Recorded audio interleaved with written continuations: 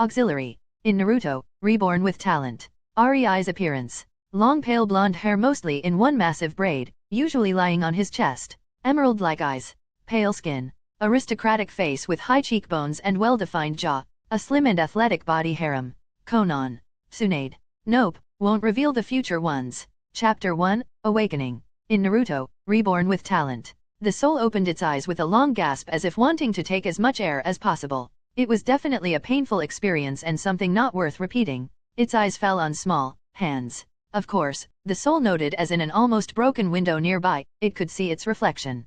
Pale blonde short hair, emerald eyes, pale skin and worn-out clothes. I really did transmigrate, didn't I? The soul, no. The boy was looking out of the window with an expression filled with mixed feelings. He remembered the talk with the cosmical entity that called itself Tufap.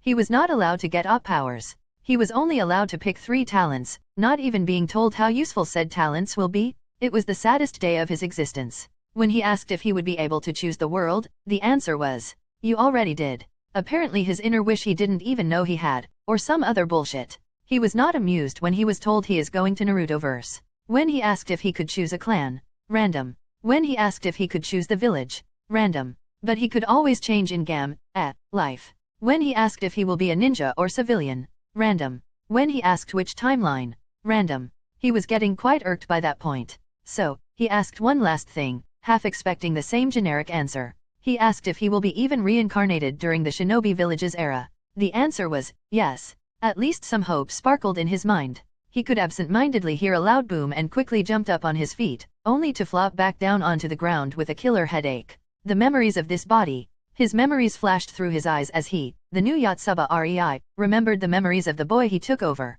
The boy, who died of grief after his parents died a day before. He remembered where he was. Aim no Kuni. He also remembered when he was. Kinda. He overheard people talking about Hanzo the Salamander. Start of the Second Shinobi War. The viciousness of Iwa and Konoha shinobi towards the populace. He also remembered the boy's parents died by the hands of shinobi. His mother was raped by shinobi while his father was tortured. The previous Rei found their dead bloody bodies on the edge of the forest when he came to look for them. His childish mind broke and as he came home, he died of grief, of all things, due to losing his loved ones. The new Rei could see more into the situation. The bodies were found near trees with Konoha symbols on the trees.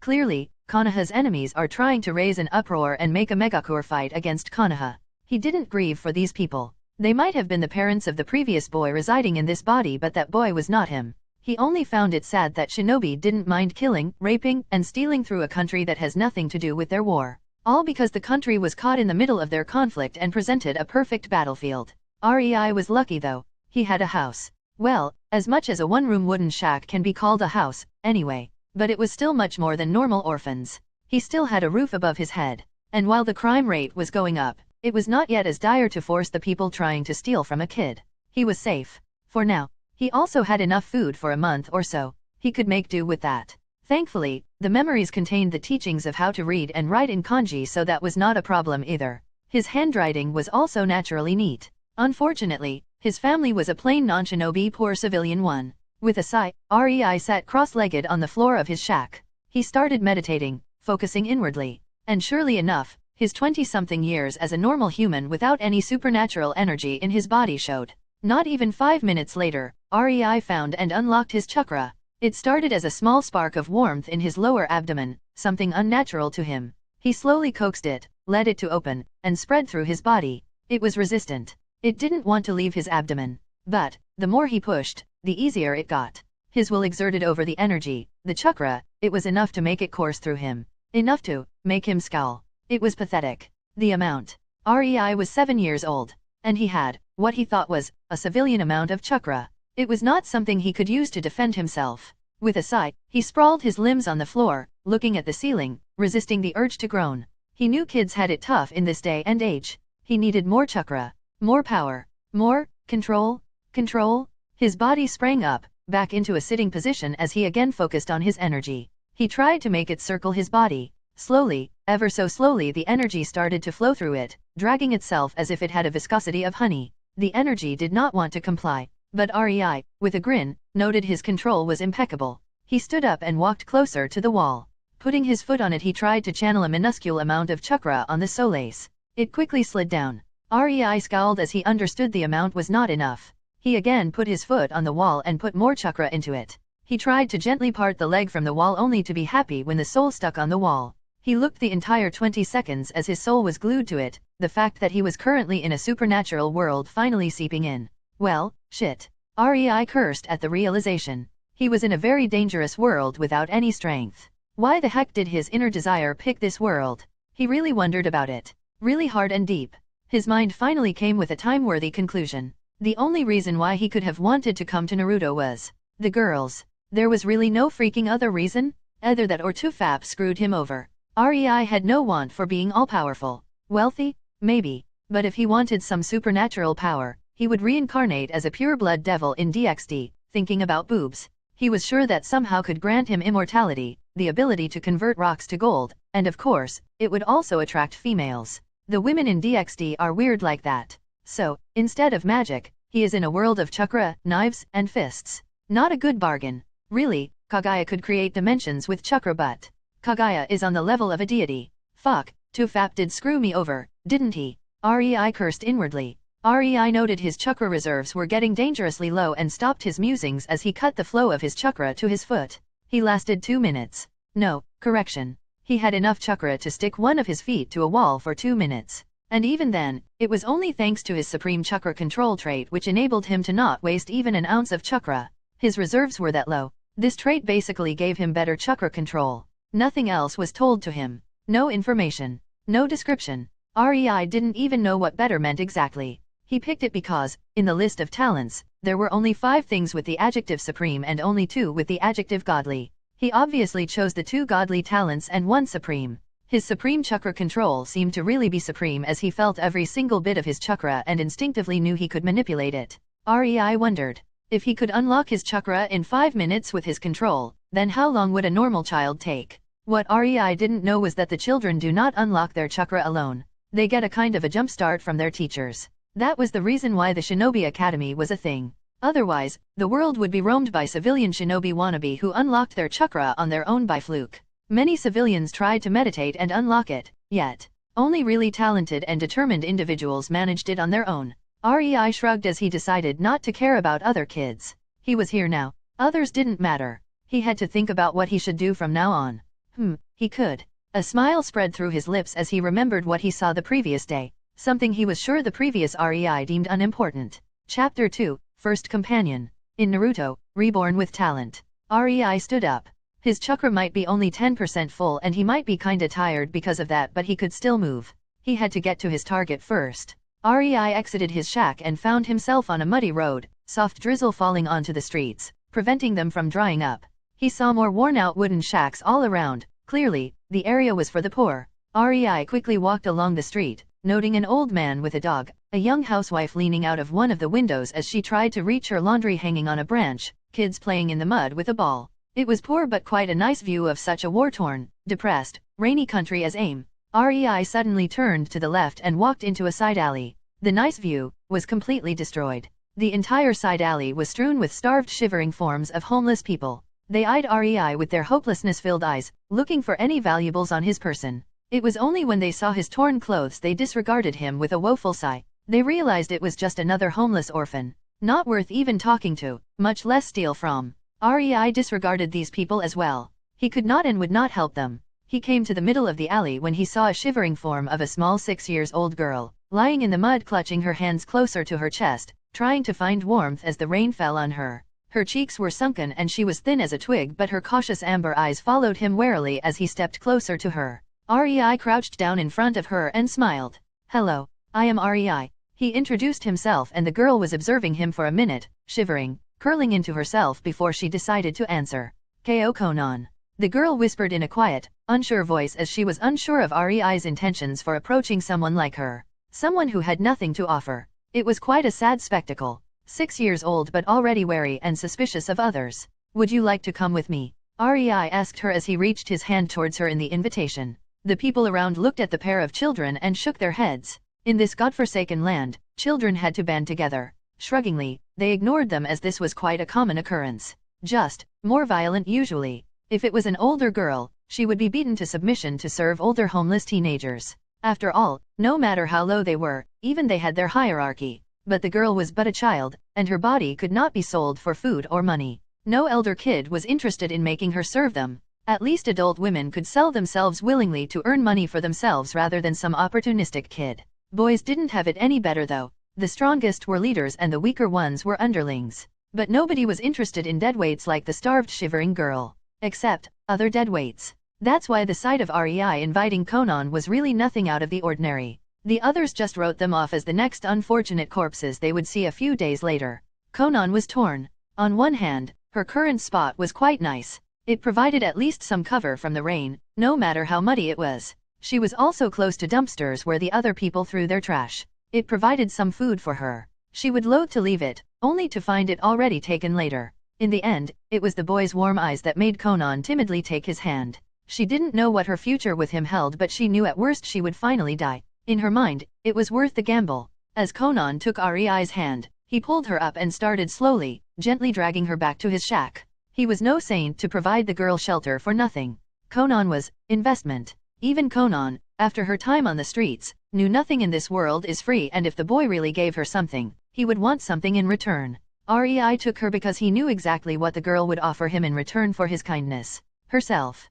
Conan was worth the trouble. She might have been just an underappreciated side character that died off to further the plot and didn't really have much screen time, but she gave Yahiko and Nagito everything she was. No matter their dreams. No matter their methods. She followed.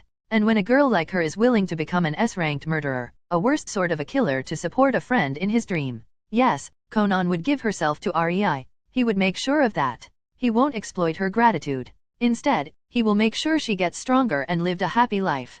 But life by his side, nevertheless. He wanted to secure the loyalty of the only paper user in the entirety of elemental nations. A paper user who he knew would die for him and adore him if he cared for her. If he showed her she was important. If he made her feel appreciated. REI finally pulled Conan into his shack and was amused at the wide-eyed girl. She didn't think the boy would have a house. She meekly looked at the floor, shuffling her legs nervously. What's wrong? REI asked her. I am dirty. REI looked over her muddy form and nodded. With some difficulty, he brought a bucket of rainwater to the girl. Strip and wash. He took out his father's old cloak and put it near the girl. The shack only had one room, so Conan was plainly visible as she washed with an old sponge and the water from the bucket. REI could clearly see bruises on her body and could only shake his head with a wince. Really, what madness gripped me to wish for living in this world? He wistfully thought. But he could only soldier on, harden his heart and survive. If it meant making others suffer, so be it. He also stripped, startling Conan momentarily.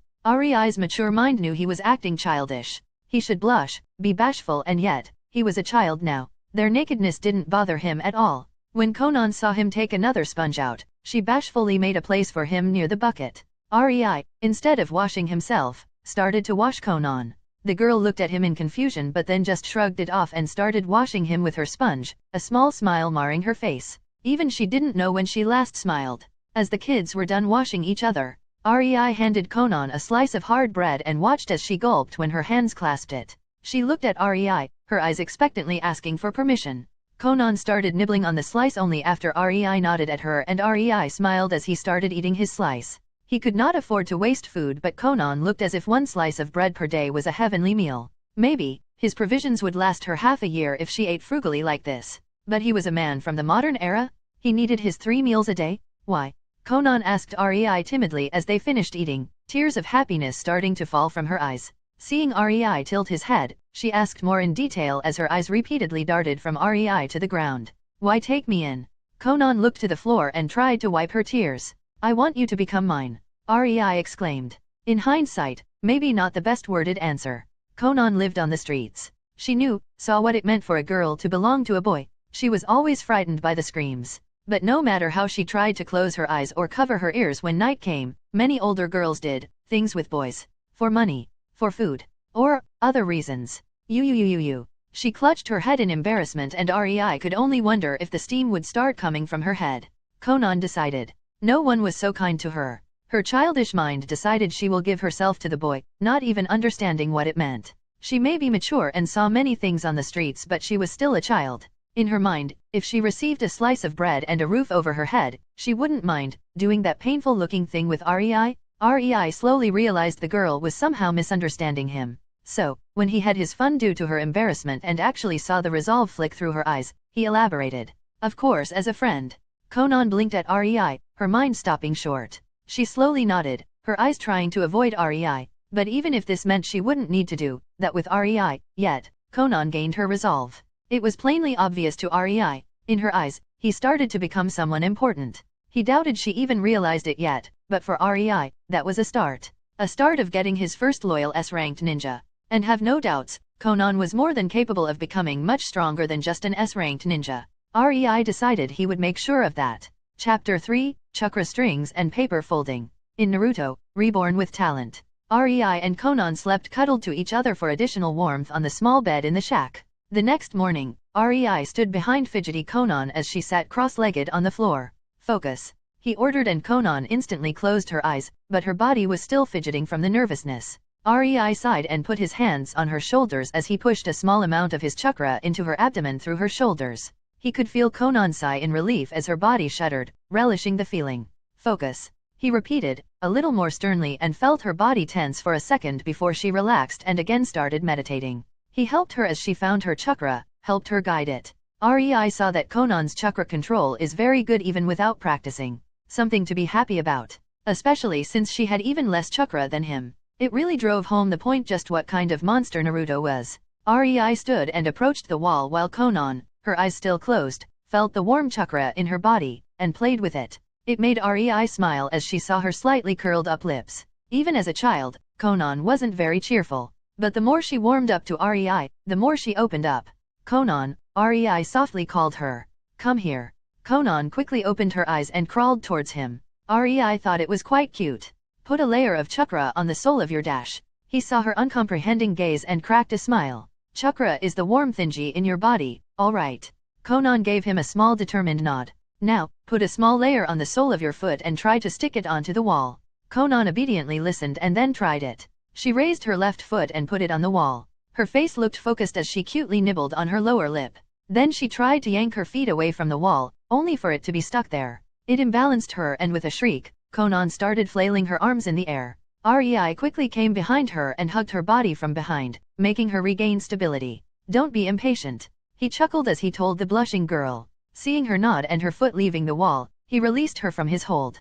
Practice. Try to find the smallest amount of chakra that can stick you to the wall. REI told the girl as he sat down, leaning on the wall as he tried to stick slices of paper on his fingers. Later, he told the girl who was curiously peering at his fingers and the paper. When you find the smallest amount of chakra to stick your foot onto the wall. Conan nodded, and with a renewed vigor, put her all into training. A few days passed. REI and Conan got even closer to each other, but Conan didn't get any more vocal. REI thought that the Conan from Conan that saved Nagato must have spent quite a bit of time with Yahiko already to be that cheerful. The Conan cuddling to him thought, she was fearful, desperate to please, desperate for even the smallest of affection, desperate to be praised, but she outwardly appeared mostly impassive. Yes, it got better. Around him. But with others? Yesterday they went to the market and REI spotted that Conan was always clutching his sleeve and her face always stayed completely stoic. Even as the shopkeeper praised Conan for being well behaved, she only looked to the floor with a nod, but her expression didn't change. Well, at least they bought more food and some paper. After REI saw Conan could stick a paper on each of her fingers, he told her to fold it only with her chakra. He had a lot of fun watching her as she intently gazed at the unmoving slice of paper on her palm in frustration. REI also made Conan exercise with him. Not much. They did not have enough food for it to be beneficial, but they still decided to get at least some push-ups in. Their chakra was rising by the day. REI surmised, it was still not even on the level of an academy student, but daily emptying of their reserves until they had around 10% remaining helped in increasing it. Funnily enough, Conan's skinny figure also got better. The chakra apparently could make humans last more without food and water. She confessed she felt stronger. Her belly also became somewhat flat instead of dented inwards. REI was quite surprised at the change. Chakra was really awesome. It would take weeks for a malnourished child to put some weight on, but Conan went to bed and rose up a bit better every day. Chakra basically tried to keep the body in the optimal state. But the disadvantage was that REI and Conan felt hungrier. REI watched Conan as she was folding paper in half while nibbling on her lower lip. It still took her a lot of concentration. He instead trained to form chakra strings. As thin as possible. It was quite challenging, but his supreme chakra control was very helpful. He could form them by the nonsensical explanation he found in one fanfic. Draw your chakra from the tenketsu in your finger and make it into a thin thread. Whoa! Conan watched with a wide-eyed gaze of awe as a paper started flying above Rei's palm. Rei moved it from the left to the right and chuckled as Conan's eyes intently stared at it. He put his free hand on the head of the cute girl. Don't worry, I will teach you later. For now, focus on folding. Okay. Kana bobbed her head up and down but didn't leave to practice. She firmly stood, leaning her head into Rei's hand. Okay. He again chuckled. Sit down. Conan happily sat in between his legs and leaned her back on his chest while trying to fold the paper as Rei patted her head while his other hand was manipulating 2 slices of papers on 2 thin chakra threads. Anything heavier than that was beyond him. For now, Rei started suspecting Conan had a bloodline. That her paper bullshit is not just a superb chakra control and dedication to paper manipulation. He gaped when the girl made the slices of paper fly with a giddy giggle. Why was he surprised? Because he did not teach her the chakra threads yet. The girl just wanted them to fly, so she imbued them with her chakra and they flew. It was bullshit. Really? Chakra did not work that way? Not for him at least? Hence, he really started suspecting it was a bloodline. She was living with Rei for a month already. After he allowed her to sit in his lap, Rei quickly found out the girl liked to cuddle and hug. She almost always sat in his lap as she practiced her folding technique, expecting him to pat her head. It was jaw-dropping seeing her just after a week of practice create a paper airplane. But when she started creating some simple flowers after 2 additional weeks, Rei stopped caring. Rei used this little head pat addiction of hers to practice his chakra strings while making the folding harder for her. He connected the strings to her paper and moved it around in front of them while Conan tried to fold it while it was moving and away from her hands. She first had to imbue the paper with her chakra, but then she could mold it mid-air. It only required focus. That was what Rei tried to train her in, since he was not only forbidding her to touch the paper but also do it while it was moving. The cute munchkin was following the paper with her amber gaze, trying to make her chakra fold it. His chakra strings also tried to make her lose focus as he connected them to her feet, her fingers, and his favorite, the tips of her hair, occasionally gently pulling. It was fun making her hair stand with his strings. It was also incredibly hard as he had to multitask and create many strings to do it. Alas, it was worth it. Rei was always smug when he heard Conan giggle and lose her focus and then pout at him. But this month was enough. They needed more food, and now that he had chakra strings and Conan could make paper fly, they could borrow some. Chapter 4, Stealing. In Naruto, Reborn with Talent. Are you sure this? Conan unsurely and frightfully looked at the target. Rei and she were standing in a side alley near the market, clad in black hooded cloaks, and watched a butcher trying to sell meat. Next to him was a stall with fruits, and on the other side were clothes. The quality was as one would expect from a war-torn country, but at least it didn't rain today. Yes, Conan. Do you think you can help me? Rei asked her patiently. The chibi Conan nodded her head in determination. Do you remember the plan? Another bout of eager nods and Rei cracked a smile. Then, here we go. He gave her a stack of papers.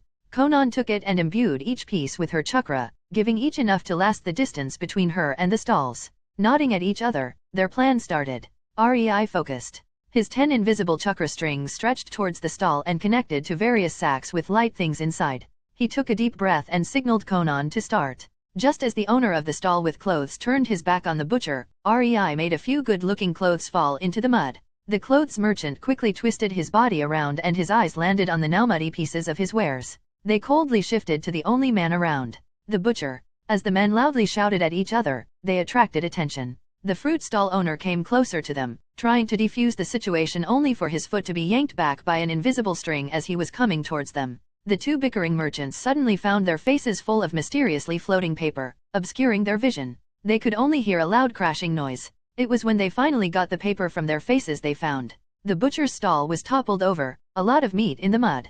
In the middle of it was a disoriented fruit stall owner, still seeing stars while the butcher was glaring at him, seeing red and holding his knife. The clothes stall owner was on the other hand frowning at the butcher, his eyes demanding money for the ruined clothes.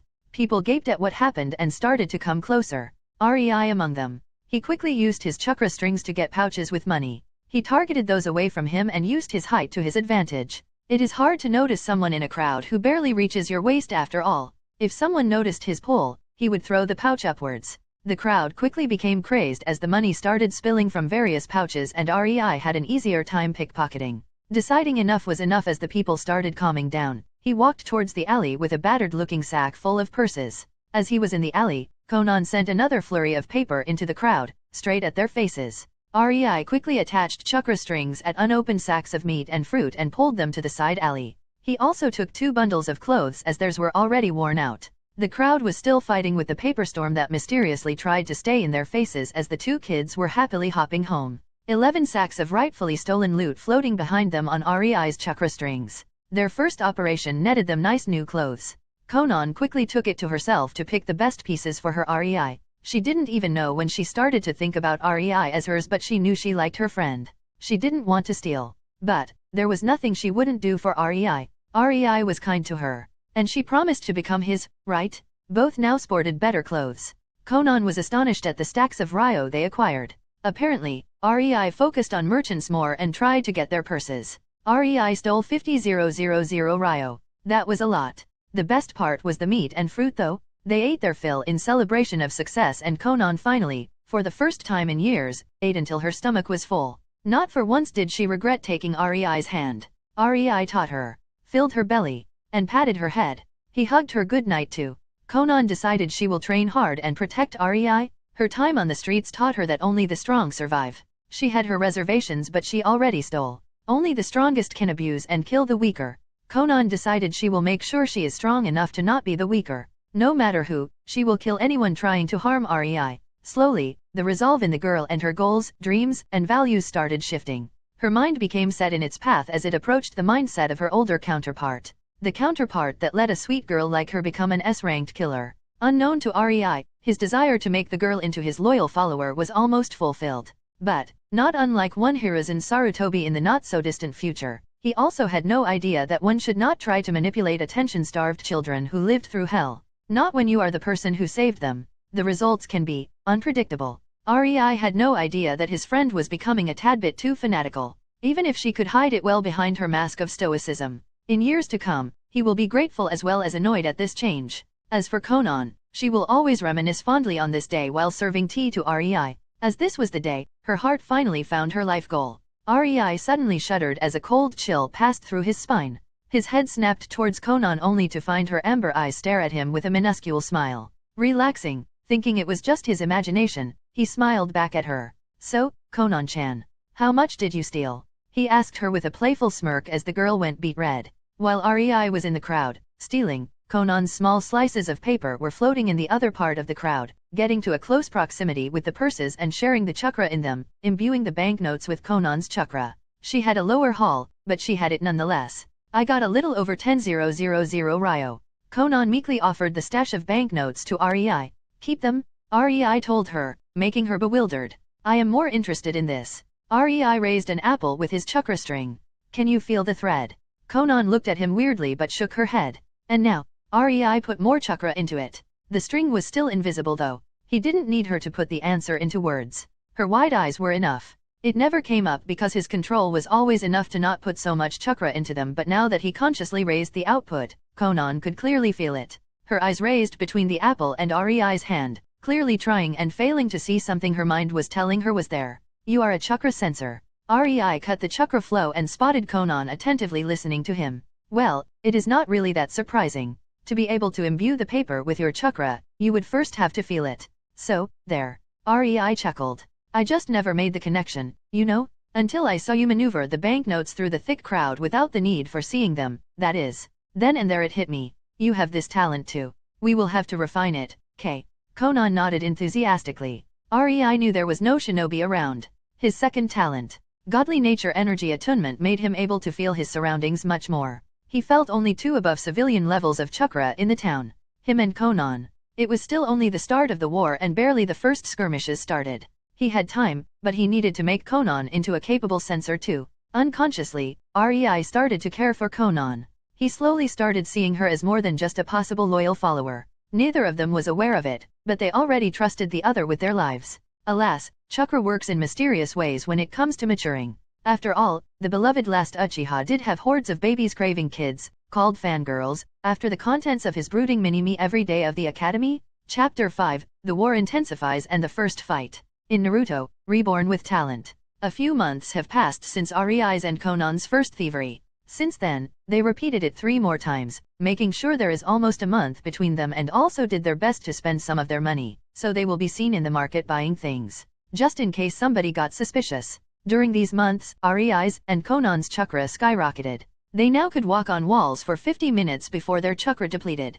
It was all thanks to the food, especially meat, that their chakra increased. It also helped with their muscles. While they were still kids, their bodies now were more of flat and toned variety rather than skinny and starved. Both of them started running around the nearby forest to increase their speed and also did various exercises. Conan was not much of a physical type, but she did try to run with REI. She made it even tougher for herself as she focused on folding 2 papers in her hands as she ran. They were changing shapes from cranes, to various flowers, to shurikens, kunaus, and so on. REI wasn't much of a physical type either. That much was obvious from the way both him and Conan were huffing and puffing at the end of the day, but he was getting better. They were getting better. REI was not really used to exercise in his last world and was a kinda lazy person. He loved just chilling and playing games or reading novels. But right now, he somehow started to get used to this life. Wake up, kiss Conan's cheek, eat, practice with Chakra with Conan in his lap, lunch, exercises, dinner, practice with Chakra with Conan in his lap, cuddles with Conan, sleep. Rinse and repeat. What astonished him was Conan. She didn't have the mentality of an adult, yet she could keep with him just fine. No, she made a visible effort and actually tried to overtake him. When he asked her why she was trying so hard, he got a well-deserved stare and was told to protect you. It really ignited his motivation somewhat fiercely. REI mostly focused on chakra strings to be able to hurl humans or human-sized boulders with them as if he was using slingers. And while it was quite inaccurate, it was at least something. REI also focused more on the stickiness part of tree walking. He could now stick and unstick himself whenever he wanted, either with his hands or soles of his feet. This also helped with attaching the things on the end of his chakra strings and making them stick. Conan was practicing the hardening of her papers and sharpening the edges. It was not really a wind chakra, but it always made REI sweat drop. These things she called paper were slowly becoming as dangerous as shurikens, especially since Conan could make up to 20 of them on the fly by now. Both of them learned how to enhance their bodies with chakra, which made them able to exercise for the entirety of the afternoon, which in turn made them even stronger physically, increasing their chakra and stamina. They were really pulling each other ahead. All in all, they were no Kakashi or Itachi, but then again, they did not have teachers, technique scrolls, money, nor special food. If there is one thing the villages and clans were good for, it was good learning opportunities. Without knowledge of jutsu creation, chakra theory, or at least some jutsu, REI was not about to try creating his own jutsu. Who knows what could go wrong? For the resources they had, they did good. REI and Conan were running through the forest when REI suddenly stopped. His sensory abilities told him there are 3 ninjas nearby. Thankfully, they did not feel special or strong. While they were a lot stronger than both Conan and REI combined, they were heading straight at them, so REI stopped Conan with a gesture and they promptly hid in the foliage. They didn't know how to mask their chakra, but they could disperse it. Meaning, Conan imbued 30% of her chakra into 30 papers and made them hide all around into the nearby trees and bushes. They knew this could momentarily fool sensors because REI's senses could be fooled too until he focused more in depth. As for Conan, she had no chance of finding out unless she spent minutes in the vicinity. Her chakra sensing was kinda a work in progress. What are we going to do? Conan whispered. We gotta fight. REI resignedly told her. They are heading straight for us. That's no coincidence. They probably have a chakra sensor, but he should not be a particularly strong sensor. Surprise attack. Conan nodded. Surprise attack. And with that, Conan pushed 50% of her remaining chakra into 50 small, shuriken-like origami, hardening and sharpening them. From the bushes, they could see 3 IWA shinobi land exactly where REI and Conan stood when REI sensed them. They were looking around warily. Genin Kezubo, where are the shinobi you told us about? A small annoyed man barked. I don't know Kilabi-sensei, but I do sense something. That was as far as the sensor nin got when the man called Kilabi jumped away. Conan's shuriken origami instantly flew straight at the 2 genin. They wanted to jump away too, but REI quickly stuck a chakra string on each of their feet and pulled, making them fall onto the ground. The paper shurikens shredded the poor man. Tch stupid genin. Kilabi snarled as his eyes started drifting all over the trees and bushes. REI thought he would not find them, but it seems he underestimated experienced shinobi a bit. He barely managed to lift a rock with his string to block a kunao heading at Conan. He saw Conan freeze as she saw the men she killed, and he did not have time for making her snap back to reality. He had to engage the man. Knowing well he did not have any chance without cheating, he gave a kick to Conan and jumped out of the bush. He did not see her blink, take a deep breath, and nod with determination. Conan stayed hidden. Who are you? Rei exclaimed, and he pointed at the Kilabi as if the man just offended him. Kilabi's eyebrows raised into his hairline at the sight. A kid?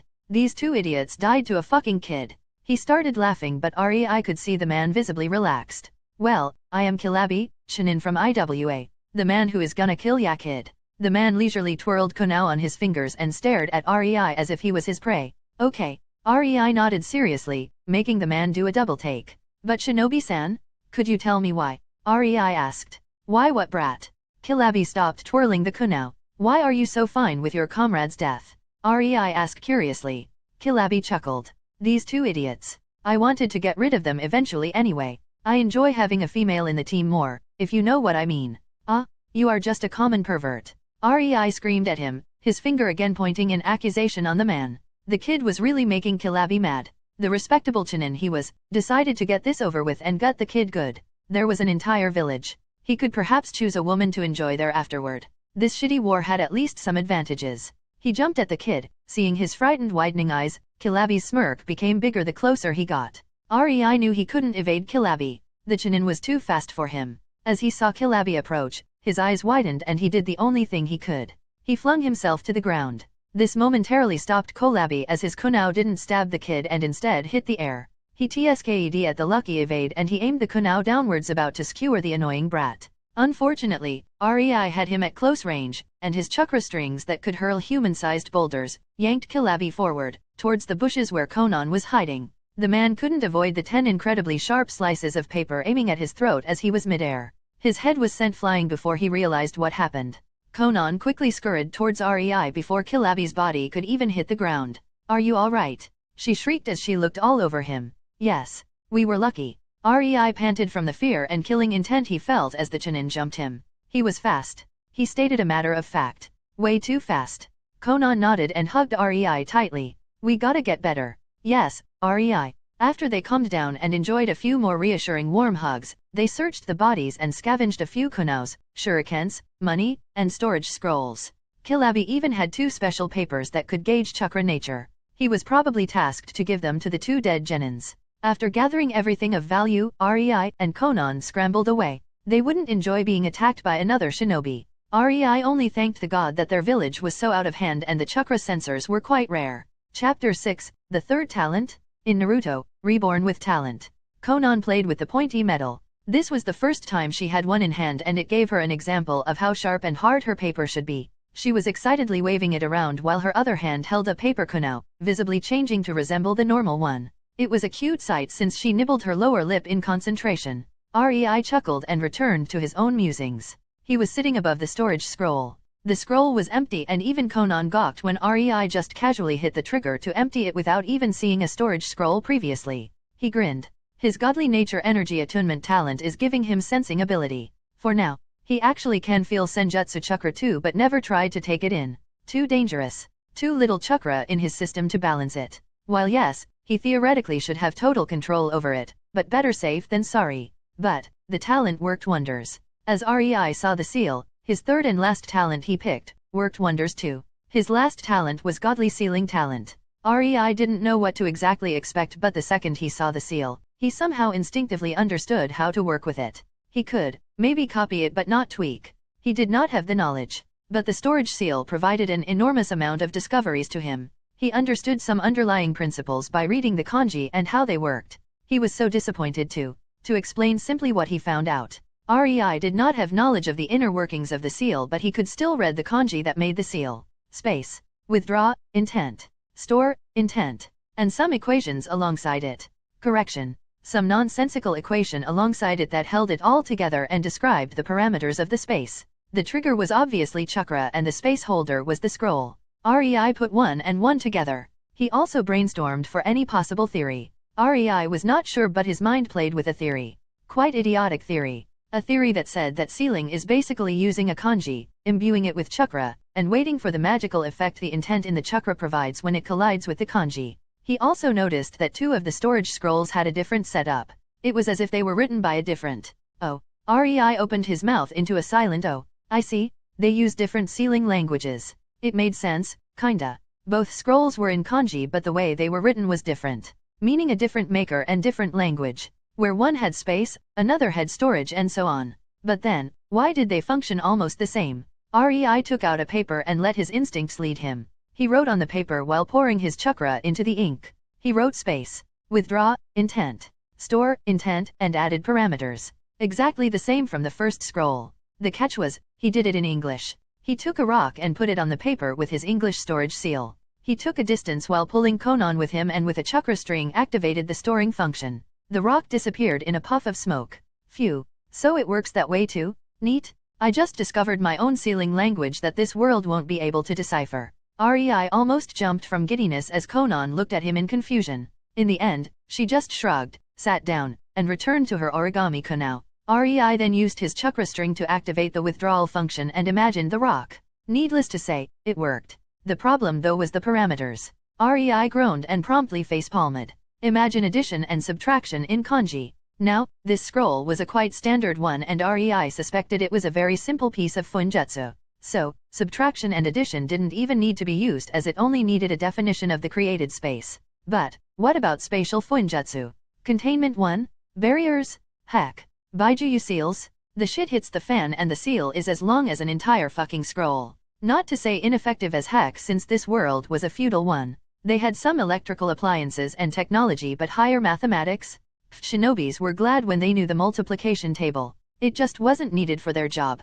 Rei knew the shinobi probably developed the sealing arts in a way that mathematics were not needed, but unless he saw it. He really doubted it would be efficient though. At least these storage scrolls were definitely not. Rei could make one in English and better equations with 1/10 of the space that was needed for the one in kanji. Rei suddenly had a very nasty sinking feeling that Minato Namikaze actually did manage to create a teleportation seal with only addition and subtraction, moreover in kanji, and suddenly he wanted to puke blood. Rei decided to widen their arsenal. He started to experiment. It didn't take a week for him to create a working exploding tag, if it even can be called that, since one of Conan's small slices of paper was enough to hold it with a lot of free space. The point was, Rei could not create much of them and certainly not powerful enough. His best shot was only half as strong as the single explosion tag he found on Kilabi. That stuff really needed much more knowledge on seals and Rei was taping into it headfirst without having a book or teacher. It took time. Nevertheless, even if it was only half of the power of the generic shinobi exploding tag, it was enough to cause injuries. With Conan's ability, it was so worth it. To create even one tag capable of hurting somebody would cost him 50% of his chakra reserves. He now had the 3 idiots who attacked them as comparison, and he understood that while Conan was on the border of very, very low genin, he is a mid-level academy student when it came to reserves. She somehow overtook him while he was busying himself with funjutsu. Sigh, at least my control is much better than even Conan's, he thought. So far, he was capable of creating one small storage seal and exploding tag. He then spent the next few days developing a simple stasis seal. All of his experiments, of course, needed Conan, so neither of them made much progress in their own chakra practice, but they both knew this could give them the necessary edge to win their fights. The stasis seal was a very helpful thing, but they had to tweak, retweak, and then completely overhaul it so many times, even Conan was a bit fed up. The point was, if they wanted Conan's paper kunaos to keep their chakra sharpened or chakra hardened state while in the storage seal, they had to put them and the chakra affecting them in stasis until they were released. Otherwise, the chakra would run out in the storage scroll and the paper kunao would just turn into, albeit crumpled, still only a normal paper. They finally succeeded on the 5th day, and a few of Conan's small papers contained a new storage seal tweaked for battle. She could activate it whenever at will, since the activation needed only her chakra and the paper was literally soaked in her chakra. What it needed was only her intent to set off the seal. The seal was a storage one with an inbuilt stasis seal. Inside were contained hardened and sharpened paper shurikens, and the trigger had a feature that gave the projectiles a push, sending them flying in multiple directions when the seal triggered. Fast. The best part was that the speed and the directions were somewhat adjustable on triggering the seal, so it was a really nice surprise weapon. Rei kept some of these papers with this seal because even he could use it. But Conan? She had already 10 stashed away for emergencies and always bugged Rei to create more of them for her. Rei also made quite a lot of exploding tags, as every day before he went to sleep he was able to create 2, almost depleting his chakra.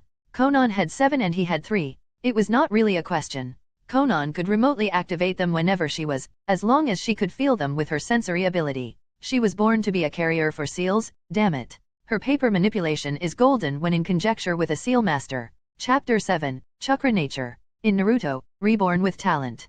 Conan took the chakra paper into her hand. You gotta push a small amount of chakra into it. Okay, REI. Conan did so and the paper was torn into 3 pieces. One of these pieces was over half of the entire chakra paper big and was promptly shredded to small pieces. Wind. One of the remaining pieces was completely soaked, signalizing water, while the other turned to dust. Earth.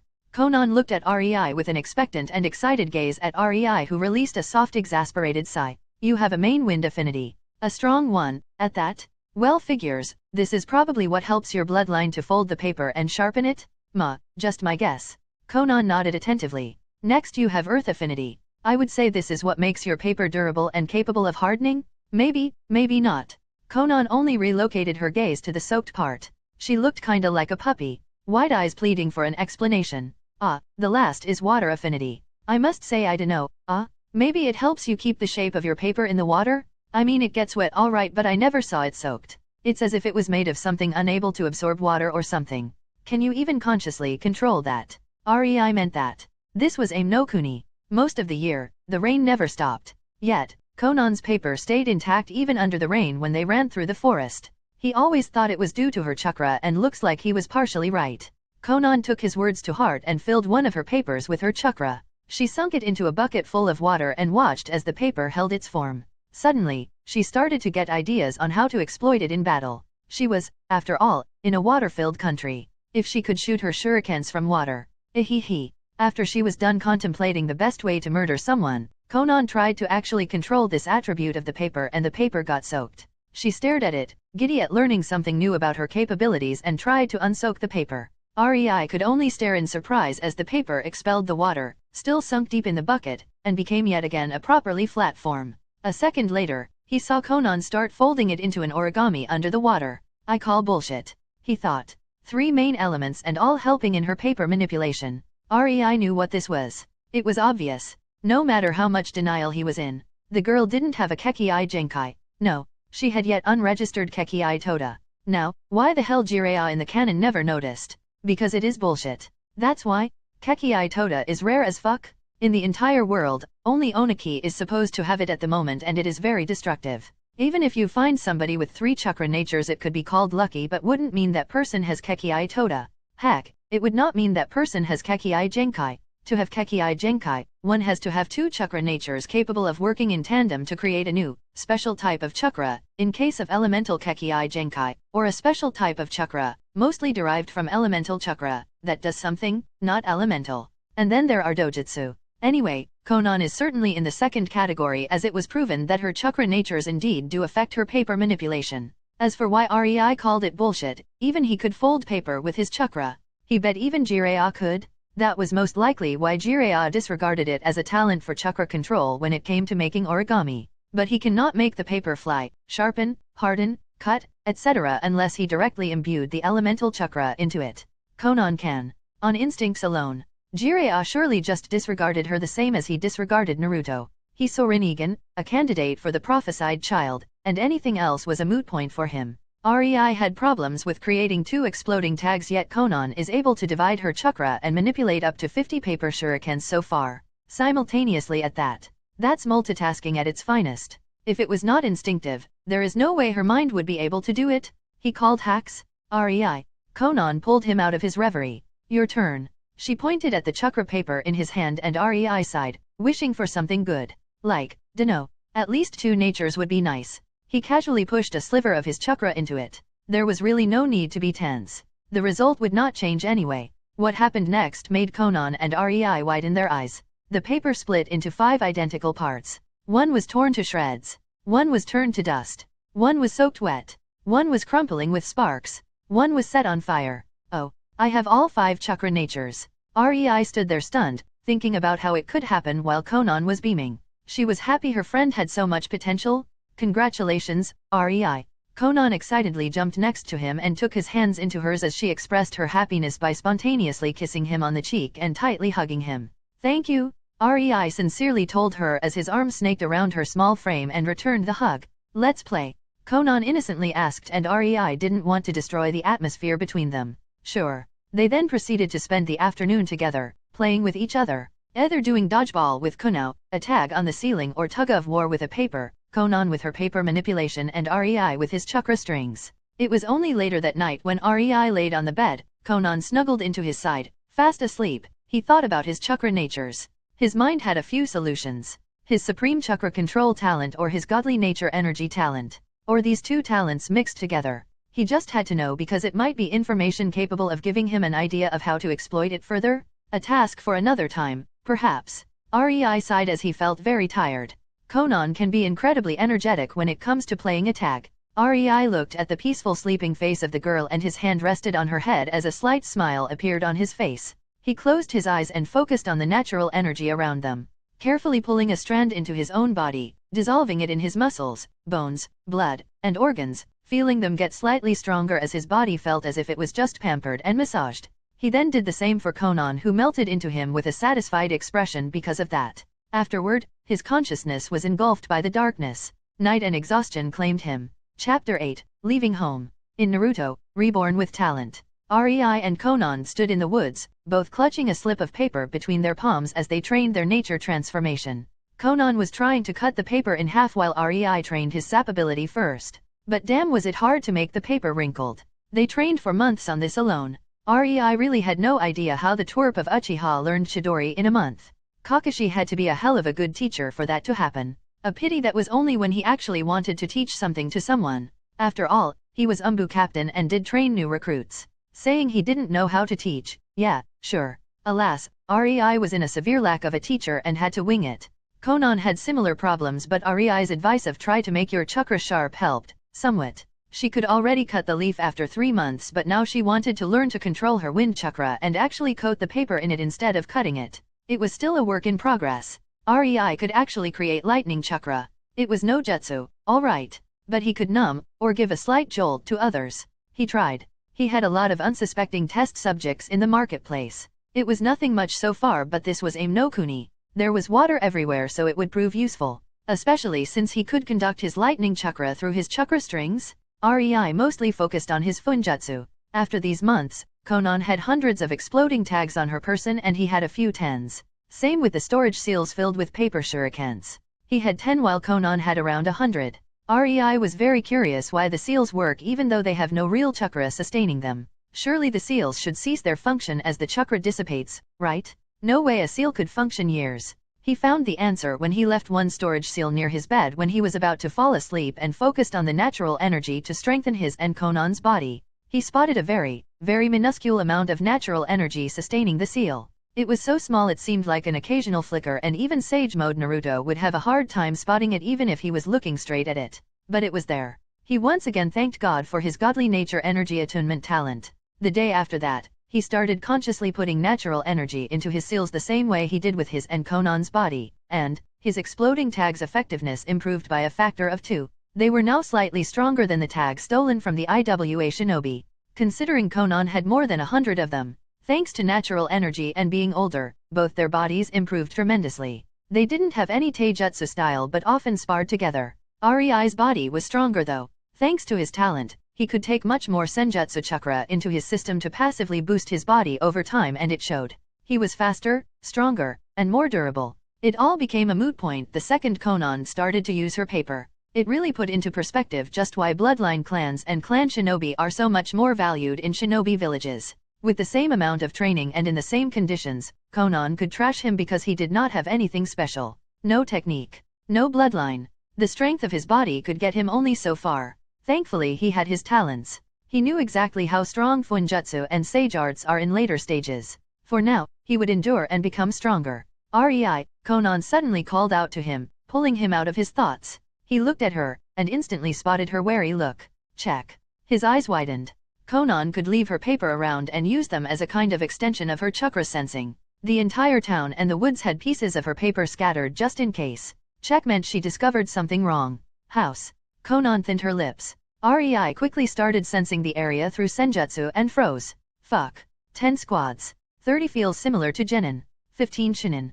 5 higher. REI used the shinobi from IWA as a measuring scale so he could at least feel amounts of chakra. They are slaughtering people. He cursed. This was not how he imagined his afternoon to go. Thankfully, their supplies were stashed in storage scrolls they had always on themselves. Orders. Conan looked at REI. while Rei thought it was cute how she started to act as a subordinate, especially since they both were 8-but. Activate the exploding tags scattered around the town when a shinobi comes into their vicinity. I will alert you when they get into the forest. We will do the same. We can't outrun them and we'll have to outsmart them and hide.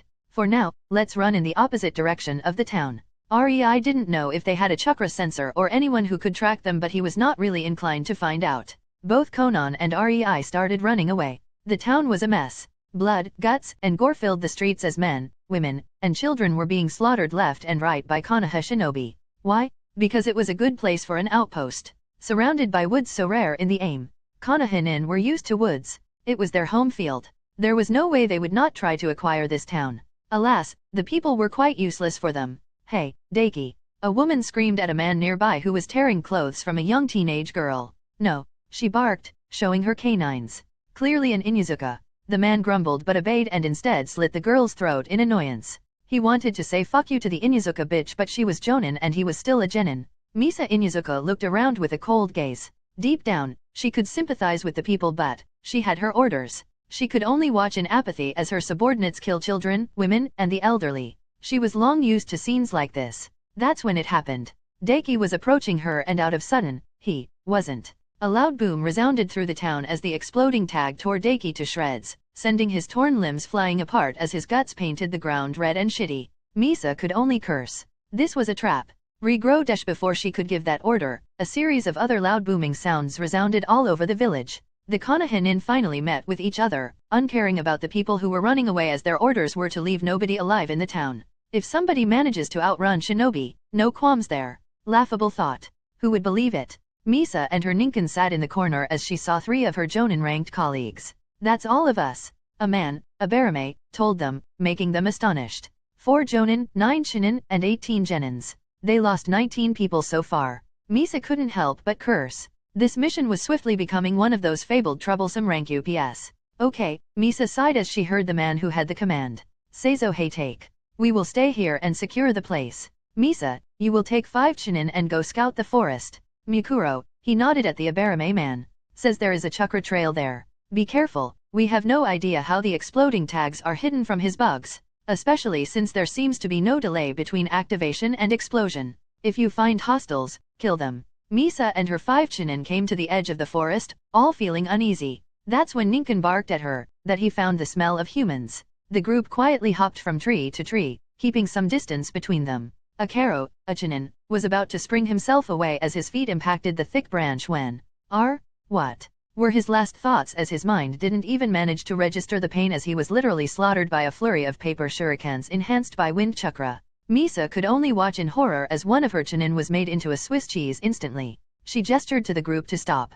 Guys, careful. I have no idea what this shit is, but obviously, we are against a very skilled Funjutsu master. The explosive tags have no delay and the traps are enhanced with elemental chakra. Rei didn't know that his stasis seal was a masterpiece in the eyes of the ninja. No stasis or storage seal was able to hold chakra infused into the weapons, much less if that chakra was elemental one. The group scattered, getting even more distance between themselves in fear of being caught up in the traps together. They hopped from tree to tree, following the Ninkin. Misa could swear she could occasionally see 2 running figures far away through the trees, but as she was about to focus more on them, Kira, the man in the position next to her, was sent flying to high heavens, and fell near bushes. Misa could only curse. Her instincts flared, and even if Kira was a slight distraction, surely intentional, she managed to jump backward, just in time to avoid another flurry of futon paper shurikens. She landed on the ground and noted that the branch was completely shredded. She cursed again.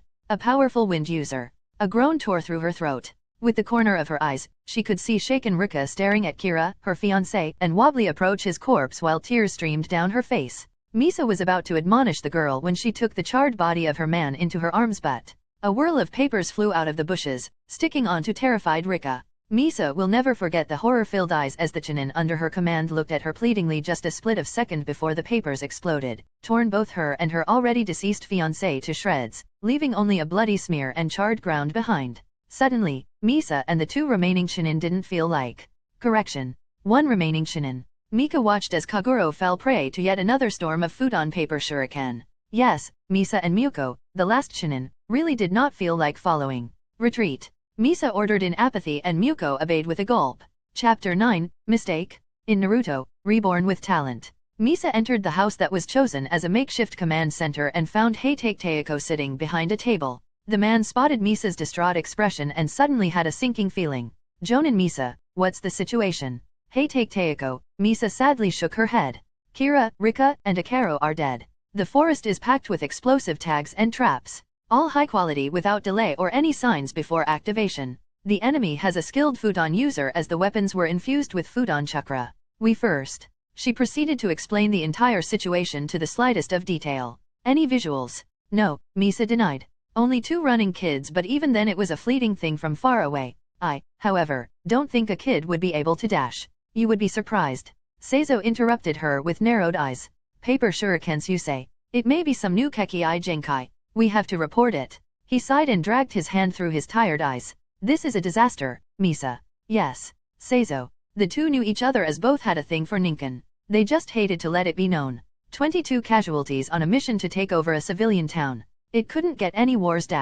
Just then Conan's explosive tags in the forest, that was the entire reason the town was being taken over, went off. Misa and Seizo had to brace themselves as 100 explosions rattled the forest and created a small earthquake. Seizo hurriedly ran to the window and what he saw made him swear worse than a sailor. The forests around were burning. The sky was painted orange as the flames quickly spread through the trees, reaching far above the treetops, irreparably destroying the forest. Seizo could only bitterly watch as the strategic advantage of home field turned into dust. This mission was an utter failure. Both Conan and Rei panted from the long run as they saw the forest burn. Good. We managed to make the trackers turn around. Rei smiled slightly. Conan, hearing him, hugged his arm to her chest in relief as her forehead rested on his shoulder. They are alive. For now. The 2 kids proceeded to trek through the stony fields away from the edge of the forest. Their direction, unknown. Night fell and both Rei and Conan were shivering under a makeshift roof made of Conan's papers. The air was still shivering though, and even huddled together it was very cold. Rei sighed and took out a paper and started drawing with his chakra-infused ink. Warmth. He then made a few additional numeric parameters and activated the seal. Putting it on himself, he could feel warm again, as if he was under the sun. It was not hot, but it was incredibly pleasant. He swiftly made another seal for Conan, who smiled at him for it. Before he could smile in return, he found Conan's lips pressing into his for the first time in the time they lived together. Flushed, Conan flopped back into the spot next to him and meekly looked to the ground as she fumbled with her fingers. Rei also had red cheeks and he couldn't help but think. Girls really do mature sooner, don't they? He scratched his cheek with his left hand and with his right he cupped Conan's cheek, raising her head so her eyes would meet his. As the second their eyes met, Rei pressed his lips onto Conan's cheek. After a few seconds, he pulled away with a small smile. Thank you too. They slept, embracing each other, feeling warm and safe. The next few weeks gave Rei a hard lesson. Life without a home, on the run is not easy. Conan could take care of finding, or better said, creating a shelter, and he could create nifty runes to provide warmth. Water was abundant in the Aim no Kuni, but he still missed bed. A place he felt safe. Slightly, during these weeks, the meaning of home shifted in his mind. He no longer associated it with a building or village. He now associated it with Conan. He could feel at ease and protected when he was with her. The same could be said about Conan. The 2 kids quickly learned how to fend for themselves in the wild and avoid skirmishes of shinobi. Needless to say, Rei and Conan only stayed out of sight and range. They were getting more and more daring, learning by doing. As they came to witness more and more battles, scavenged battlefields for money, seals, and weapons, their chakra senses caught on many shinobi and the way they controlled their chakra. Rei could detect hiding shinobi easily thanks to his natural energy sensing, and through that, he managed to create chakra hiding technique. He found out that if he adds a sliver of natural energy on top of his chakra signature, he is basically invisible to chakra sensors as they were unable to sense it. At the end of the 3rd week, both Conan and Rei were bunking in a small cave, holding hands as Rei still thought about a method for teaching Conan the chakra hiding technique. No matter what, he was sure, the girl would be able to use natural energy for it. It was an external technique and as such, not dangerous. The problem was she could not sense the natural energy. If she could sense it, she could learn how to control it. Not entirely, but masking her chakra would be enough for now. He was racking his brain about it when suddenly Conan shook him. Are you thinking about a new seal? She asked with excited eyes. Rei quickly found out the girl loved it when he showed her his seals. Anything he showed her, really. By now, Rei knew that Conan was his for life. The girl would never even think about betraying him, and it warmed his heart. In only a slightly over a year, he managed to inspire enough loyalty in the girl as Yahiko did after 10 years of living with her. Of course, he was smug about it. He just didn't like her tendencies and her way of thinking. She would gladly be left behind if it meant REI would survive. That's the main reason why REI decided to make them stronger, subtler, invisible. He did not want to encounter such a situation. Conan was his and he would be damned if he let anyone take her from him. Ah, Seal. Conan expectantly bobbed her head up and down. But, Seal. REI thought as he was patting delighted Conan's head. The cute girl became his pillar of support in this dangerous world. He remembered how she alerted him of the shinobi and smiled to himself. He had to focus on sensing. Conan sensed in a limited way unconsciously and could channel it through her papers. It was a very useful thing. Her sense. An idea flashed through REI's head. Lately, any problem of his had one solution. Seals. So, why not this time too? He only had to make sure Conan was able to sense the natural energy for a bit until she learned how to control it to hide her chakra. He didn't need to make her into sage or something. REI whipped out sealing supplies and furiously started writing. Senses link time. He set parameters and the seal that would link his and Conan's senses for a few minutes was created. REI didn't even think much about it. He was too ignorant to think more in-depth about what linking senses would do to two people or even how exactly would it be accomplished, even if for a second. Alas, the path to hell is paved with good intentions. He gripped one side of the paper, where one end of the link was and smiled at Conan. Here. This should help me teach you how to hide your chakra. REI excitedly told Conan. The girl trusted REI with her very life and much more. She nodded excitedly and with a determination took a hold on the other side of the paper, right on the other end of the link. The two children instantly froze, their eyes wide as their mouth opened in a soundless scream. The seal did exactly what it was supposed to do. It linked, and their souls clashed. Chapter 10, The Consequences of Said Mistake. In Naruto, Reborn with Talent. REI's and Conan's souls' clash started to intensify, but both children were far too gone. Pain, pleasure, senses. None of that reached their minds that were being overloaded, stretched. Their chakra flared up, swirling around them, sending blue wisps all around the cave. The two chakras started to get closer, push against each other until they started to entwine. Strands made of chakra started to merge as if being knitted together. Once a strand of two chakras was done, it snapped. But wisps of REI's chakra stayed in Conan's, similarly as some of Conan's stayed in REI's. And the process started all over again. Hundreds, thousands of strands were merging and snapping again and again until nobody could determine where Conan starts or where REI ends. And yet, they were both singular. Both, separated. On a deeper level, the change was even more insane. Their very souls were clashing against each other. Conan's 8 years old small quivering soul and REI's over 20 years old soul were forcefully pulled together, merging, exchanging something vital. They were creating a link. As REI's soul tore a chunk of Conan's soul absorbed a chunk of REI's of the same size. In multiple places were these two souls ripping apart the other and absorbing it, but not in one moment was one less than the other. They were getting in perfect sync, taking and ripping only as much as was taken and ripped from them. Conan and REI could only stare at each other in horror as they felt their entire existence being overhauled. They felt every rip in their soul. They felt every fulfilling absorption of a piece of the other's soul. They felt their chakra change, flare, grow. Their reserves were getting lower and lower as the chakra produced in their coils was getting denser and denser the more their souls exchanged matter. And when they were getting more and more tired, on the verge of chakra exhaustion, the timer ran out and the seal ceased to work. The chakras pulled away from each other. The souls stopped clashing. The final product was an amalgamation of both souls and chakras, and yet, both Conan and REI didn't become one entity. They were clearly still two separate beings with their respective bloodlines, skills, personalities, minds, souls. But their souls were no longer resembling a human. They were a patchwork of two, as was their chakra. Nobody will ever be able to find out where one started and the other ended. The second the seal ceased its action, both exhausted kids started falling forward. They gently fell into each other's embrace and their foreheads gently met.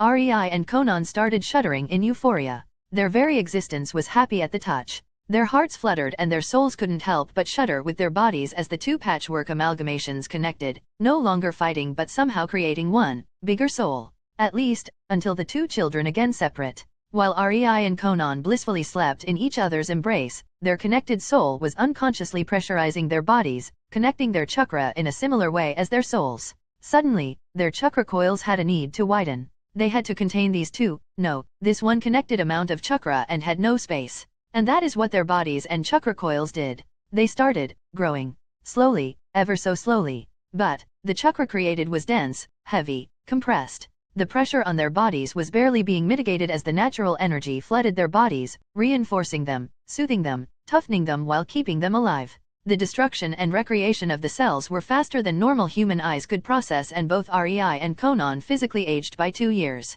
Their bodies looked like 10 years olds. As their minds started to be caressed by the energy, they started to increase in proficiency, processing speed, capacity. They gained something akin to perfect memory and enhanced mind. But, for all the advantages, Conan and Rei could never separate. They now belonged to each other. This connection was far more severe than any magical marriage bond could be in a distant world of wizards. Unknowingly to them, no human being could survive such a clash of souls, chakra, and the flood of natural energy. The supreme chakra control talent and godly natural energy attunement talent barely managed to keep the kids alive, changing them irreversibly. Somewhere near a megacore, Hanzo's boss salamander summoned suddenly stopped as if struck. Its eyes wide and mouth agape. Only Hanzo recognized the shock of his old friend and got worried as he never saw him in such a state. The summoned animal was visibly shivering as a poisonous cloud was leaving its mouth.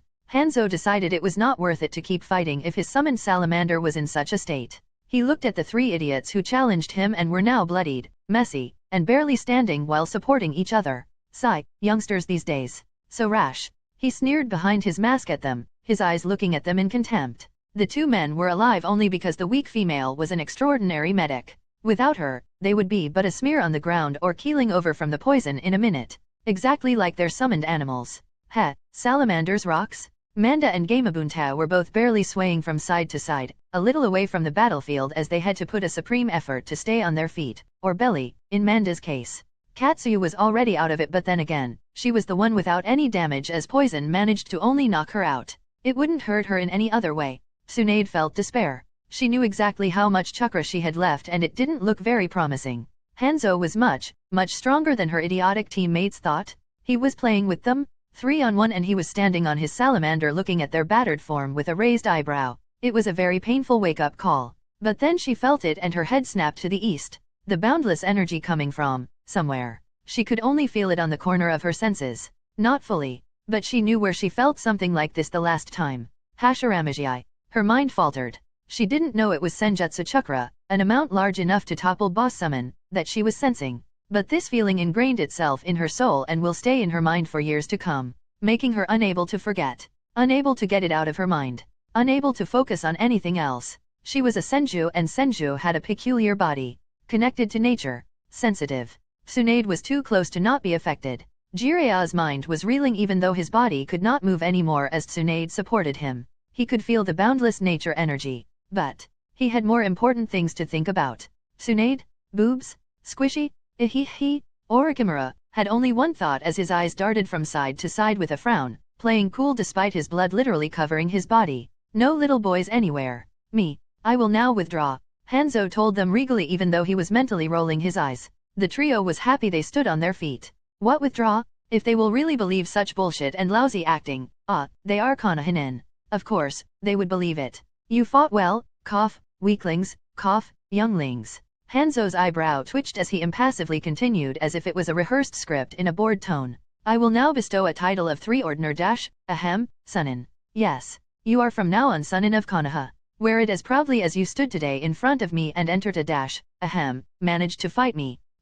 The trio that was barely standing, happily flopped onto the ground, and Hanzo's sweat dropped. I am still here, you know? He thought awkwardly and then noted the white-haired man was already soundly sleeping while his hand was squeezing a boob of the ticked-off blonde female who was barely restraining herself from punching the idiot to his early grave. The black-haired girlish boy was sighing in disappointment. At least one smart man? Hanzo mentally praised, but then he saw the wide, disturbing perverse smile on Orochimaru's dreamy face and his long tongue rolling out of his mouth with drool as his eyes glazed over, dreaming about research, boy toys, and, ugh. Hanzo shuddered. Welp, better get the fuck outta here. And with that Hanzo turned around, disturbed, and ran. His mind conspiring, tears streaming down his face as he thanked it was raining. Maybe Konoha really did know what they were doing. Sending those 3 against me? I feel scarred for life. The huge spike of natural energy was forgotten by all but Sunade who, in that instance, found a new life goal for herself. Chapter 11, New Connection. In Naruto, Reborn with Talent. Conan opened her eyes and groggily sat down. She felt Rei's hand in hers, squeezing it gently, and her cheeks reddened. She looked at REI and saw his peacefully sleeping face. His older face. She didn't know what gripped her, but her heart fluttered at the sight and she wanted to be with him. She wanted to. REI opened his eyes only to see an older form of Conan looking at him with an expectant, gentle, and loving gaze. He also saw a flicker of love in her eyes but wrote it off as his wishful thinking. Hello, Conan quietly whispered. Good morning, Conan. REI yawned and rubbed his tired eyes. It was then that both of them remembered what happened. How much did they sleep? Hour? Day? Week? The duo looked at each other awkwardly until REI shrugged. No need to worry about it anymore. It happened. Conan nodded and quickly pecked his lips, leaving him staring at her, completely flabbergasted. I love you, REI, she told him cheerfully. REI didn't even manage to process what he just heard, but his heart moved his lips for him. I love you too, Conan. They continued to smile at each other. Well, we should probably start training. REI rubbed the back of his head and redirected his stare to the ground. Beet red.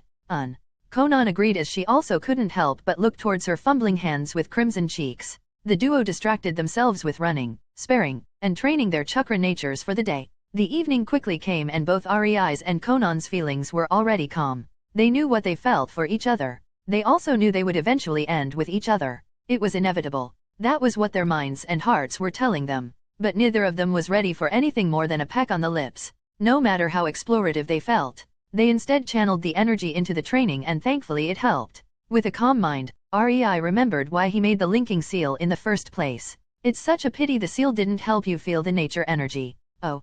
Conan stopped nibbling on her jerky and gulped down what she had in her mouth. But I somehow sense the world differently now. What? REI looked at her bewildered and then a theory appeared in his mind. What if? He started to conduct many tests and told Conan to do many things and tell him how she felt and found out a very staggering result. Conan had a more diluted version of his godly nature attunement talent. She could sense nature chakra, but then, Conan? Quickly look at your chakra control. REI giddily jumped up and down. Conan nodded and a few seconds later, squealed. It's almost perfect. In the excitement, she smashed her lips to REI's, and the kids kissed for a few moments. As they separated, REI gently patted bashful Conan. Kissing is okay, he told her in a whisper. Conan raised her head hopefully, her eyes met his as she chewed on her lower lip. But nothing more than that. Conan nodded profusely in happiness and pecked REI again. Now, will you tell me what exactly changed with your chakra control? Conan's face morphed to seriousness. I need a lesser amount of chakra for better effect. I can better circle it. I became better at manipulating it. And I have 5 times the chakra I had before, but my control is even better than it was. Conan finished unsurely and REI's eyes widened as he instantly felt his own chakra. He also had 5 times the amount of what he had before and his control stayed the same. It was still perfect. A lopsided grin appeared on his face. Well, Conan-chan. Looks like we are on the level of Lochanan with chakra amount. REI exclaimed giddily and Conan instantly hugged his torso in happiness. REI smiled at her and thought. Guess that means a somewhat diluted version of his supreme chakra control. Check. After a few moments of relishing their fast growth by patting Conan's head, REI took a deep breath. Now, the last one. REI took the storage scroll he first learned on and gave it to Conan. Conan had slight problems with reading and kanji, but REI did his best to teach her during the year they were together. She knew enough. As she saw the seal and read through the kanji on it, Conan blinked at REI. I understand it, she whispered to herself. Conan tried to imitate REI and learn how to do exploding tags. Even with REI's help, she has still been dubbed a godly klutz talent when it came to seals by REI. It had nothing with her penmanship or knowledge. She had a natural problem or predisposition to fuck up infusing her intentions with her chakra. It was something that could not be taught by anyone to her. Conan already accepted she will never learn anything Fuinjutsu related unless she spends supreme effort, resources, and time. And even then she would need teachers, books. She just gave up and decided to focus on her futon. But now she looked at the seal and she knew what she did wrong previously. Her mind as if clicked and she was able to. Oh, God. She was able to. She knew how to do seals. Conan shrieked in happiness and REI found himself toppled to the ground as Conan rubbed her head on his chest. Sealing talent. Check. He mumbled as he tried to regain his breath. Well, now you will be able to produce your own explosion tags. He quipped and enjoyed the childish pout on Conan's face. REI pinched her cheek with a heartfelt laugh, making her pout more. With a long muyu, Conan nibbled her lower lip in embarrassment. Wait, you now feel nature energy, right? REI asked for a confirmation. Conan tilted her head in confusion. The energy that is not chakra in the air, plants, everywhere, really. Focus on it. Don't take any of it into your body but make her senses perceive it. Conan nodded and did as Rei told her. She smiled wide when she could feel the world around herself. It was just so beautiful. She never thought the dull, grey, and rainy world could be so gorgeous. Her hand squeezed Rei's. It's beautiful. Conan hugged Rei. Yes, I guess it is. He chuckled. Now, up to learn how to hide your chakra. Conan nodded enthusiastically. Rei started to explain the principles about coating yourself with nature energy, wearing it as clothes around your chakra, and Conan was nodding from time to time. Then her mind started focusing on the energy around her and she tried to manipulate it. Muyuo, I cannot move it, she complained.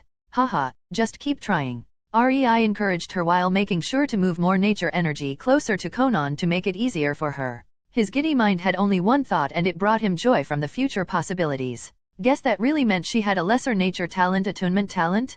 Chapter 12, Tree, it's fake? Well, figures. In Naruto, Reborn with talent. It took Conan 3 days to learn how to move the nature energy around. In that time Rei found out their bodies were strengthened quite a bit and could now crack the bark of a tree with his punch. He also managed to coat a kunao in the lightning chakra, making the chakra vibrate at high speed for better sharpness and penetrability. He now trained with a Chokyuto Hiskaven dash, a hem, found lying on the ground without an owner. Correction, without an owner who would care. He could only slash and slash again since he knew nothing about Kenjutsu, but, slowly, he found out when and where to put more strength and how to handle the sword. Even if it was just waving it around. The second he added lightning chakra, it became a deadly weapon even without any skill with it. Rei. Conan approached Rei, a question all over her face. Do you know if I could coat my paper in the nature chakra to make them also invisible to chakra sensors? Rei's mind stilled. Possible, but he instantly held his Chokyuto in front of him and coated it in his lighting chakra. Conan, I am going to do something possibly stupid. Rei smiled brightly at her, making Conan want to smack him. Rei pulled the raw nature energy and fed it into the Raiden chakra without having it go through his body. The lightning instantly grew. The chirping sound was now ferociously reverberating through the woods and the ground under the blade of his Chokyuto was cracking every time a stray lightning bolt struck it. The most surprising was the color though. The lightning was pure abyssal black. Not like the one used by Third Raikage or Derui. That could be described as light black. This was the blackest of black and Rei had to gulp as he felt the danger from it. He instantly ceased channeling the nature energy and the lightning simmered back into a controlled blue coating around the blade. He nodded to himself. Yes, it is very possible, all right. He told Conan and praised her for the idea with a head pat. Kana smiled and put a paper on the ground, taking a few steps away from it in case it had a dangerous reaction. In hindsight, that's what I should have done. Rei thought with a sweat drop. Conan started channeling the raw nature energy into the paper. It was messy and half of her chakra mixed with the nature energy and was absorbed by the ground instead of the paper. But the paper was now simmering with the wind, pulsing with sharpness. It was no longer just a coating of blue futon chakra. It was a translucent wind-like coating that looked extremely sharp. Conan flung it into the nearby tree and both Rei and Conan were gaping. The paper was so fast it was hard to follow. Moreover, it didn't pierce through the tree as expected. It completely felled it into 2 pieces on impact and went on, felling 10 more trees behind it until the futon chakra dissipated, making the nature energy disperse. Rei looked at Conan and patted her head with a sigh. Demolition master, indeed. Then his eyes fell on the spot where Conan channeled the raw nature chakra mixed with her chakra into the paper. His jaws dropped again. He yanked Conan towards the place. Conan was confused. She was full of ideas on how to use her new findings to decimate Rei's enemies. What could be so important he had to interrupt her? She was on the verge of pouting, but when she saw a small budding sapling slowly growing out of the place the paper was previously on, she tilted her head. Mokitan. Rei watched the sapling stop growing when it reached 4 feet because of insufficient chakra. What did you do? His head snapped to Conan who nervously fumbled with her fingers. I mixed my chakra with the nature energy and wanted futon chakra. Conan trailed off, not knowing if she did something wrong. Of course. Rei slapped his forehead and started to laugh hysterically. You have wind prevalent with earth and water secondary? You just pushed your earth and water natured bits that were still mixed with raw nature energy to the ground while leaving the futon mixed with nature energy in the paper. He still chuckled as he explained what just happened and started to mix an entire 1/5 of his chakra with nature energy and pushed it deep into the ground. Conan and Rei had to jump away as a tall thick tree quickly rose from the ground. It was not a giant tree that could be found in Konoha, but it was still a full-grown tree. Oh, well, looks like I gained a Kekii Genkai too, even if it is a fake one. Well, figures the Mokuton is not really a Kekii Genkai of Senju. Instead, it is their attunement to the nature chakra, and Hashirama just mixed his elemental chakra with nature chakra. He was supposed to be an incredible sensor, after all. Rei chuckled. The only Mokuton reproduction is through his cells. Yup, it makes sense since his body would get used to channeling it. Rei? Conan asked, not understanding as he mumbled to himself. Listen, Conan. This. Rei explained. He explained about Hashirama Senju, the Senju clan, Konoha, and how dangerous it would be to show anyone this ability. Conan furiously nodded. She had no intention of going to Konoha. Konohinin killed her parents. She still held a grudge. That's why when she found out it was Konohinin attacking the town, she may or may not have used more exploding tags than she should and made sure lots died. But Conan was sure Rei noticed. After all, he was creating these tags. She was happy when he decided to say nothing about it. She really loved Rei. We will have to train earth and water manipulation. Rei sighed. Thankfully my absolute control means that unless I mean it, no tree will grow no matter how much chakra and nature energy I push into the ground. Really now, I would never know I could do this without a coincidence like this. Rei started chuckling again. It was quite hilarious. He wondered how many Senju actually were able to do Mokuton only to fail at the most basic of things. Intent. They unconsciously didn't believe they could since not once during childhood they unconsciously raised a tree. So, no tree was ever created by them. Conan never heard of Mokuton, so for her creating the tree was nothing extraordinary. It was a huge mind-opener for Rei if nothing else. Well, you Conan will have to train hard to not unconsciously call forth trees. Rei patted her head with a proud smile, making Conan happy. Your control is pretty much ironclad, but mistakes do happen. We will work on it, K. Rei kissed her cheek, determined to train water and earth control alongside Conan. A week later, Conan sat cross-legged with a serene smile on her lips and her hands outstretched to the sides, her elbows bent toward the ground, and above her palms, a paper floated. On her right one was a paper brown as earth, a clear side of mastered beginner exercise for earth nature, and on her left was a paper soaked, dripping cold water onto her palm. For 2 hours straight, the water didn't stop dripping from the still to the brim soaked paper, a clear sign of beginner-level mastery of water manipulation. Rei could only sigh as he sullenly watched the soaked paper in between his palms. Yes. I managed only one nature in 7 days. Fuck you too, he thought depressingly. He could not fault Conan though. He knew what his problem was. He might have all natures, but Conan was unconsciously using earth and water chakra since she learned how to harden her paper or make it not become soaked underwater. From there, it took only slight tweaks to master the first exercises of elemental mastery. Yet again, the superiority of the elemental Kekii Genkai holders was thrown into his face. They just could, so they did. They instinctively knew how to do this after using their Kekii Genkai long enough. No wonder they could reach far ahead of the normal ninja. Their minds were geared to master their own element in the quickest time possible. Rei was sure this was not the only time Conan would overtake him in wind, earth, or water, but he knew she had nothing on him in lightning and most likely fire too once he started to train it. Rei, on the other hand, had to do the entire process by ear from start to the end, and even then it was possible only due to his exceptional control. But if a normal ninja saw him complaining about mastering the first exercise of his element in a week, he would choke on his blood. People train years to do so, but Rei couldn't help but smile at his observations during these 3 days as his mind swirled in giddy thoughts. We now have Mokuton. The raw nature chakra leads our earth and water natured chakra to form the tree. It is the known pinnacle of earth and water chakra manipulation, and we can do it unconsciously? All we have to do is find out how our chakra does it and bam.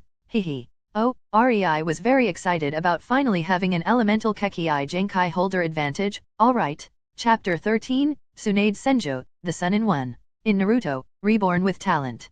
Konoha Hospital, Sunade's office. Sunade reminisced with a bottle of sake about her recent time in Konoha, on the verge of a breakdown. Sunade returned to Konoha a week ago and a lot of things have happened since then. First of all, she and her teammates were hailed as heroes for keeping Hanzo at bay during the clash of the AIM and Konoha army, leaving AIM's military in quite the precarious state. Sunade could see the proud smug look of Jiraiya as he eyed big-breasted females with apparent lust as if he was about to choose which pouch is the right one to stick his kunao into. Sunade found it gross. And they wonder why she never fell for such a gallant figure? Sunade loved Jiraiya, as a friend. But a lover? She would rather commit seppuku. Oh, she couldn't even remember the number of times Jiraiya asked her to scratch the itch when they were in the field together. Sunade had her urges too as every self-respecting 20-plus years old woman, but Jiraiya? Really? Blah. Her status as a kunoichi from the Senju clan made her shielded from receiving seduction missions, and she was not about to give her virginity to anyone, much less a pervert who sticks himself to every hole he finds on the road. Unlike the general population of shinobi who are informed that yes, chakra indeed does prevent them from getting a venereal disease, she was one of the best medic nin in Konoha. She knew better. Chakra was not omnipotent, but it was her pride. Most of her academy year classmates already lost their purity years ago, some of them as young as 12. It was a sad thing, but the current reality. Sunade was pure. She just was not innocent. Not since she plunged a kunai through the throat of a bandit on her first C-rank mission. And she will never regret it. Not for a second. She had to sigh when she spotted that even Orochimaru's lip was twitching upwards at the praise they received. She was disappointed. She thought him smarter.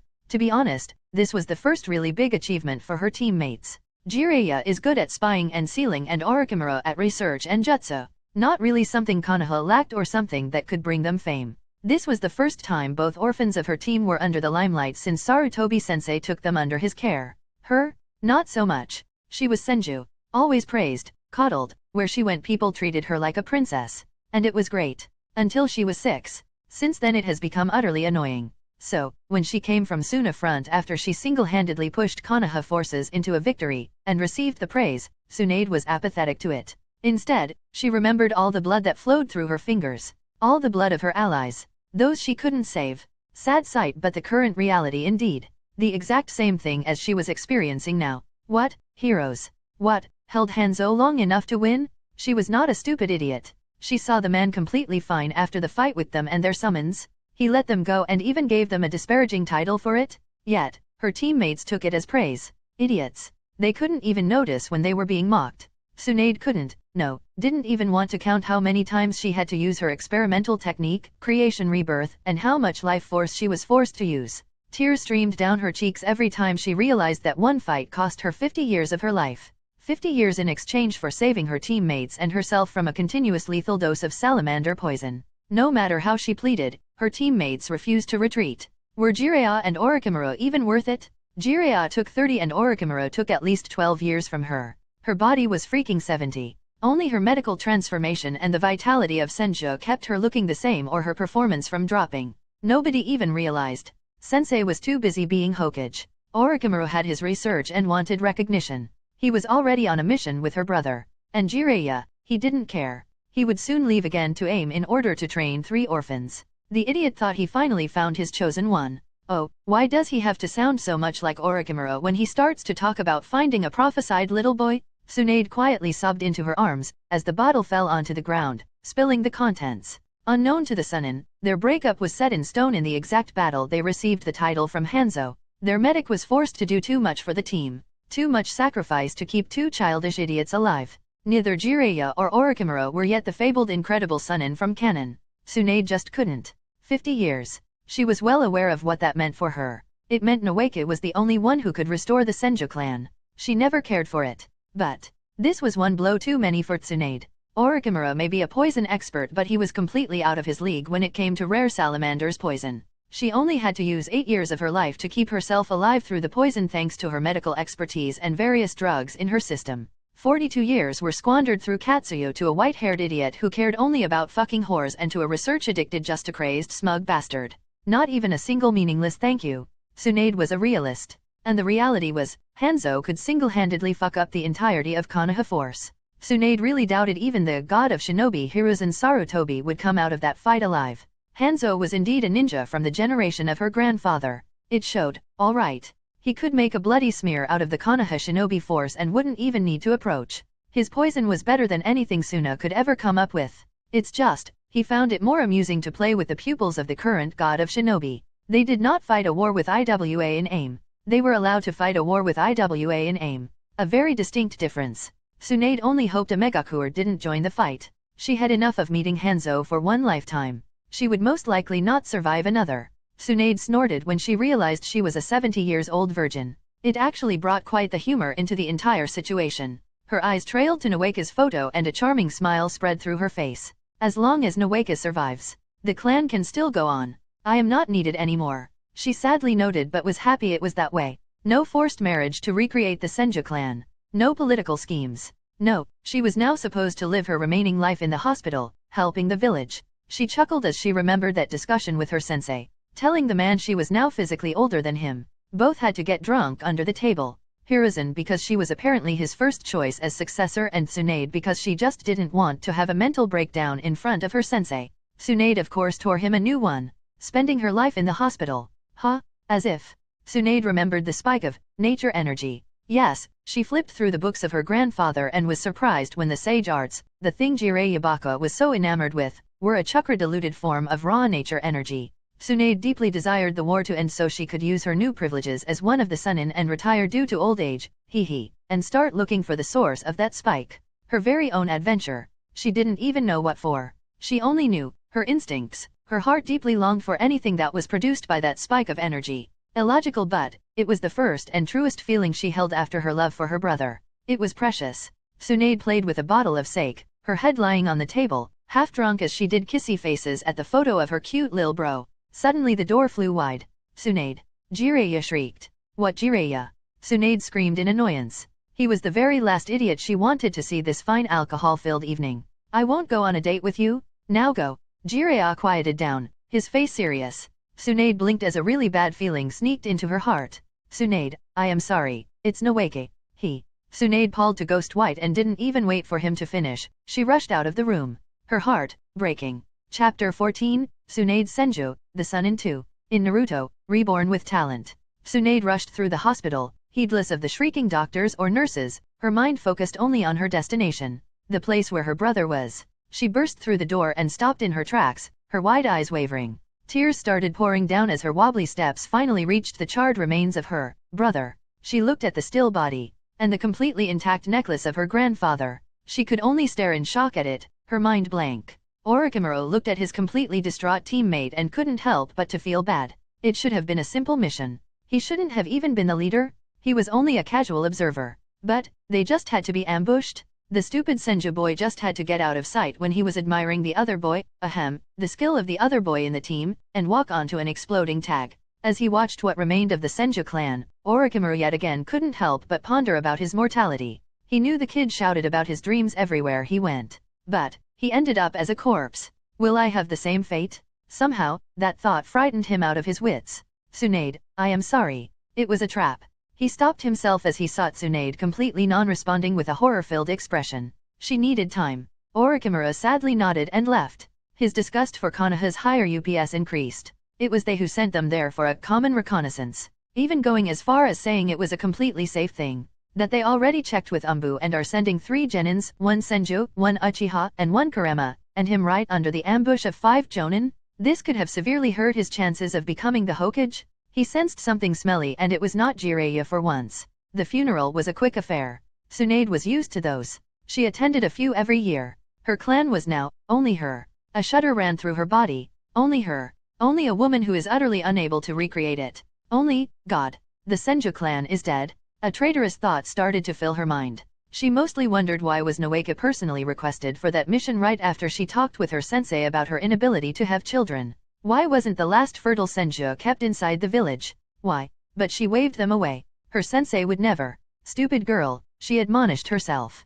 These days, she completely disregarded the hospital. All she had to do was sign off the dead at the end of the day. The dead that could survive if she could bring herself to look them over. But, she didn't care. She spent her days sitting in front of Nawake's grave, pondering what to do. In the end, it was all meaningless. Her life was meaningless. Then her eyes brightened as she remembered the energy spike. She promised to Nawake. She promised him she will look forward and fulfill her own dreams. With a broken smile and hitched sobs, Sunade decided. She will find out what caused the spike, and she will find out why she was so drawn to it. Nawake would want her to live, to fulfill her dreams. The sadness in her mind cleared and she started to look forward. A new determination filling her.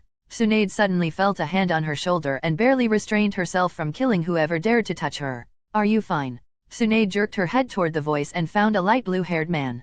Dan. She murmured, making the man astonished that she remembered him. What the heck is this annoyance doing here? He is stalking me again? Geez. Trying to approach me when I am at my lowest? Sunade frowned. Canon Sunade would be moved that someone cared. But then again, Canon Sunade was emotionally so down she literally wouldn't mind dying. This Sunade, however, had a goal. Determination to live. The man was trying to get closer to her for 2 years straight. She would understand if he had a crush, but he didn't. As a medic she could see his body reactions. Sunade really didn't know what the man wanted from her. I am fine. She politely smiled, albeit a tad bit too forcedly for her taste. Ah, okay. Dan didn't think he would find her like this. Hokage told him to approach Sunade and make sure she is feeling fine. He fancied himself a somewhat smart man and knew the underlying meaning of these words. If he got closer to her and got the support of the head of the Senju clan, meaning Sunade, becoming a Hokage would be easier than ever.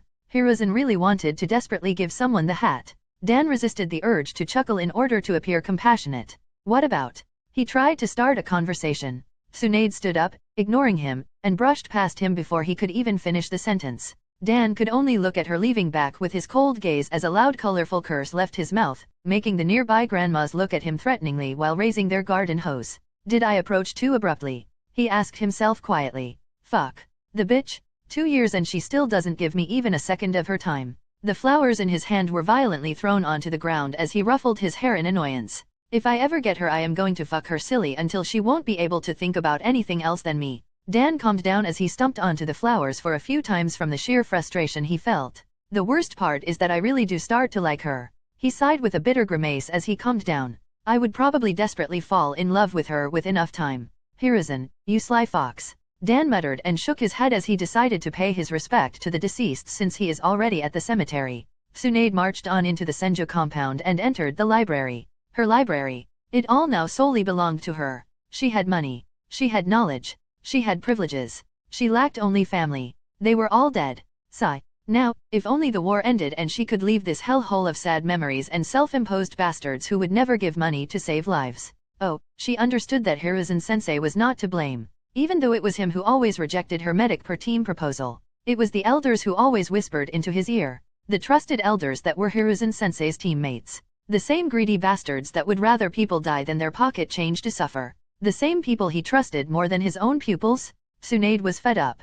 Fed up with politics. Fed up with funerals. Fed up with Konoha. She wanted to leave and she will leave. She will find what caused the spike that is filling her mind and she will die happy, taking the Senju clan with her to an early grave. That was the plan. Nodding to herself, she approached the shelves. Now, let me see. Nature energy, nature energy. She browsed through the books, looking for anything even remotely helpful for her future endeavors. Sigh. If only I didn't take Shizun Kato as my apprentice. She mumbled, not even realizing that Dan was also called Kato. Ah, screw it. That girl can form medical chakra as 6 years old.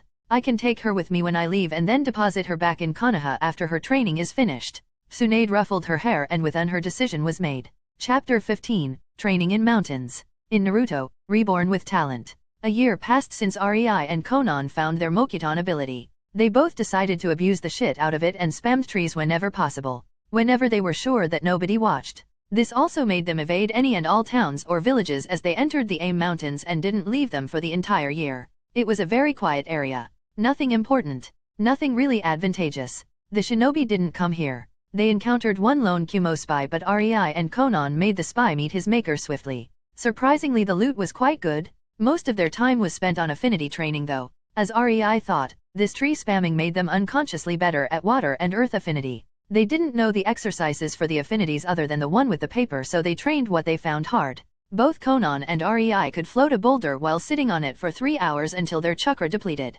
This was what they found hardest when it came to earth affinity. They had to continuously mold earth chakra and supply the boulder with it to make it float through gravity. Rei started to seriously suspect that Oniki was not floating himself but the specks of dust on the soles of his feet and in his clothes that pushed him up.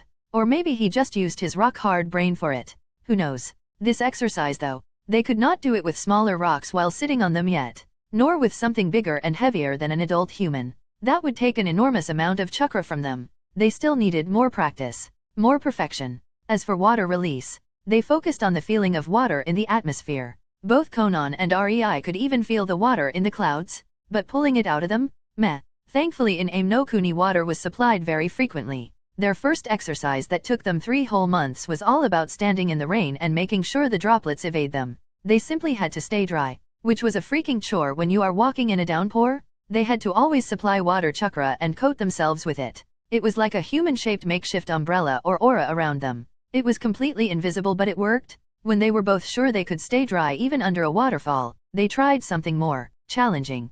They tried to pull water out of the surroundings. Easy, right? They were in a country where water always fell from the sky, but no. They tried to pull the water in the surroundings and add it to the clouds. It was a backbreaker, but their improved Michinin reserves barely managed it. It was more about water chakra control anyway than the amount of their chakra. This made sure there was always a downpour in their location. But no worries, they had their umbrella no jutsu. The downpour was not the result, only a step. When they finally managed to make a downpour, they had to stop it. Make the rain in their location stop. Keep it in the clouds. Both Rei and Conan felt as if the heavens were pushing onto them during that exercise. The rain wanted to pour down onto the earth, but they held insane amounts of water in the sky, until the clouds started to get charged with lightning, and instead of downpour, a lightning storm started. Rei used this for his lightning chakra training, as he made sure to try and use his Raiden chakra to redirect the lightning strikes where he wanted to, mostly on the trees Conan was creating. She became incredibly proficient in it. No wonder though. Conan found a new cheat for herself. Rei was quite fed up with her Kekii Toda when he found out. It was yet another bullshit in his opinion.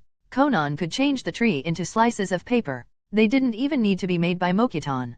Just Mokuton chakra supplied to a very normal tree and bam. One tree could be changed to thousands of slices of paper. The best part? The chakra used for that was actually minimal if she raised the tree herself via Mokuton. Conan now had always thousands of papers soaked in her chakra. She just had to grow them from the ground. Rei vowed he would train hard when he saw it. Fortunately, his water manipulation was a hell of a lot better than Conan's. As for earth, they were about the same. Rei always added nature chakra into the water, increasing its volume and density. His chakra nature manipulation was leaps and bounds above Conan, where she could potentially create a house-sized ball of water in 10 minutes. Rei could create an entire lake in 5. And then there was his lightning affinity. Zap zap. Their biggest problem was, they still had no jutsu, so they could not compare what they could do with actual ninjas. Rei found a few Kenjutsu scrolls on the poor Kumo lad and he trained with his Chokyuto. Conan just shrugged them off and said her futon paper is enough for cutting power. But they both knew she was kinda behind in her futon. By now it was more effective to maul her enemies with Doton hardened paper than cut them with futon enhanced paper. The damned paper was hard as steel. If she stacked enough, she could even block her futon enhanced paper, and that was telling something since these could literally fly through 3 trees and then make a hole through a half of a boulder. Hell, the thickness of that paper shield was not even an inch. Yes, maybe they really overdid their Doton affinity training a little, considering they were 10 while their bodies looked 12 years old. Conan was actually able to completely soak up an entire lake with her papers and make them still look as if they didn't even have a drop of water on them. The more her water affinity improved, the more bullshit that aspect of her Kekii Toda became. Rei started to see why it was so rare and people were so amazed by it. Her papers may not have the destructibility of dust release, but the sheer utility?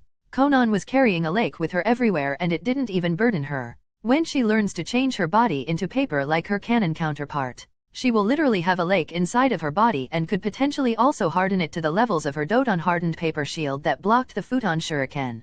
Rei shuddered at the future prospects. Rei on the other hand could not carry so much water with him. He compensated. He could pull enough water to create a ball of the size of a small house almost instantly. Most of the time it was enough, but he knew it was nowhere near Hoshigaki Kisame or the best water users. He also used Doton chakra on his clothes to make them harder to penetrate while retaining their flexibility. A trick learned from Conan.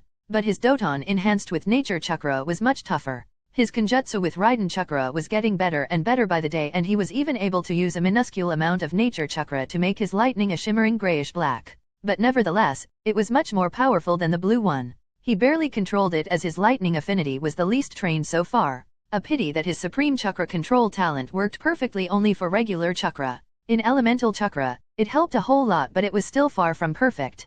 Rei was the proudest of his body strength. He left Conan completely in dust in this department. She was still very powerful in taijutsu, but Rei was even more so. The nature chakra he pulled into his body each night enhanced him leaps and bounds, making him faster, stronger, more durable. He was quite sad that Conan was having at most 1/3 of his enhancement, since her body was unable to use the nature chakra to its fullest extent. Alas, she just did not have the godly talent for it. Rei was shaping up to be quite the swordsman. It would certainly be helpful when he finally starts senjutsu training. But slowly, their training time ended and they decided they had enough of the mountains. It was time to leave and get some experience and loot. Chapter 16 Bandits? Really now? Rei and Conan were going down the mountains, hand in hand.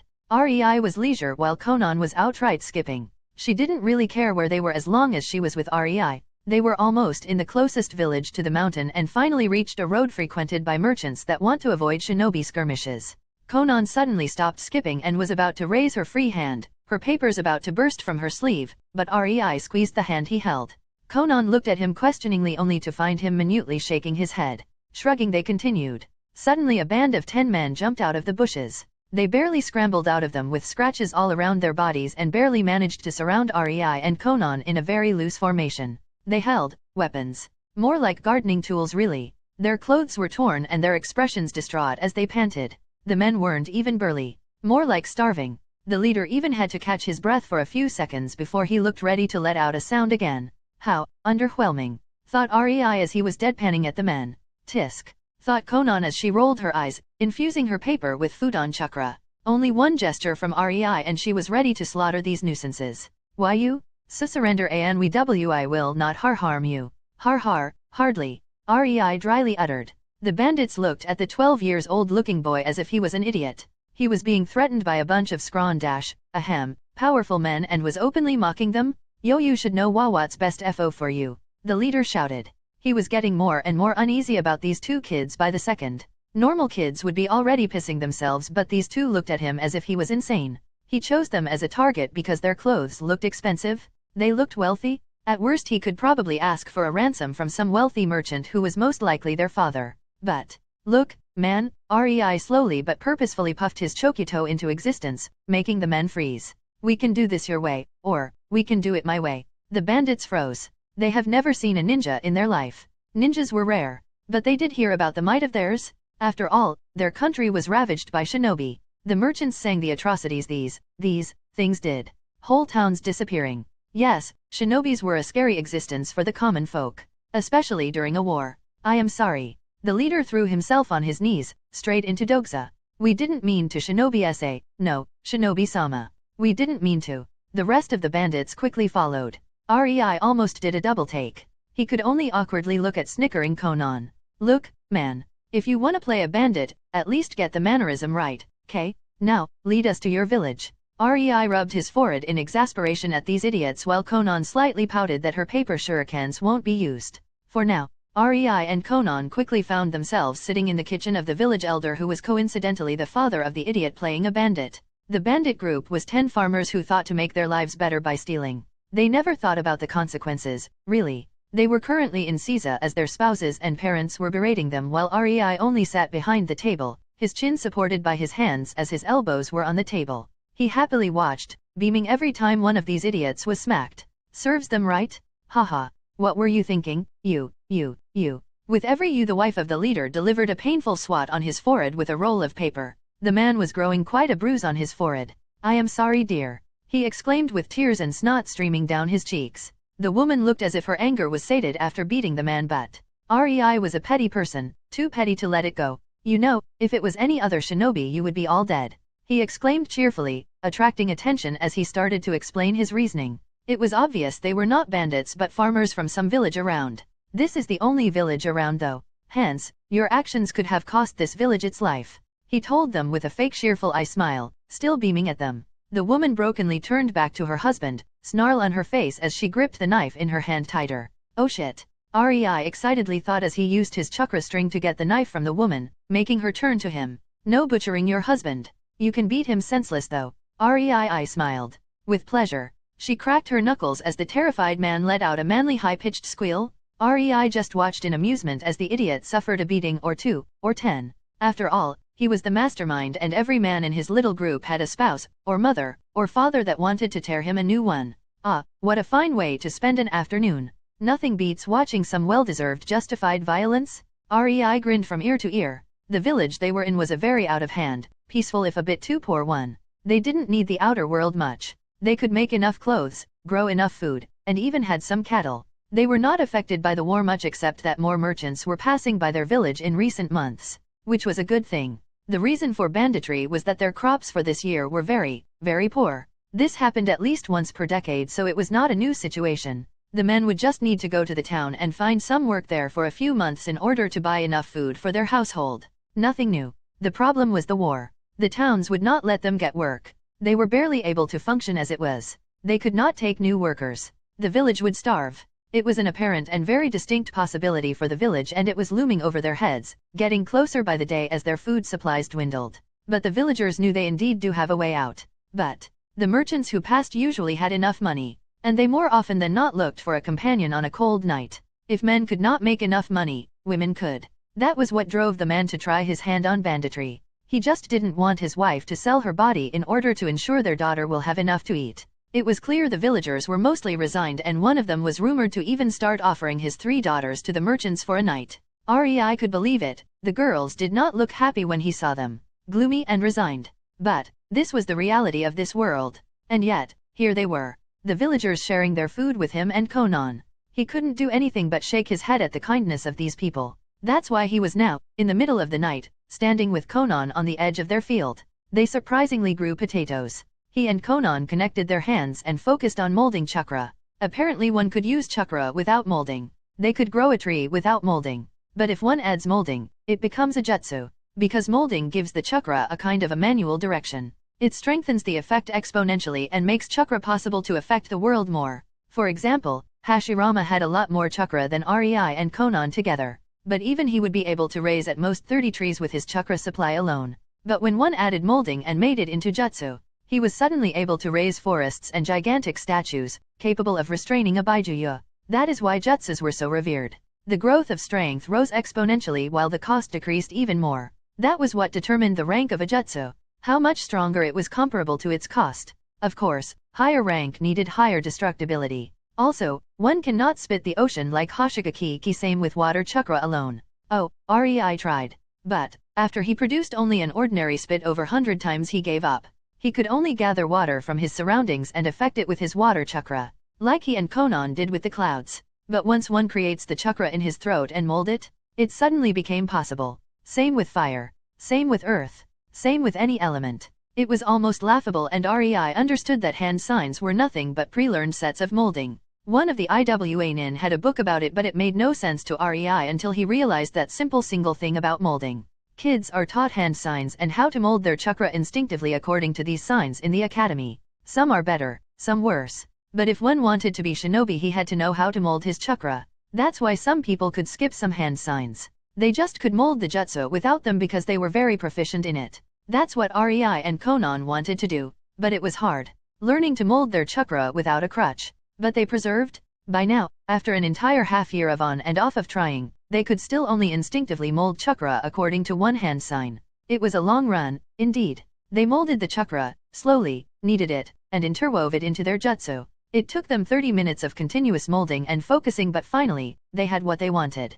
Mokuton, gift of Mother Nature. They quietly whispered together. A small tree rose in front of them, and as it reached 4 meters in height, it stopped growing. Instantly tendrils of wood burst from the ground around it and started to enwrap the tree in a spiral-like motion, leaving not even a bit of the original tree visible. When they were done, it looked like a weird thick tree with a spiral-like bark. This tree had enough density and the ability to channel nature energy. It did it in 2 ways. First, the outer shell strengthened itself with the energy. It would take at least B-ranked jutsu or chakra metal to penetrate the bark. Impossible for the villagers. It was a precaution from having the tree chopped down by some greedy schmuck. It also looked incredibly ordinary and was masked from the senses of a ninja. Unless it was a senju or sage in sage mode, both would have to be close. Nobody would be able to realize what it was. The inner tree, though, that was a masterpiece they were able to do only thanks to a year of continuous use of Mokuton and learning about it. It gathered nature chakra and dispersed it into the ground, revitalizing it and enriching it. The fields around the tree would grow crops at an insane rate, and it will be very healthy too. The harvest could be done once per 2 months all year long. Even the dreary weather or winter would not impede it. Ah, the wonders of chakra. Well, that done. Suddenly they heard leaves shuffling from the direction of the forest. They didn't need to be caught using Mokuton. They chose the night to not be, damn it. They quickly turned around and saw. Chapter 17, Conan's Feelings. In Naruto, Reborn with Talent. Rei and Conan stopped in their tracks as the small 7-year-old girl timidly walked out of the woods. What are you doing here? Conan coldly asked, her eyes narrowing. The girl just looked to the ground as she clenched her old battered plushie to her chest. I couldn't sleep, so I went on a walk. Rei raised his eyebrow. And do your parents know you went on a walk? The girl blushed and shook her head, making Rei chuckle. He came closer and patted her on the head, Neither he nor the girl noticing the murderous glare Conan gave the girl. What's your name? He smiled at the girl. Rina. Ah, Rina-chan, is it? Conan's glare intensified as her eyes narrowed. So, Rina-chan, we are helping your village, but for the magic to hold, you will have to keep this secret. Can you do that? Rei squatted in front of the girl and looked directly into her eyes. Rina timidly nodded. Ah, pinky promise. Ray reached his pinky to her. Pinky promise. Rina happily hooked her pinky around his. It will be our little secret, then. He stood up and patted her again. Good girl. Rei's body instantly stiffened as he felt the minuscule amount of killing intent from behind him. He slowly turned around and saw Conan with an impassive expression, only her eyebrows slightly twitching as her eyes were dangerously set on the girl. Ah. He rubbed the back of his head awkwardly. Conan, let's go and take this girl home, shall we? Conan finally tore her eyes from the girl and looked at Rei with a pout but nodded. Later that night, they were in their room as Conan still sulked. Rei approached her and put his hand on her head, ruffling her hair. You should know that I intend to have more women. I already told you. He gently told her. I know. Conan hugged his torso. It's just. I won't allow you to take any useless girl. Useless. Rei tilted his head. Now you are just trying to be cute. Conan blushed and buried her face into his stomach as he laughed. If you want another woman, it will be kunoichi. A strong kunoichi or someone with potential. Conan mumbled. May I know why? Rei asked as he stroked her hair. Because I want to be special. Conan ashamedly whispered. Special. Yes. I want to be the only civilian girl you took under your care and nurtured from the scratch. I want to be special. Conan said with determination burning in her eyes. So, let me get this straight. Rei groaned. You don't mind I will make a harem as long as you are the only girl who joined it as a civilian? Seriously. It's dumb, I know. Conan bit her lower lip cutely. But it is my reason. You will be always special to me, Conan. Rei told her softly. I know. The connection through the seal is ironclad. Conan nodded. You don't even know how many times I wanted to have sex with you. She put her finger to Rei's lips, preventing him from interrupting. I can hold myself until we are at least 13. 3 more years. She said it with such longing and need. Rei almost faltered but his mouth spoke on instinct. 15. Conan pouted but gave a whiny reluctant nod before she continued. But I know we won't be able to separate anymore. You gave me something that day, and I was insufficient. That much I know. I stopped seeing other males as something desirable. They are but strangers. Just thought of kissing one of them disgusts me. I didn't know, Conan. Rei told her and got a weak smile in return. I know you don't feel that way. My soul, it was too small compared to yours. I took what I could take. Those, talents as you called them. And in exchange, I gave you the entirety of what I am. However insufficient it was compared to what I received from your soul. Conan looked to the ground. I am not complaining. I love it. I love you. I know you love me. That you will always love me. It is kind of freeing, really. Not having to doubt it since we are bound, even beyond death.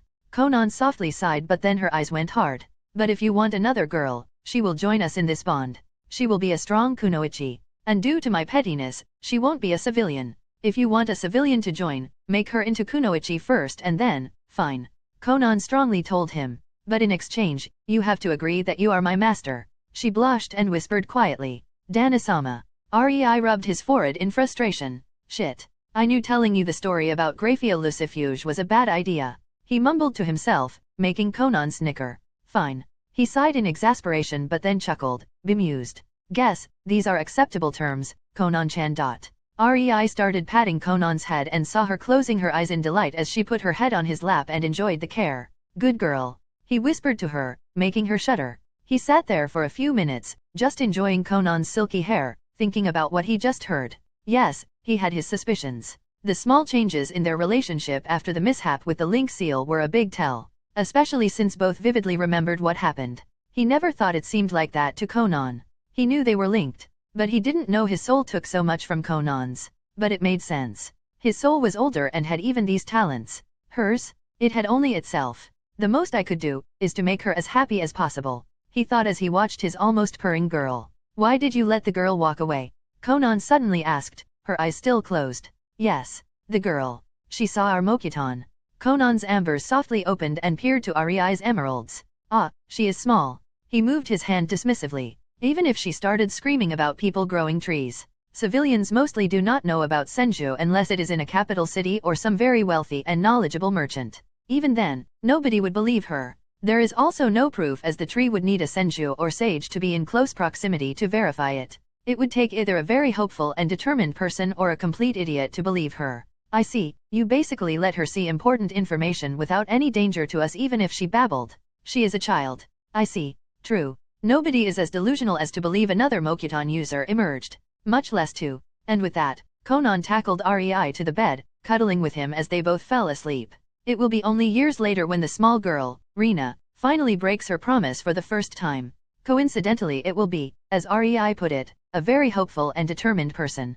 A very hopeful and determined person who was on the verge of despair as for years she taped in the darkness, having no clue about the spike of nature energy she felt in AIM. That person will come to the tree, and her determination will grow exponentially as she will break down crying due to receiving the first clue in years. That person will be able to fully feel the overpowering life force permeating from the tree to the ground because that person will be Senju, and since she felt the spike of nature energy, her feeling for nature energy started slowly growing. She will feel finally at home, feeling the chakra in that tree, and she will be completely aware of what kind of a powerful Mokuton technique this was as the nature energy will engulf her senses.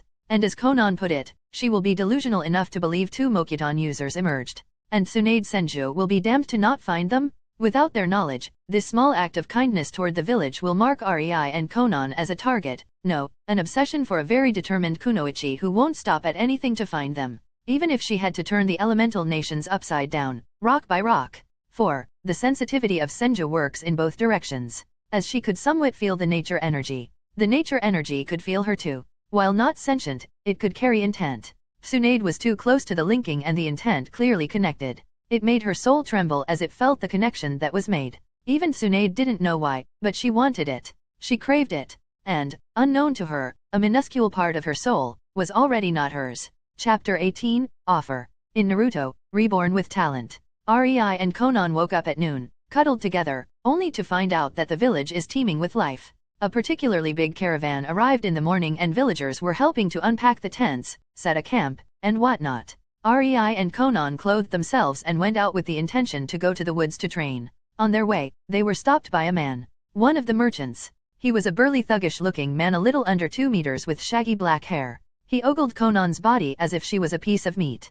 Girl, wanna earn something?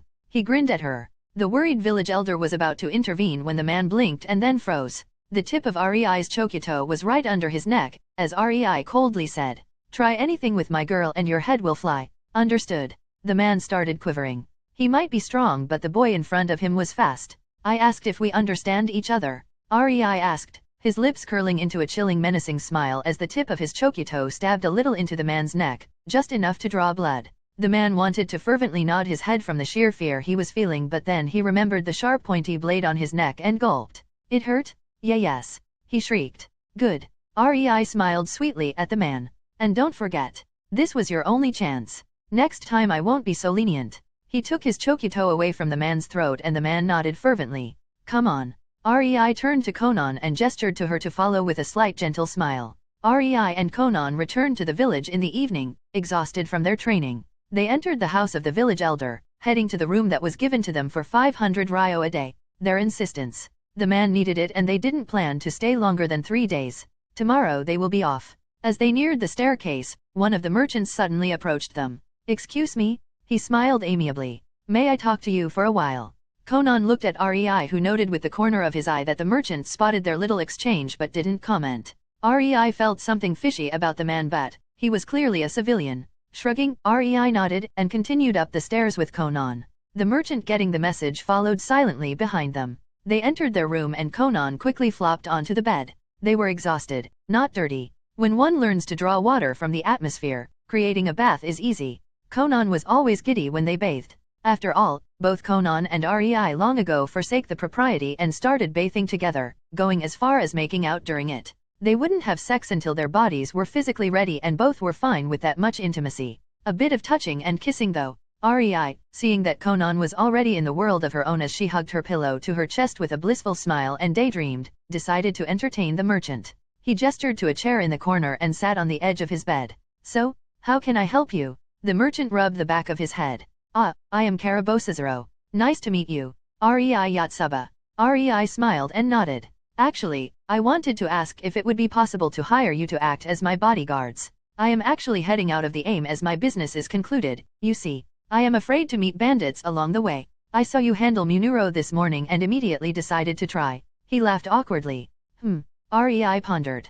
The man was going out of aim. That meant, they may be able to cross the border if they will be checked as his bodyguards. Sure, they could cross it even without it, but it would be much more dangerous if they were caught by either the country they were leaving or the one they were entering. This basically gave Rei a valid and legal reason to do so. He smiled at the man and decided to ask more. I am tempted. But tell me more. How long would you need our service, the pay, you know, the usual. Rei told him casually. Caribou, seeing Rei basically agreed if the conditions are good enough, decided to be quite generous. I offer you 500 ryo each per day. Rei raised his eyebrow at that. While not much, all right. But if they accept, they would tag along at least half a month, and that's without crossing the border as the civilian speed is very slow. That would be 500 ryo for half a month. 500 ryo per day may seem a little insufficient, but it is quite generous in this day and age. Especially since there is no village backing him and Conan.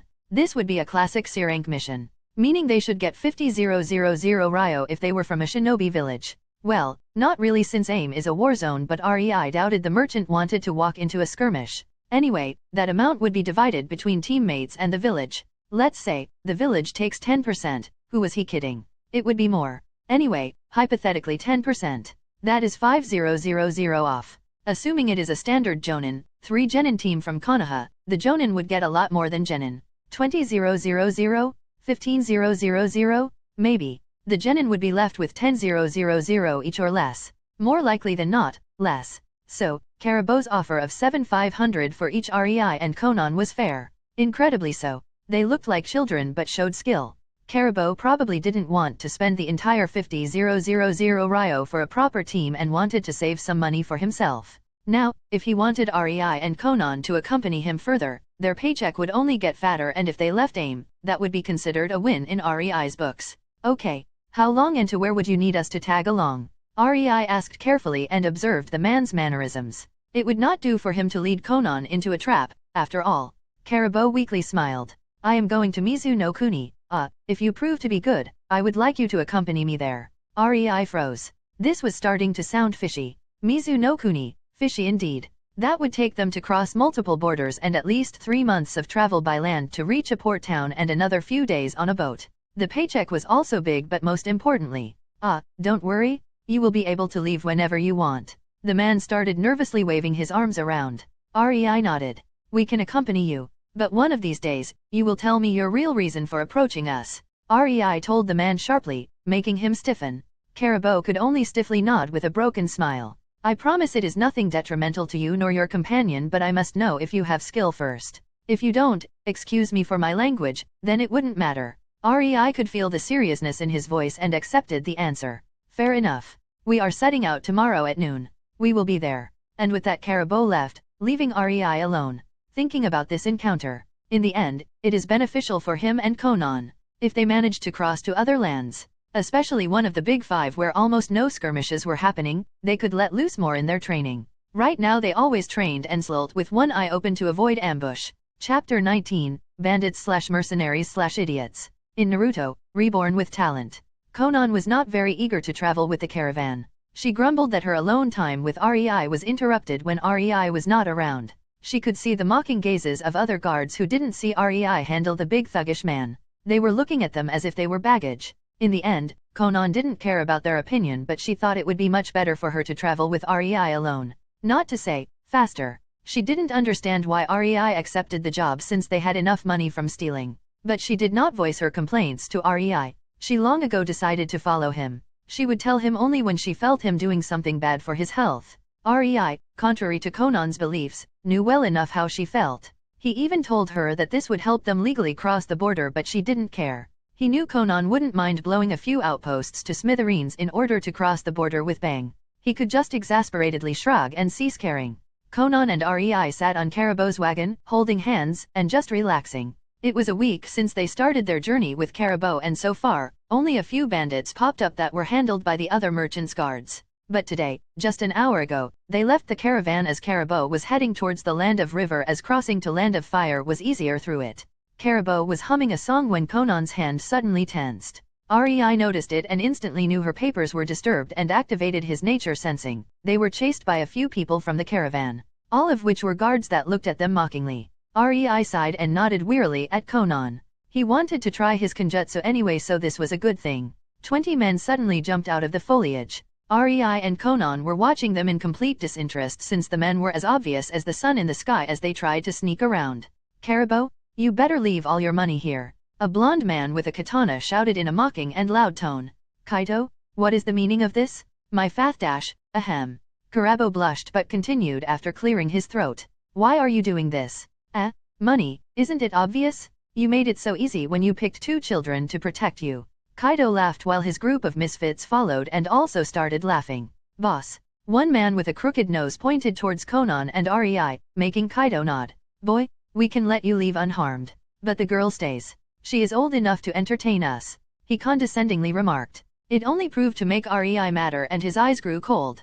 REI sighed as his cold eyes didn't leave Kaito and hopped down from the carriage. It was time to play with these guys. His hand held the chokito as he approached the men. He stood in front of the wagon, directly opposite Kaito and his goons, prepared for the fight. Will it be all right? Caribou leaned towards Conan and asked quietly. There are 20 of them. It's fine. She rolled her eyes as her feet excitedly dangled from the wagon. See that, boys? The twerp wants to cha-dash, Kaito taunted, but REI already disappeared from his previous spot.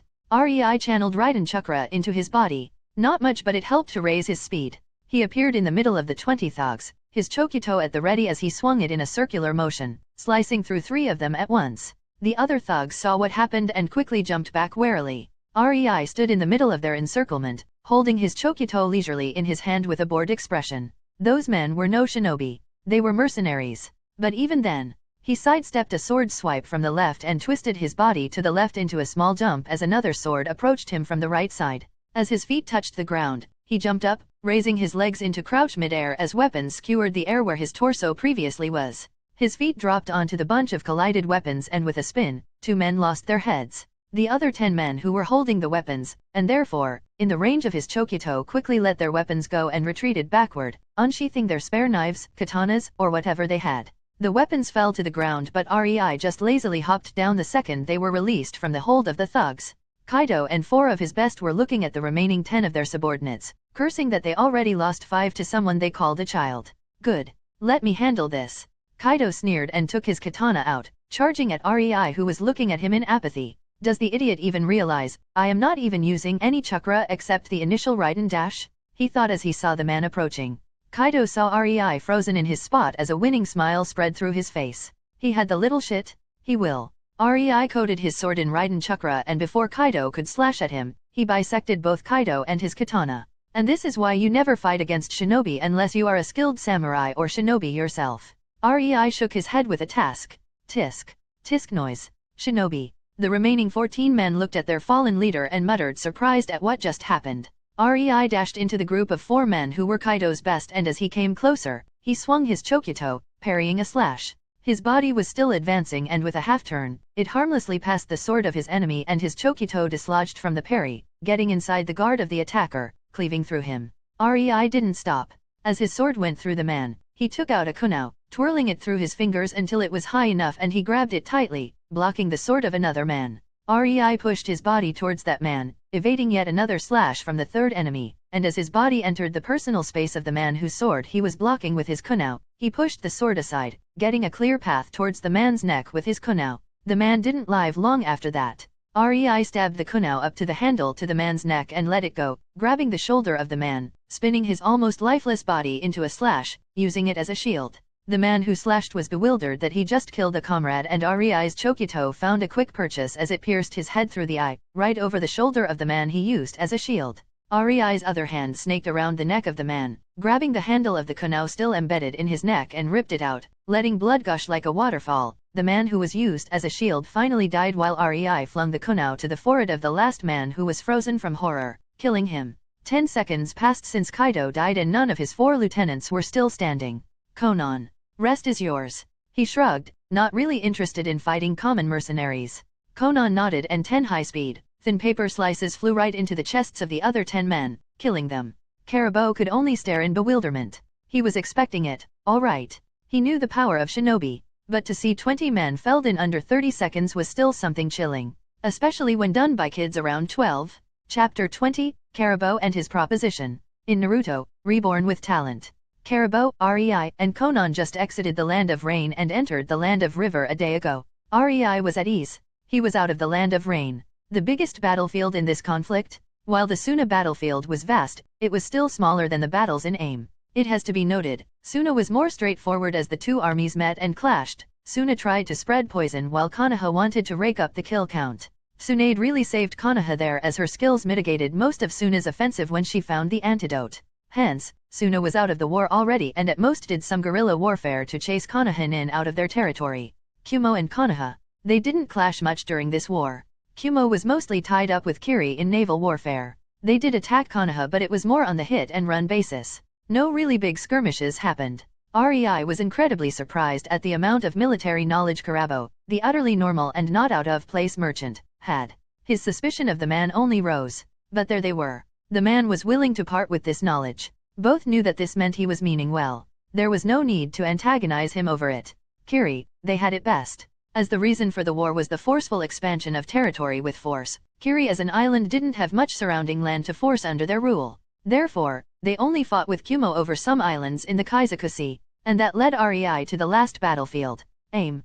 Konoha vs Iwa. The ninja had no regard for civilians and made Aim their spanking boy. They ran rampant over the entire country while doing various guerrilla attacks, skirmishes in towns. It was a massacre at its finest. The tactic was foregone due to the hate between the two and the clashes were only intensifying. Medics were in short supply, corpses piled up, and most often than not, the civilians paid for it. The shinobi were way past the point of caring. Especially the Iwa as Iwa Kirikumo attacked Uzo at the start of the Second Shinobi War and thousands of theirs died. Konoha redirected their hate to Iwa and showered it upon innocent Aim. Iwa had insufficient forces so they employed brutal tactics to compensate. The sole reason the country was standing was Megakure forces and Hanzo that were looming over Iwa and Konoha in Aim like some Shinigami, occasionally killing out entire squads. Shinobi of both countries were understaffed. Simple as that. That was the sole reason why Iwa and Konoha did not raise Aim to the ground yet and employed at least some restraint. But Hanzo was far from a benevolent or even caring ruler. Karibo told Rei that he was being paid for providing a battlefield. He only acted when somebody was acting way over the top. Thankfully, Konoha vs Suna was fought exclusively on Suna territory and for the most part, it was over so the land of river was quite peaceful. And damn, the daimyo of the land of river had to pay a lot of ryo for that too. It was evening and the party sat around the fire as they cooked a few rabbits. Karibo, I think it is time to tell us your big secret, don't you agree? Conan asked impassively as she played with a paper crane. A paper crane that suddenly gained a bluish hue as she said it. She is way past amused and entered an annoyed mode. Rei mused inwardly. He was not about to intervene. Karibo should have told them while they were still in Aim but he always had some excuse. Rei just clasped his hands under his chin and listened with a soft innocent smile. Somehow, seeing Conan trying to threaten the man was making her look very sexy to Rei. Plus they were out of Aim. Karibo was no longer needed to vouch for them on the borders. It was time for him to start speaking. Karibo shifted nervously as his eyes carefully stayed on the paper crane. He saw how these things shredded people into pieces. He was not about to be the next. Understand that this is hard for me too. Hi. He stopped when from the ground, papers started to swirl around him and stick to his body. In under 2 seconds, all but his head was covered by Conan's paper. Understand, she glared at him. I had enough. Spill or die. Karibo gulped as he shook under Conan's killing intent. It was nothing extraordinary but for a civilian, especially when said civilian recognized he is covered from neck to toes in exploding tags. He started to spill like a broken glass. Why yes, I work for Kiri. He shrieked, making Conan stop. Kiri. Rei joined the conversation. Karibo started to fervently nod his head. I recruit bloodlines and unaffiliated ninjas to join Kiri. Rei almost face-faulted.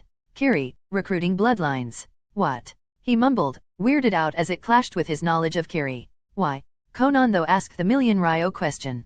Karibo only stumped down as he knew he was not in a position to refuse to answer. During the First War, Kiri employed civilian merchants to go through battle zones. Dangerous work, sure, but it paid well. They were told to recruit Kekei Genkai clans or individuals willing to join Kiri. Many of these merchants died by the hand of those they tried to recruit. Hence my hesitation. He chuckled dryly. When Conan nodded in calmness and loosened slightly the papers, Karibo released a massive sigh of relief. At the very least, he was not going to die today. He continued the story with his newfound courage. The amount of Kekii Genkai in Kiri doubled during that time. Yuki from Snow Country, Hoshigaki from the Kaiju Ocean, Heron Clan from Wind Country, Kagaya from the border of the Land of Fang and the Land of Claw. We even managed to get shinobi from as far as Iwa. These merchant recruiters hired by the previous daimyo rose the shinobi forces of Kiri by 10% alone. Sure, Kiri had to be careful and screen all of them to discover any spies, but in the end, they were stronger for it. He chuckled in good humor. Konoha fancies itself heaven for Kekii Genkai users. Yet, it is Kiri that holds almost twice as many of them as Konoha does. 30% of Kiri forces have some Kekii Genkai when before this tactic at the start of the First War, not even 5% did, and the clans were sparse. Rei nodded. He somewhat understood where his understanding failed him. Kiri will hate Kekii Genkai in the future, but now, they adored and coveted them, it seemed. It was always suspicious how Kiri, an isolated island nation, had so many of them compared to the other, bigger lands, that they were able to actually have a civil war against them. It was also suspicious that Kekii Genkai holders and their forces won the civil war. Realistically, by looking at the numbers, that was utterly impossible. Most of the shinobi since the forming of shinobi villages were, after all, civilians born. The clans just did not have enough people to win. Even if some non-clan shinobi joined them, most would not. They were paid by the village, after all. Why would they join resistance when it would mean giving up their job, family, etc.? I joined because of my father. Karibo pulled Rei out of his reverie. He was the man who was solely responsible for forming the Terumi clan? Haha. He was assigned to Iwa and managed to smuggle a lava user from there. She was called Rumi. Karibo fondly reminisced. As they were on their way to Kiri, they passed the land of hot springs and managed to convince a family of 3 to come with them. They had boil release. He shook his head. My father was one lucky fella, I tell you. Anyway, Rumi fell in love with the boy from the family and they decided to create a clan together. And so, Taro and Rumi created the Terumi clan. It's so cringy. Karibo laughed boisterously as any nervousness fell from him. Conan just rolled her eyes with a chuckle at the man as she removed the paper from him and looked at Rei to decide what to do. Rei didn't have to think much. He only had to make sure he and Conan would be far, far away from Kiri by the time Obito decided to fuck things up. We will join Kiri. He nodded, making Karibo gleeful. Chapter 21, Kiri 1. In Naruto, Reborn with talent, the journey to Kiri was peaceful. With Conan and Rei masking their chakra with nature energy, no shinobi saw them as anything but normal children accompanying a merchant. As they entered the land of fire, the warlike atmosphere evaporated. The people were cheerful and lively. The streets were full of children playing with a ball. It was a nice sight. Except, Rei had to hold Conan's arm as he saw her clutching her fist hard, seeing it. He knew how hard it was for her as a child. He also knew she had enmity with Konoha for killing her parents. And while she didn't desire revenge, it must have been hard to see children happy and carefree in the land protected by Konoha when Konoha shinobi were killing and ravaging the country she was born in. Rei didn't try to console her. This was important for Conan to solve herself. The answers she will form may very well affect her entire life. He would not let her be some avenger, but he was not averse to let her horizon widen, to learn to look at things from different angles. Conan didn't feel hate for the children or civilians. She only felt disgusted. So much blood-flooded aim, and yet, it irked her immensely. But the second she felt Rei's arm, she didn't care anymore. She had a new life. She worked hard to have a new life, to become strong. Her priority was Rei. These people could burn or be happy, she had no care for them. But, she decided to become even stronger so the people she loves will be able to live like these children, carefree and happy, while her enemies will feel like herself during childhood, painful and miserable, that she promised to herself. Their journey continued towards the land of Noodle until they arrived in the capital. There, Karibo led both Conan and Rei to an abandoned warehouse. As they entered, they saw 2 people with Kiri Hitaiate, lounging on a chair, completely relaxed. When the men looked at who was approaching, they groaned. Karibo-san, kids? Seriously? A pale man with blue tear marks under his very tired-looking eyes asked the merchant. Well, as long as they are useful. Keek. Another man who was twirling kunao on his finger, trying to appear menacing, rolled his eyes while snickering. You kiddies wanna join Kiri? Huh? Are you of any use? He condescendingly asked. Spar then. Rei quipped before Karibo could interrupt, shrugging down the coat from his shoulders, coming forward. Oh, look at him. This one is spunky. Kid, sigh. The tired-looking man turned to his companion. Don't fight him too seriously. We finally became shinin. The Mizukage won't be thrilled if you beat the shit out of them. They are kids, Kiri. Ah, shut up, Mizuru. I will be gentle. The man, still playing with his kunao, stood up and walked leisurely towards Rei with a mocking expression. Rei could only sigh. These two idiots had as much chakra as the chinin, Kilabi. They killed in aim. To be honest, Rei had at least 5 times than them by now. He was already on low jonin reserves with Conan. But to be underestimated due to his age? He smiled widely. The tired-looking man, Mizuru, was observing the kids. One was an impassive girl. Very beautiful girl, he offhandedly noted. That one will definitely be a looker in the future. His uncaring eyes looked at the cocky boy and slightly widened. That smile. He saw it. On one of the Kiri 7 swordsmen right before. Bam. Kiri found himself thrown into the wall, cracking it as the kid appeared in front of him, his foot raised at the level of Kiri's stomach. You are just a chinin and you wanna compare notes with me? Seeking death. Rei shouted condescendingly as he was inwardly fanboying. He. Always wanted to play big bad cultivator bully. He was mentally bouncing up and down. He wasn't in a war zone anymore and could let loose his more mischievous side. Conan snickered while covering her mouth with her gloved hand and walked forward. My turn. Her expression turned stoic as she impassively said, looking at Mizuru. Mizuru's sweat dropped as he felt the killing intent the girl was releasing straight at him. Ill pass. He gulped. Ah, Mizuru-san. I forgot to tell you. These two are from AIM. They are strong. Karibo sheepishly rubbed the back of his head. Say so sooner, bastard. Mizuru's eyes twitched at him and Kiri groaned, still on the ground. From there it was smooth sailing. The men started asking questions, name, former village, country, age. Say what now? Kiri asked, irritated at what he just heard.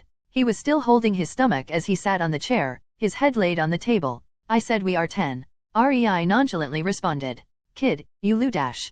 Jutsu accident. Made us grow. Rei shrugged. Mizuru ever so slowly nodded. He was weirded out, alright, but he heard of weirder cases. As he was about to write it down, Rei suddenly added. Oh, don't forget to write that we are connected because of it. We can't separate otherwise it would be detrimental to our health. Conan nodded eagerly and Mizuru only sighed and nodded. He was not about to say no to a kid that could wipe the floor with him. Really now? Kiri grumbled. Then it came to any known diseases, living family, and finally skills. Karibo said the girl had some paper kekei genkai. Kiri stated, unsurely looking at Conan. No, she does not. Rei quickly attracted the attention and took a paper slice from his pocket, folding it with his chakra. It is a chakra control skill. She uses her chakra to fold it into shapes and her futon to make them fly. Rei was not about to let them know it was kekei genkai, much less kekei toda. Conan knew what she held and that was enough. Mizuru nodded. So, any affinities other than futon? He didn't miss that little tidbit. 10 years old proficient with futon? The kids in front of him were true monsters. Both of them. Rei and Conan looked at each other. Conan bit her lip and took a step back, letting Rei deal with it. She knew he didn't want to reveal the full scope of their skills, but she had no idea what she was allowed to reveal. Mizuru, seeing that little gesture, resisted a groan. He knew that he won't get a full account from the kids now. Alas, he was already used to something akin to this. Did not make it any less annoying though. Rei sighed as his head swirled with ideas about what to reveal. As for me, Raiden, Doton, and Suten plus Kenjutsu, well, somewhat. It's all self-taught. He told them. He was not about to tell them that Conan and he were able to enhance their attacks with nature energy, nor was he about to reveal his sealing arts. He made tens of seals that he would never reveal to someone who he didn't trust. Also, he didn't tell them just how good he was with the affinities nor that he was starting to train Cat on. Kiri almost dropped the documents when he heard the kid could do 3 elements. His jaw dropped. Did I hurt my ears when I impacted the wall? He mumbled, hitting his ears gently. Rei didn't care and just continued, gesturing at Conan. She is good at futon, doton, and suten. Trained the last ones together. Oh, and her specialty is origami. Again, Rei didn't tell them she could harden, sharpen, soak up water. Origami. That told them literally nothing of her real skills other than she uses paper. They had absolutely no clue that she could manipulate hundreds of paper slices at once. Plus Conan always had at least 1,000 explosive tags made by Rei in a storage scroll on a paper she had always in her body. She was starting to learn how to change herself into a paper. Plus she also started learning to draw explosive tags. And while her funjutsu was looking to be abysmal at best even with the talent, it improved very, very slowly. There was so much Rei didn't tell them. Oh okay, then. Mizuru nodded. Oi, are you sure you wanted the report to be like this? You know, you will have to prove it to Mizukage later on. Kiribaro barked out. I am sure. Rei smiled, making him groan and bang his head on the table. Whatever. Your funeral. The man grumbled sullenly. And with that, they were registered as immigrants. The second the Mizukage approved of their immigration, they would be taken as people of land of water. Sure, they would have a lot of scrutiny and it will take years until they get a promotion, but Rei wanted access to their water jutsu. He could bear with a few years of comfort in Shinobi Village while fending off any secret seekers if it meant access to jutsu library. Plus peace was coming. It would be much more beneficial to spend that time in a village than by themselves.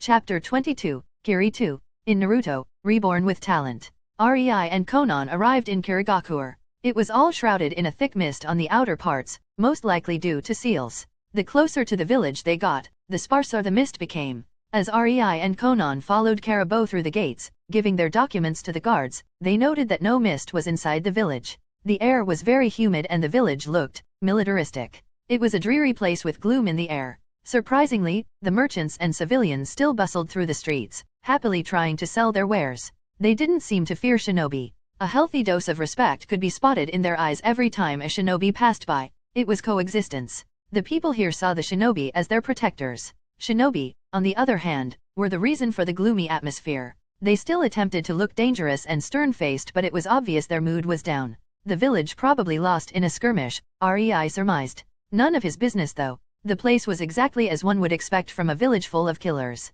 After all, Kiri took the most assassination request out of the Great Five. This was where hunter nin and assassins thrived. Rei and Conan stood in the office of the Mizukage, looking at a neat, pale man of 40 years old with black hair, brown eyes, and a mustache. He wore the Mizukage robes and the hat and watched them impassively. This was the third Mizukage. Rei and Conan slightly bowed in respect but didn't leave each other's side. You say you need to be together. He trailed off as he out of the bat pointed his problem with them. He would call bullshit, but then again, he was a leader of the village and had to keep appearances. Mizukage-sama, Rei calmly smiled.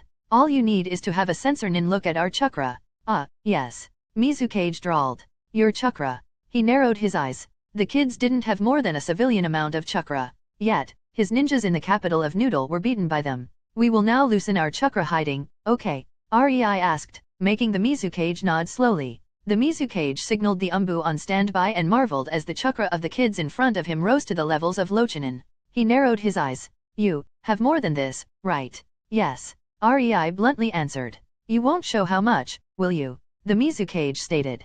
No. Rei nodded. The Umbu in the room were staring at the boy talking so bluntly to the Mizukage, but they saw the Mizukage was serious and was nodding in approval at the boy's answer. Would you be inclined in teaching that chakra hiding technique? Say, for money? Maybe, women. The Mizukage was amused. The kids in front of him were interesting. Boasting of 3 chakra natures at the tender age of 10? Monsters. If what they say was true, then he just acquired 2 potential future S-rank shinobi. Even if not, the chakra hiding technique was invaluable. Even he could not feel their chakra. Granted, he was not using his chakra sensing actively, but his passive senses should be enough to tell him their general reserves. It was mind-boggling for him. No. Rei's smile turned sheepish. Sorry, but that is not possible. The Mizukage's eyes narrowed further. Why not? He threateningly asked. When I tried to teach it to Conan, we ended up connected for life. The Mizukage frowned. He didn't believe in their so-called connection. A guy dash. Just have a sensor nin look at us, Mizukage-sama. The Umbu tensed. Interrupting Mizukage was not a good thing, but Rei saw that the man was too interested in him and Conan to do anything about it. Fine. I will look. Mizukage told them somewhat sullenly and activated his senses. He instantly blanched. What the fuck? He quietly swore to himself. What he saw was their chakras merging, intertwining, knitting together. It was as if there were 2 people sewn together in front of him. It was disturbing, to say the least. He had no idea what to think of it. You say you can't separate? He resignedly asked in the end. Oh, we can. Rei let Conan's hand go and the Mizukage could see their chakras disconnect. But not for long. The Mizukage slowly nodded. He had no idea what was going on, so he could not judge if the kid was telling the truth, but even disconnected their chakra was a patchwork of the 2. Honestly, he found the sight quite distasteful. Not because of its appearance. It looked like their aura was made of 2 colors to him. 2 colors forcefully kneaded together in the most brutal way. He shuddered at the image of that happening to him. The Mizukage had no idea that what he saw was the result of nature energy forcing the chakras and souls to merge. It was erratic, chaotic even. but it had no bad effects on Conan or REI. On the contrary, this provided them with a lot of benefits. It just didn't look prettiest in the senses of a chakra sensor. It didn't look like a human. That was what disturbed the Mizukage most. I suppose you will be marry in the future. Shit. I almost said breed. The Mizukage sweat dropped and was glad he had his hat on so he could cover his face. He would be a fool to not see the benefits of such a chakra hiding technique. They definitely had to produce offspring if it meant the technique would stay in the village. Yes. Conan nodded stoically. What are the chances of joining the clan creation act? The Mizukage carefully probed. He could force them, but that would be a fast track to create nuke nins. He tried to keep the force out of anything he could, but he would be damned if he didn't try to make a clan out of them, and for a clan they would need more members. The boy would have to get more wives. REI was stumped at the Mizukage. The Mizukage smiled knowingly. He couldn't help but mentally scold himself. The boy was just a kid, yet he was talking about giving him a harem to produce kids. He almost snorted at himself as he felt stupid. Only if the woman is suitable. Conan took the reins, surprising the Mizukage.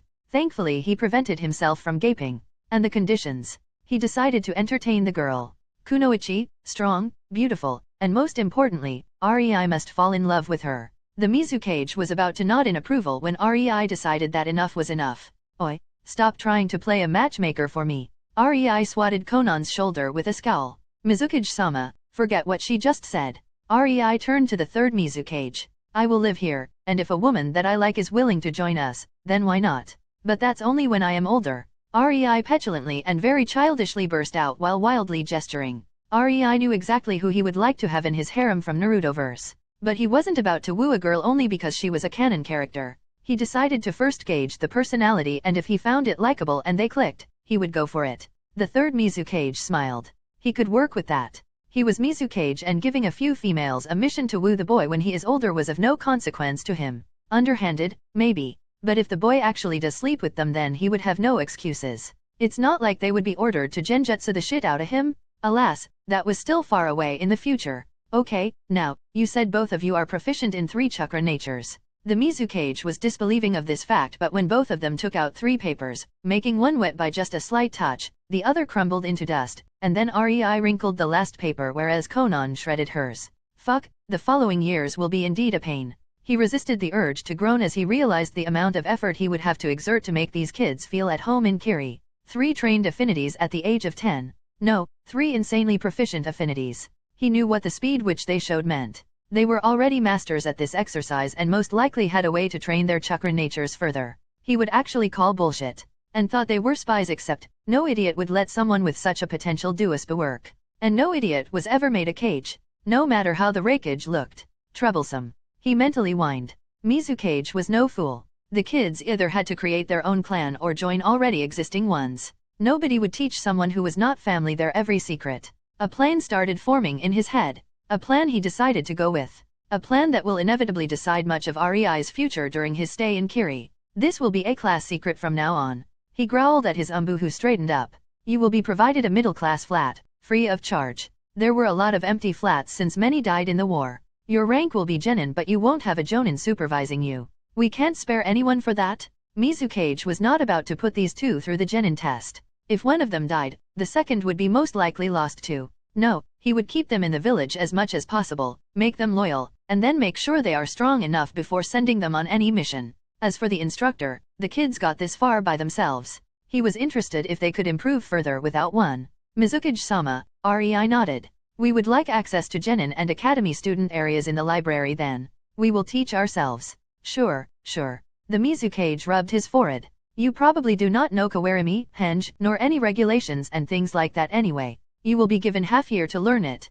Then you will be tested on your knowledge of regulations and the basic jutsu. REI nodded. That's all. If you have any problems, my secretary can relay it to me. And with that, they were ushered out of the office. Alas, REI didn't care what schemes the old man had. He would go through it at his own pace, and if not, there was always defection. Being hunted cannot be worse than living in the middle of a war zone, could it? Especially since he knew what will happen to Kiri in the future. Chapter 23, First 6 Study Months in Kiri. In Naruto, Reborn with Talent. REI and Conan were shown their apartment. It was quite big with 2 bedrooms, a kitchen, a living room, and a toilet. It was obvious that the Mizukage really saw potential in them, otherwise they would never get such good accommodation for free. They even received a deed to the flat. Alas, the most important thing for REI was not the flat but the slip that would allow him into the library. He could access academy, genin, and shinin rank material. Yet another show of trust. He was glad about that. This would push them forward quite a lot. The first month in Kiri, Conan and REI spent the time looking over Kawarimi and Henge and tweaking it. The Kawarimi was nice. Just reach with your chakra and swap.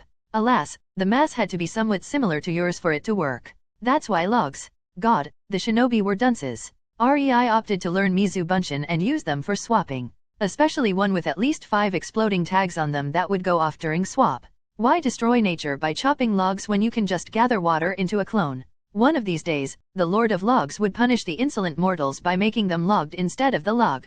Using the water clone had many advantages. Not only was he basically quickly transporting water towards his enemy, water that could be used since he was good at Sudden. But really, these clones do not relay memories and are only 1/10 as strong as the original. Making them go all suicidal by bombing the enemy is a completely valid move.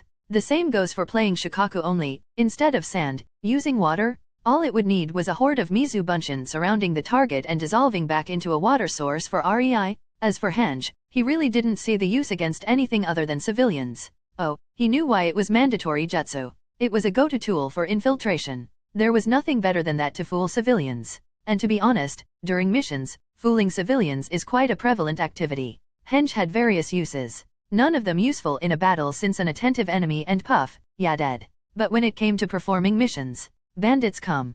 Henge 30 clones, bandits run. Need to seduce a man? Kunoichi puts a henge of gorgeous courtesan and done. Need info from a merchant? Henge into his friend and bam, done. It was one of the most useful things ninjas ever learned, but it was utterly useless in battle. Genjutsu could have lasting effects on the affected. These effects could be discovered. It was much better to just use Henge when dealing with civilians. Conan also learned Kawarimi and Henge. Especially Kawarimi since she saw the merit of REI's idea. She saw a cloning technique for the first time when she opened the Bunshin scroll. A day after that, she was already able to form paper clones. Oh, Conan also liked having a blast with her clones. Literally at that, she even made REI teach her these seals in English. She didn't know any English other than the words and numbers needed to make the storage seals, stasis seals, and exploding tags, but for her, it was enough. She definitely made it into a deadly weapon. REI could only bitterly smile. He knew making these 3 kinds of seals was the limit for Conan. Teaching her just that took an incredible amount of time, and these were very elementary seals. She just didn't have the mentality for seals. Except exploding tags. That she could do. She was already devising her own exploding tags. Conan, in her sadistic streak, mixed clones with the storage seals filled to the brim with her futon paper shurikens. Then made a paper clone made purely out of exploding tags, and then whatever mix of the two. Not one of her paper clones lacked at least one exploding tag inside. The best part? Her paper clones could actually draw seals. REI used this insight and tweaked water clone technique to be able to do the same. Since then 2 Conans are drawing exploding tags, storage seals, and stasis scrolls out of real Conan's paper supply, and 5 Rees who were trying to come up with new more advanced seals. The second bedroom of their flat finally saw some use. The 2nd and 3rd months. REI also found a lot of funjutsu theory in the library. Nothing extraordinary but enough to push his knowledge forward. But he didn't dare to borrow these books and instead studied them in the corner, trying to be unassuming. He didn't want to tick off anyone that he could make seals. It was a slow process, as even if the knowledge was the basics of sealing at most, he was able to find some neat Uzumaki scrolls. This signified that Kiri indeed acquired some scrolls for Muzu. REI was mostly interested in Uzumaki battle funjutsu, but he only got an inkling. He would need a pass to Jonin Library if he wanted more. Conan. The more paper clones she made, the more her body became familiar with the prospect of pulling paper together to make a body. She unlocked her Logia powers and became a paper human? Well, in reality, she just learned how to make her body into paper and how to reverse it. But with the chakra control boost she got by connecting with REI, with focus, she could do something similar like Logia users in One Piece. She, however, had to prevent herself from being hit. But changing the middle of her stomach to paper and make it move out of the strike mid-fight? That was a nasty thing. Or changing herself into a flurry of paper and reforming elsewhere. Or making her torso disappear when she was about to be bisected. REI was so annoyed he devised a seal that would prevent her to use it by slightly messing up her chakra control. Nope. No one will pull crocodile on REI. The last 3 months.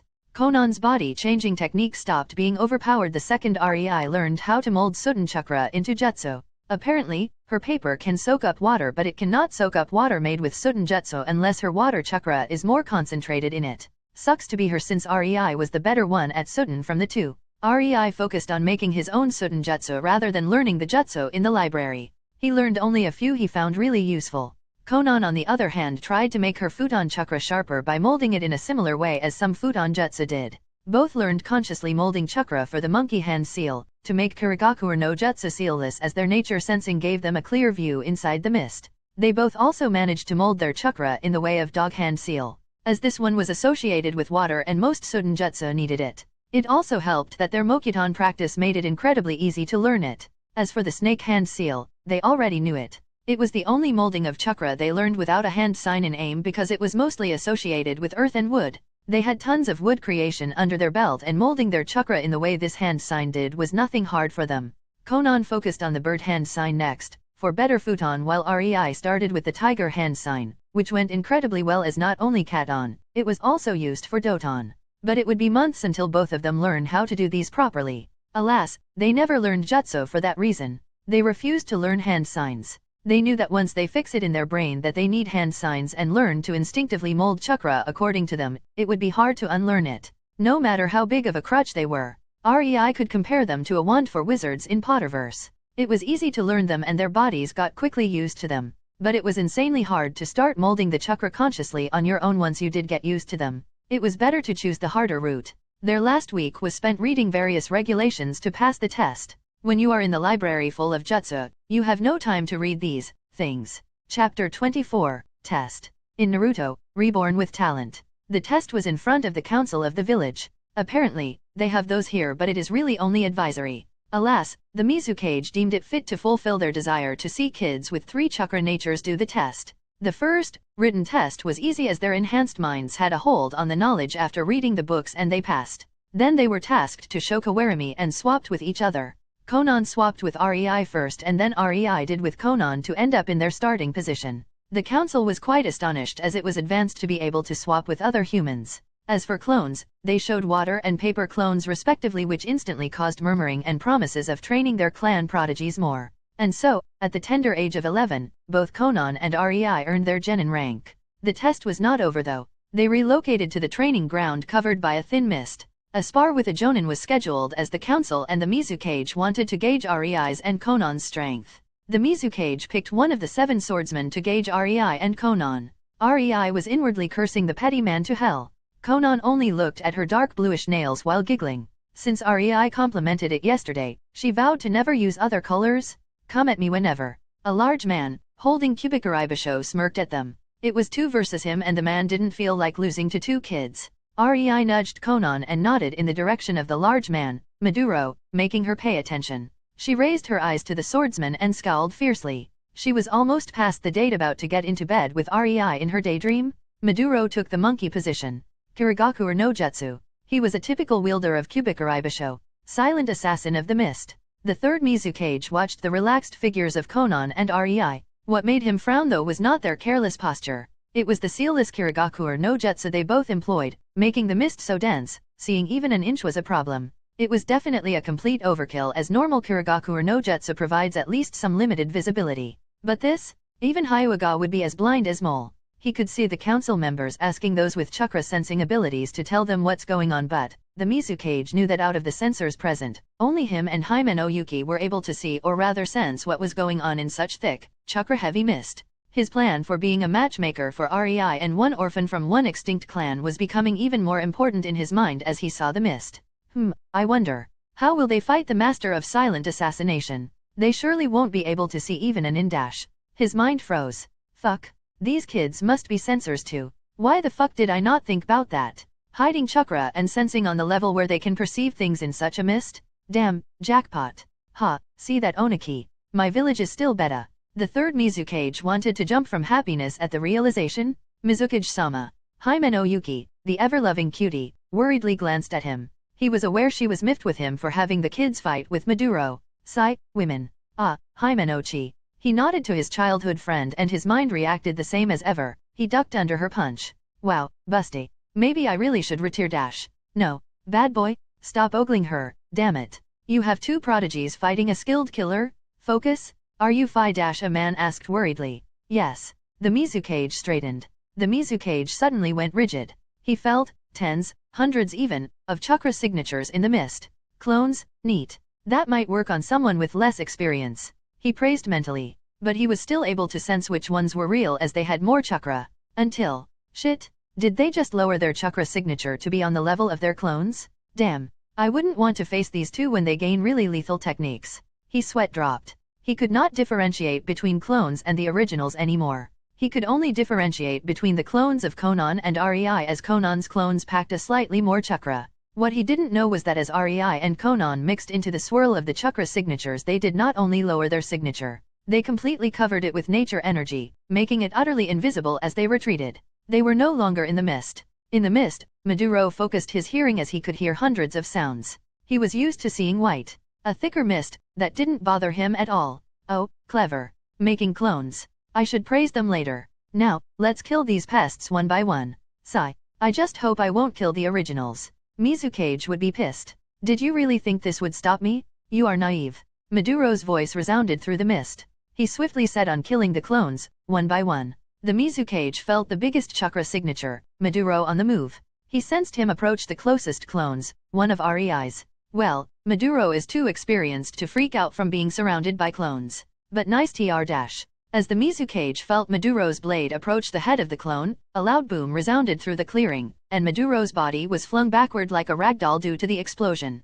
Mizukage and Himeno's jaw dropped. This, are they all? Himeno asked wide-eyed as she looked at the Mizukage. He knew Maduro was fine, but his body was uncontrollably flying in the direction of another chakra signature. This time it was one of Conan's. The Mizukage could feel Maduro twist in the air and aim a slash at the girl when, boom, an even louder boom reverberated through the clearing, making Mizukage wince. The kids were using Maduro's sense of hearing against him. He could sense Maduro's body being yet again flung away as the explosion impacted him. I think, that answers it, Himeno-chan. The Mizukage answered as his eyebrow twitch. Fuck. Since when was this life and death battle? To bring hundreds of exploding tags. Crazy bastards. He inwardly cursed. In the mist, Maduro was mad. Only his Doton, rock body saved him from injuries. He kicked towards the ground mid-flight, sending his body uncontrollably stumbling across the ground. He rolled to his feet and tried to focus his hearing when he heard loud whistling sounds. His eyes widened and he barely managed to duck. The Mizukage facepalmed as Himeno cheerfully explained what was happening in the dense mist. Maduro is evading. Evading tens of futon-enhanced things looking like shurikens. He just botted into the leg. Ouch. His arm. Oh, that was close to the crotch. He almost lost a chance at daddyhood. Damn, lucky him for having that rock body technique, or he would be a Swiss cheese without it. Finally. He started to block the projectiles with his blade. Dunce, I tell you. The Mizukage almost face-faulted. He could only groan in exasperation. Two 11-year-olds were totally wrecking one of the 7 swordsmen in his own home field, using his own senses against him. Maduro was panting. His leg was useless and one of his hands was injured too. His body looked like one of his training dummies. Fucking cut up.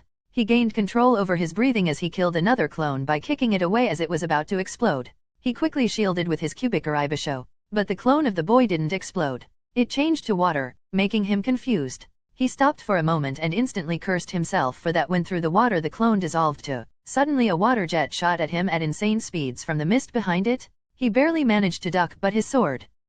The Kubikaraibasho. Himeno exclaimed suddenly. What, Lady Yuki? One of the clan heads asked impatiently. It kinda broke. Himeno tilted her head. The Mizukage's eyebrow was twitching. A strongly pressurized water jet, gathered from the mist itself, cleaved through the Kubikaraibasho like a knife through butter while someone focused on strengthening the mist, ensuring it won't lose density. Their teamwork was seamless, Mizukage happily noted. That's when his eyes widened. He could see all chakra signatures stop and start running in the direction of Maduro's injured body. Maduro was gaping at his SWO- correction, at the half of his sword he held in his hand when suddenly he heard sounds of multiple footsteps closing in on him. He quickly, as the clones were close to Maduro, the Mizukage and Himeno widened their head and quickly started weaving hand seals. Sudden, water wall. Hyaton, freezing. Third Mizukage created a wall of water and Himeno quickly froze it solid as both could feel all clones explode. Even though the wall, they could still feel the whiplash of the wind as it sailed around its sides, sending their hair flailing from side to side. The shockwaves were hitting the ice wall as it trembled under the pressure, while Mizukage and his council had to brace themselves as a small earthquake shook the ground.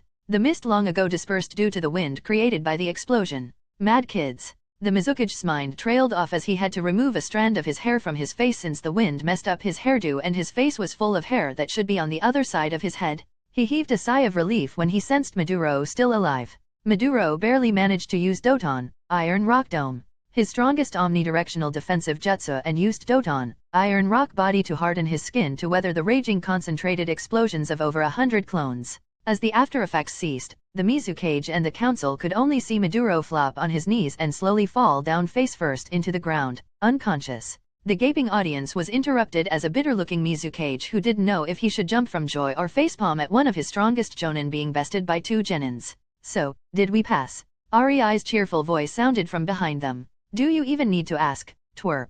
The Mizukage thought, completely fed up. Chapter 25, First Mission. In Naruto, Reborn with Talent. The war finally ended. There were still some occasional skirmishes, but the full-blown war was finally over. This increased the influx of escort missions as the number of people trying to profit from the conflict by turning to banditry was high even in the land of water. And so, Rei and Conan found themselves on their very first mission. D rank, escort to a merchant, heading to the capital of the land of water. The ranking was different than when Rei remembered from canon. There were very little chore missions. Most of these were not approved since it was after war and ninja were in low supply, stretched thin. Hurry up, load it. A pudgy man hurried Rei and Conan as they entered his warehouse. He was pointing at a pile of goods he wanted to be loaded onto the cart. Rei looked at the man with a raised eyebrow. Hurry? I didn't hire you to lose my time. The man stomped his foot to the ground. Rei shook his head in disbelief. The merchant saw it and was about to deliver a proper verbal thrashing to what he perceived as lowly genin when Rei disappeared. Enhancing his body with Raiden Chakra, Rei appeared behind the man with a burst of speed, holding a kunai to his throat. The companions of the merchant froze with their eyes bulging out. You hired us to protect you from bandits. Not as an errand boy, Rei coldly stated, pressing the kunai deeper to his throat, drawing blood. I could slit your throat and be done with it. So, you will shut up and stop ordering us around. The merchant quickly understood his position. This was not Konoha that put civilians first. Clients were important, but even Konoha, the gentler of the big five, had fail-safes in case the clients were too unruly. Merchants could be grumpy, mocking, even condescending. Ninja would bear with it. But every ninja had his limit that when reached, he could say fuck it. For example, no merchant could sexually harass or ask for sex unless it was a part of the mission. After all, merchants were merchants, not nobles. Unless they were connected with daimyo, which would most likely be a B-rank mission done by jonin or high-rank shinin. But even then the village had a list of willing kunoichi if the man was known for desiring entertainment during the mission. After all, these missions paid a lot more than the standard. But unless it were these merchants, then it didn't matter even if they completely bombed a D-rank. All it would do was a black mark in their records that nobody would care about. Not even a fine would be administered. D-ranks are for those that can't pay. It shows the low social status and nobody important would pay for one unless that person ceased to be important and wealthy. Hell, some nobles even pay C ranks for babysitting, all to show their importance. Next time you want to ask something of us, you will ask it nicely. Are we clear? Rei asked with steel in his voice. He may be young but no 2-bit barely above average merchant is going to boss him around.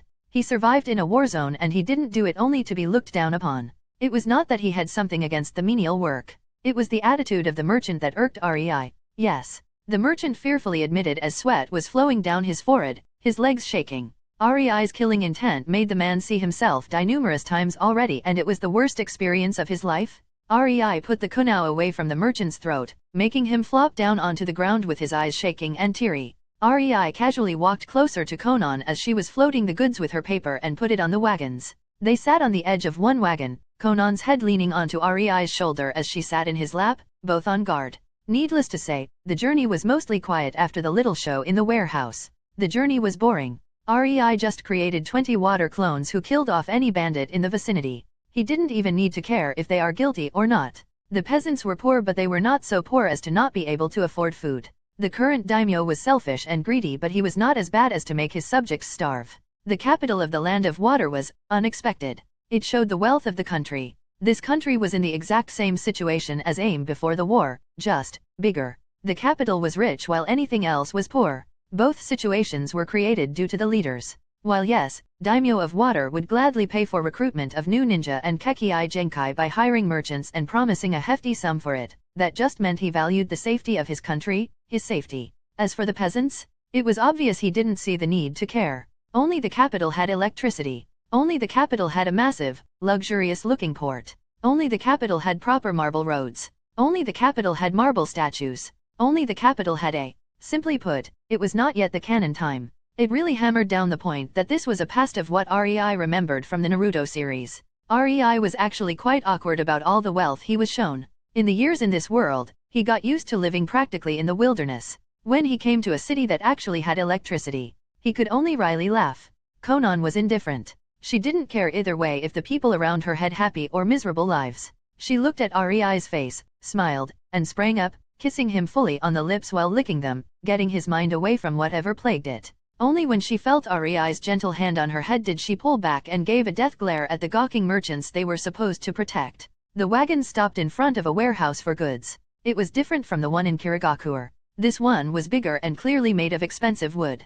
Could you please help us with unloading it? The merchant asked politely and Rei looked at him impassively. Flinching, he added quietly, "Please." Conan nodded and the paper yet again floated the goods to the warehouses, stacking them. The confirmation.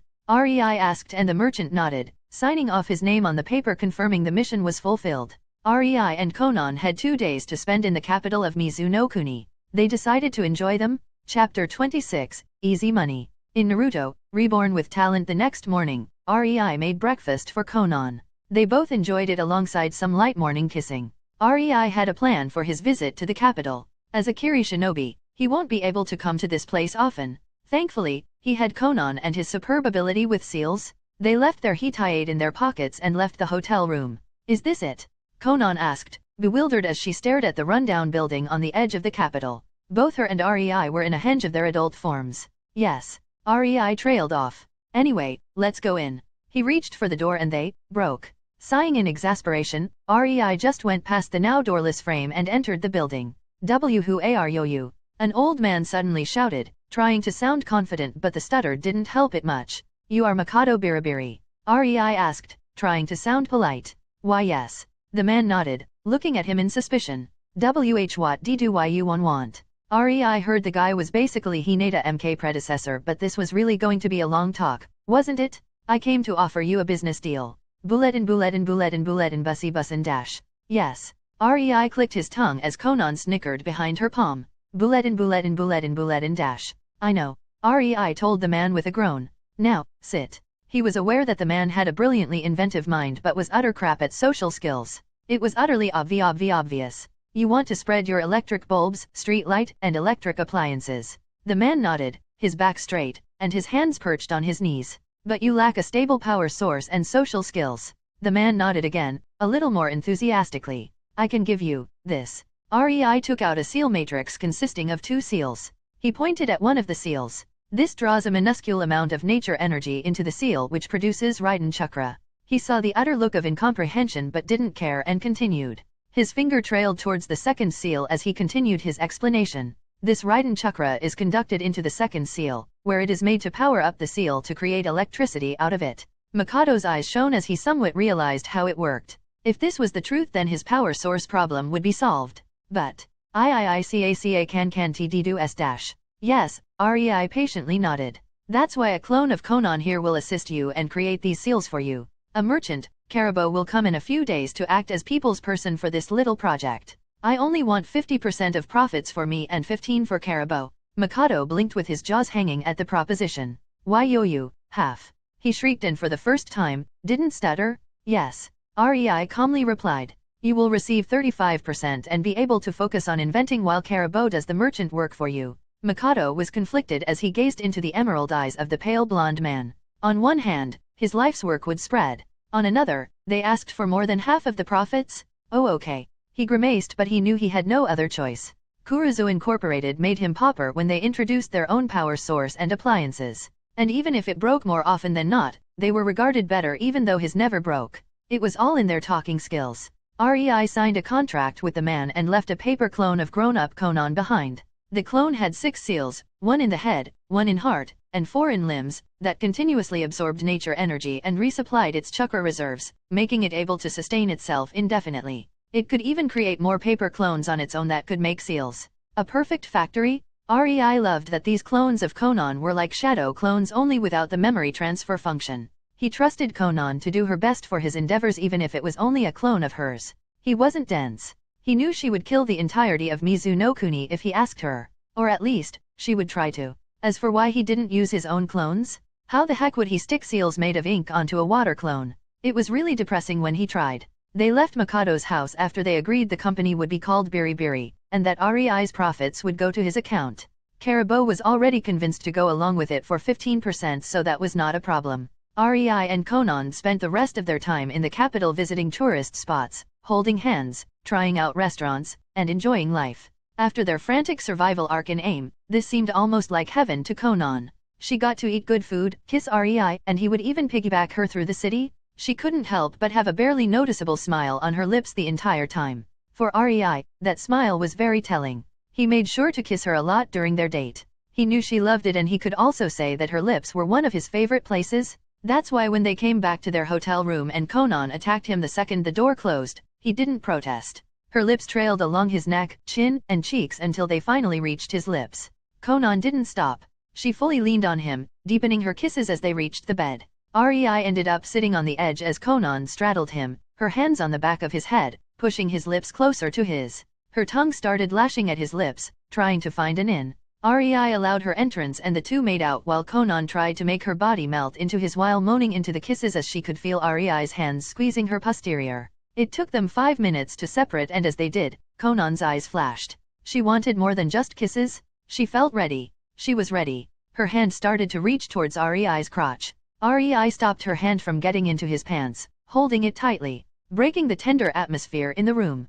Conan pleadingly looked at him. They were 11 but their bodies were 13. They had heat. She wanted to make him feel good. Rei gave her a harsh look that told her what he thought about it. Their bodies were not yet mature enough. Maybe it was a remnant of his morals from the modern age, but it was still there in his mind. He just could not switch it off and fuck an 11-year-old girl. But when he saw her sad, longing, and loving gaze, showing hopelessness and need, sigh, the nature energy just had to mess up with our hormones when it made our bodies older. He cursed. His body wanted it too. It was an almost overpowering urge to become one, to connect. There was nothing that he wanted more than to have sex with Conan. Oddly enough, it was only Conan that evoked it. With an exasperated groan, his free hand went to Conan's nether area. He, at least, could give her the satisfaction. Channeling his fine-controlled Raiden Chakra, he pushed it into her. Conan curiously watched his hand in expectation. But then her eyes bulged as she felt the chakra. She couldn't hold herself as she shrieked in ecstasy for a full 30 seconds. The Raiden Chakra stimulated every nerve ending in her nether region. She felt a tingling sensation deep inside herself and it was unbearable. Conan, for the first time in her life, climaxed, wetting the spot under herself. Her powerless twitching body flopped onto Rei's as her eyes started to droop in exhaustion as she cuddled to him, falling asleep.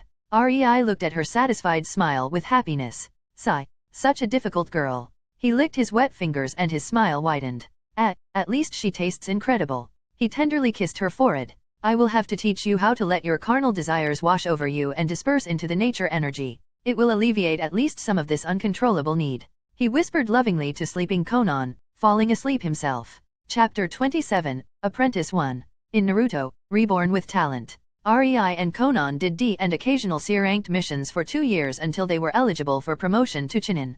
During this time, they traveled most of the Land of Waters as the Mizukage tried to keep them outside the village but never allowing them to leave the Land of Water. They were the only duo genin team and sending them could free one team, so they were run-ragged these years. Well, they would be if they did not make free time whenever possible on their way back. Their list of dates in various locations was almost as extensive as their mission record. After all, Rei made sure he had enough of his private Conan time to refill his Conan reserves after every mission with Conan. Since he taught her how to get rid of her desires, she got quite tame. Rei knew it was not a solution, only temporary help.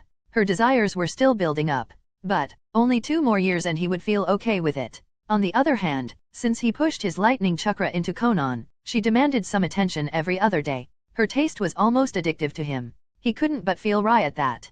Conan quickly put a stop to these feelings though. One day, he woke up with Conan's tongue working its way up and down his morning wood.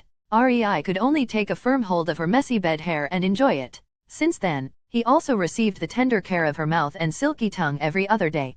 Conan seemed to get almost addicted to his cum. She tasted heavenly to him, so he surmised that it was the same for her too. Both knew that what they felt for the other was in no way normal. They loved each other for years, sure, but they were aware that these intense insatiable feelings for the other dated to the mishap with linking and that they only grew stronger by the day. It got so serious that Rei even started to develop a special seal, soul-affecting seal to bind them together completely. He felt their bond was somewhat incomplete, open, and that was slowly driving them nuts. They needed some kind of control, and if that pushed them beyond the proverbial line and made them desire the other with their very being, why not? He was even adding some special benefits. 2 years. That was the minimum period for a foreign shinobi to be trusted.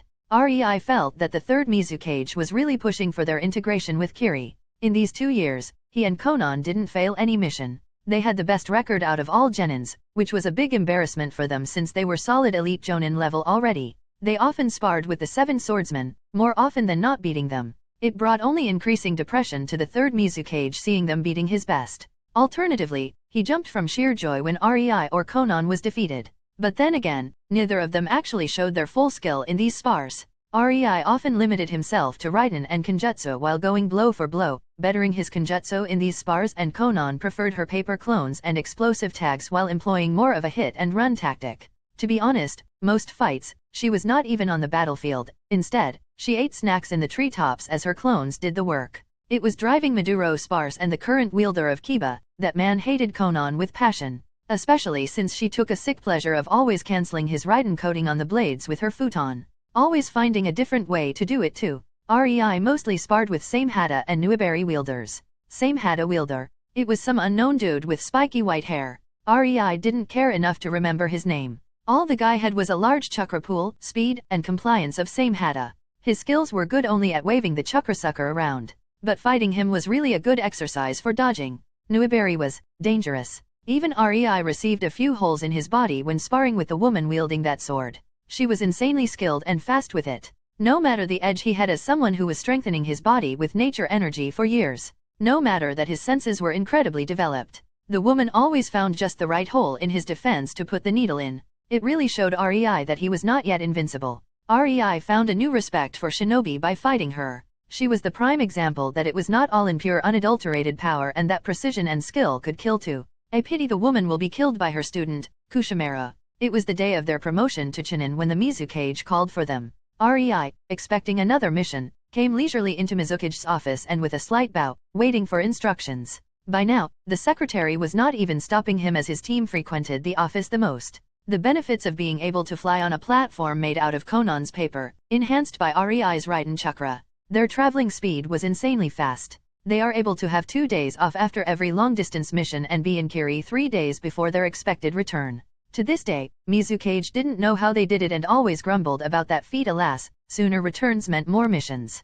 Pissing off Mizukage with even sooner returns from them, made for even more missions too, which made for more free time with Conan outside the village and a bigger paycheck. Rei thought it was a win-win? Ah, Rei-kun. The Mizukage cheerily shouted, making Rei scowl. You made Chunin, I see. Rei's scowl deepened. The man pulled all pretenses with Rei and Conan a year ago. He no longer was that stern serious leader, but he was now more of a goofy idiotic and annoying shit. Of course, you know I am Chunin. You approved of it, Baka? Who do you think signed the library slip to Jonin section right before my eyes? Rei mentally raged. Anyway, I have something special for you, you see. The Mizukage trailed off. Call her in. Into the room walked a 9-year-old girl with a hitayate on her forehead. She was small, but her eyes were sharp, used to fending for herself. Instantly darting all around the room, checking for ways to run, just in case. Her eyes instantly snapped to Mizukage and she bowed.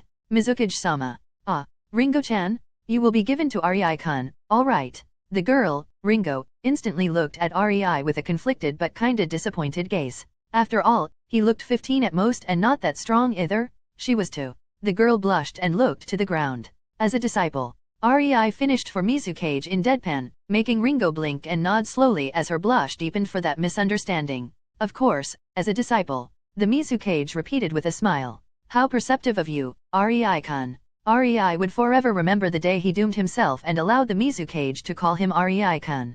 The twat used it against him in every single instance he could. Mizukage's jovial mood suddenly disappeared as he deflated. That said, Genin Amarai, he sternly uttered, making the girl straighten up. Your affinity for Kenjutsu and Raiden was duly noted. That's why you are getting the best teacher for Raiden and one of the best swordsmen of Kiri. Any questions? The girl at first hesitated, but then her eyes flashed in resolve. I thought the best was the wielder of Kiba. REI couldn't help but smile. The girl had guts to speak like that to Mizukage. Ah, spunky one, aren't you? The Mizukage chuckled. Maybe, maybe not. REI-kun is not a dual wielder, therefore, Kiba is not for him. The Mizukage knew REI would steamroll the current wielder of Kiba. He saw it happen quite a lot too. But to actually admit it to a girl whose dream is to be Kiba wielder? He was not so cruel. It would crush her dreams? That would not do for his plans. Not at all. Ringo observed REI. He had long pale blonde hair in one massive braid, starting from the back of his head, flowing over his shoulder and lazily laying on his chest, reaching the middle of his abdomen. His eyes were piercing of shiny emerald green color and his face had high cheeks with some aristocratic features. He was pale and lean, unassuming in his loose white long-sleeved kimono, reaching only a slightly above mid-thigh, and black pants. Ringo would peg him for a noble rather than ninja. Nothing like the badass muscled swordsman of Kiri. Ringo also noted his casual posture and annoyed expression as he stood 5 meters away from her. She then turned to Mizukage. Where the heck is my muscled piece of a hunk? Is this lanky dude going to be my sensei? But, no muscles? Ringo mentally whined. Mizukage-sama, are you sure this ma dash? She didn't finish it as she felt a powerful swat to the back of her head, sending her face first to the floor. That was not nice, REI-kun. The Mizukage half-heartedly rebuked REI, who was now standing straight, a few inches behind Ringo's form, sprawled on the ground with one of his hands outstretched in swatting motion and the other behind his back. Is that any way to talk to your master, Bakadeshi Ringo? Look how I will beat you to death. He ignored Mizukage as he scolded Ringo. Ringo wasn't that new in Raiden manipulation. She felt the slight buzzing and then bam! She was hit. She sprang to her feet, her eyes sparkling like stars as she looked straight at REI with admiration in her gaze. Yes, master, she exclaimed, awe filling her eyes. REI blinked at her, then blinked at the gawking Mizukage. Did I break her? He pointed at Ringo, who was still looking at him like a fangirl. Congratulations REI-kun, you just gained your first admirer. Make me proud. The Mizukage wiped a mock tear from the corner of his eye. Come with me, girl. REI decided that a swift retreat was in order and left with Ringo. It was not like in Konoha. He was given an apprentice and that was that. If he didn't want her, he could find someone who did, or let her self-study, or provide an accident. She was an orphan and it was a viable opinion. But he could not reject her appointment as his apprentice. But that basically meant, her skill will reflect on him and his resume. It was a nifty way to keep jonins in line and make them pass on at least some of their skills. As the door closed, Mizukage's expression changed from jovial and goofy to complete seriousness. He clasped his hands in front of his mouth that twitched upward. Ha, consider this a test run. REI-kun. Chapter 28, Apprentice 2. In Naruto, Reborn with Talent. Ringo followed her new sensei, REI, to the training ground 66. The only training ground with a lake in the middle. She could see a clearing bordering a lake and tilted her head when she saw a gorgeous 15-looking girl with neck-long blue hair with an origami rose stuck in them, reading a book, sitting cross-legged on the lake as she held the book in one hand. She was clothed in a pure black long-sleeved kimono with dark blue roses pattern all over, also reaching only mid-thighs as REI's. She wore black skirt with the same rose pattern and her hands had black fingerless gloves on them. The girl raised her head and her amber eyes pierced Ringo as they narrowed, clearly showing her purplish eyeshadow. They observed every nook and cranny of Ringo's body, while the girl's crimson lips set themselves in a frown. Ringo shuddered at the intense scrutiny that gaze held and felt like a prey stalked by a predator. The girl promptly snapped the book shut with her fingers, making it go puff. Ringo was baffled. She didn't see any storage scroll anywhere. Conan saw the small skinny redhead and with a sigh, approached REI. Who is the girl? She asked uncaringly. Apparently, this is my new apprentice. Ringo, her name.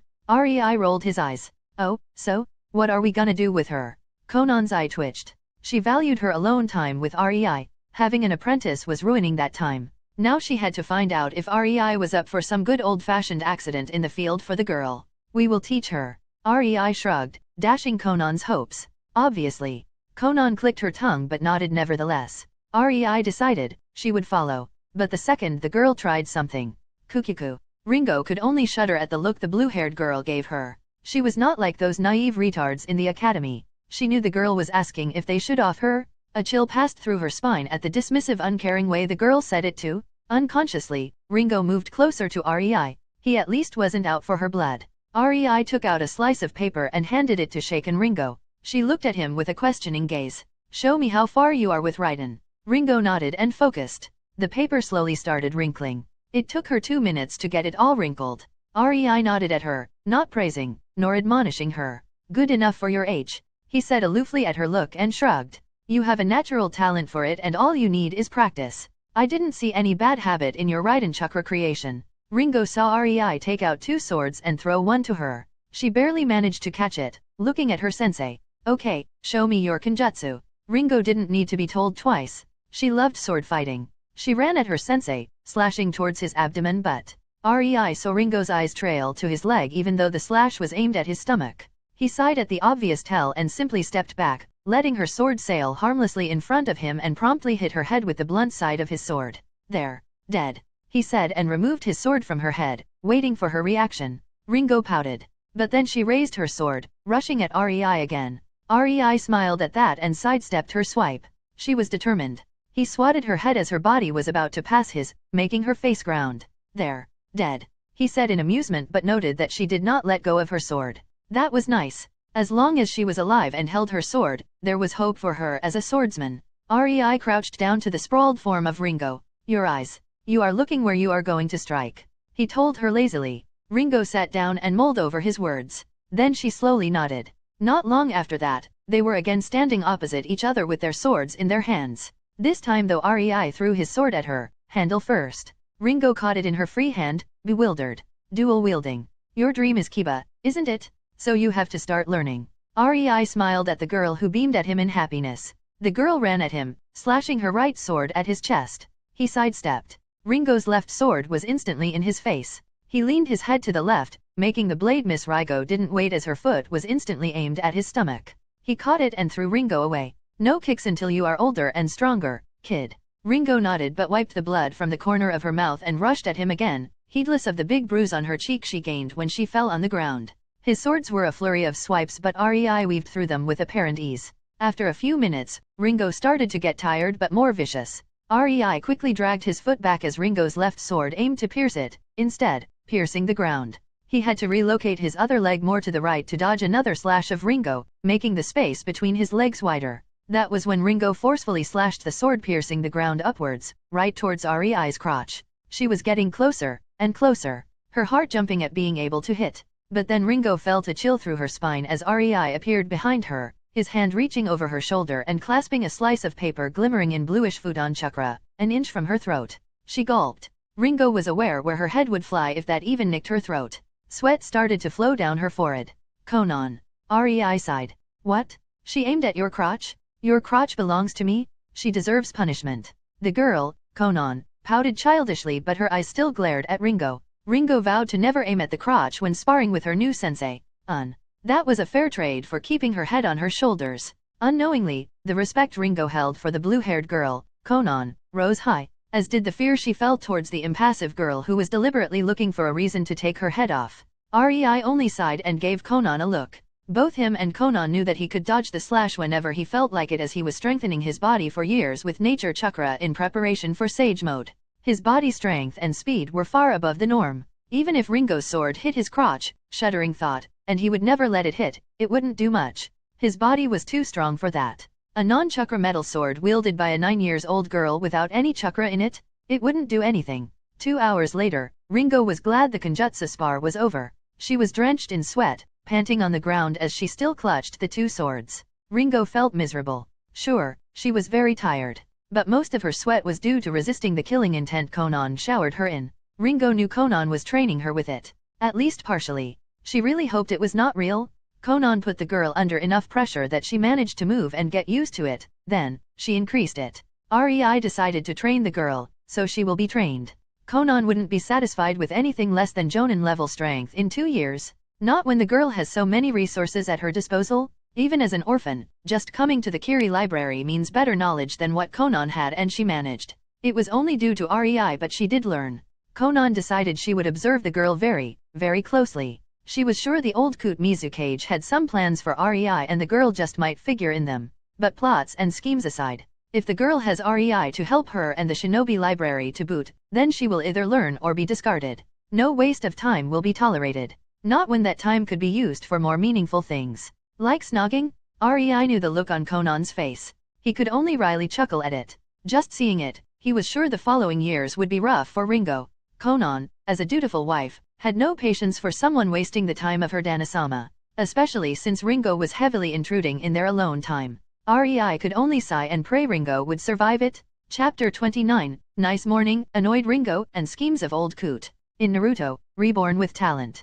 REI woke up and saw Conan's sleeping face in front of him. She had a small smile and cutely furrowed brows, most likely from a pleasant dream. He couldn't help himself and his hand quickly landed on her cheek, softly and gently caressing it. Conan slowly opened her sleepy eyes while her head unconsciously leaned towards REI's hand. Her smile widened as her vision cleared and the first sight that greeted her was REI's eyes, intently staring at her face, enamored with it. Conan moved before she could even realize it and suddenly rolled REI on his back. She sat on his belly, straddling him, letting him see her very naked and very sensitive body while smiling at him gently. She lowered her upper body, laying her chest on his as her mouth claimed his in a very slow and deliberate kiss. REI's hands snaked around her torso, softly embracing her naked back. He started to slowly stroke it while making sure to apply Raiden Chakra to make her feel pleasant tingling in her entire back. He could instantly feel her legs clamping hard on his hips as her crotch instinctively pressed harder into his stomach. He could feel Conan's nipples hardening, poking his chest. Conan ended the slow soft kiss and pulled her head slightly away before her head lowered again, towards his ear. That was not nice. Now I am all horny. She seductively purred into his ear and started to kiss his neck. That makes two of us. REI returned the favor by releasing a hot breath into her ear that was conveniently close. His left hand raised from her back, taking hold of the nape of her neck as his right hand reached across her back, gripping her hip.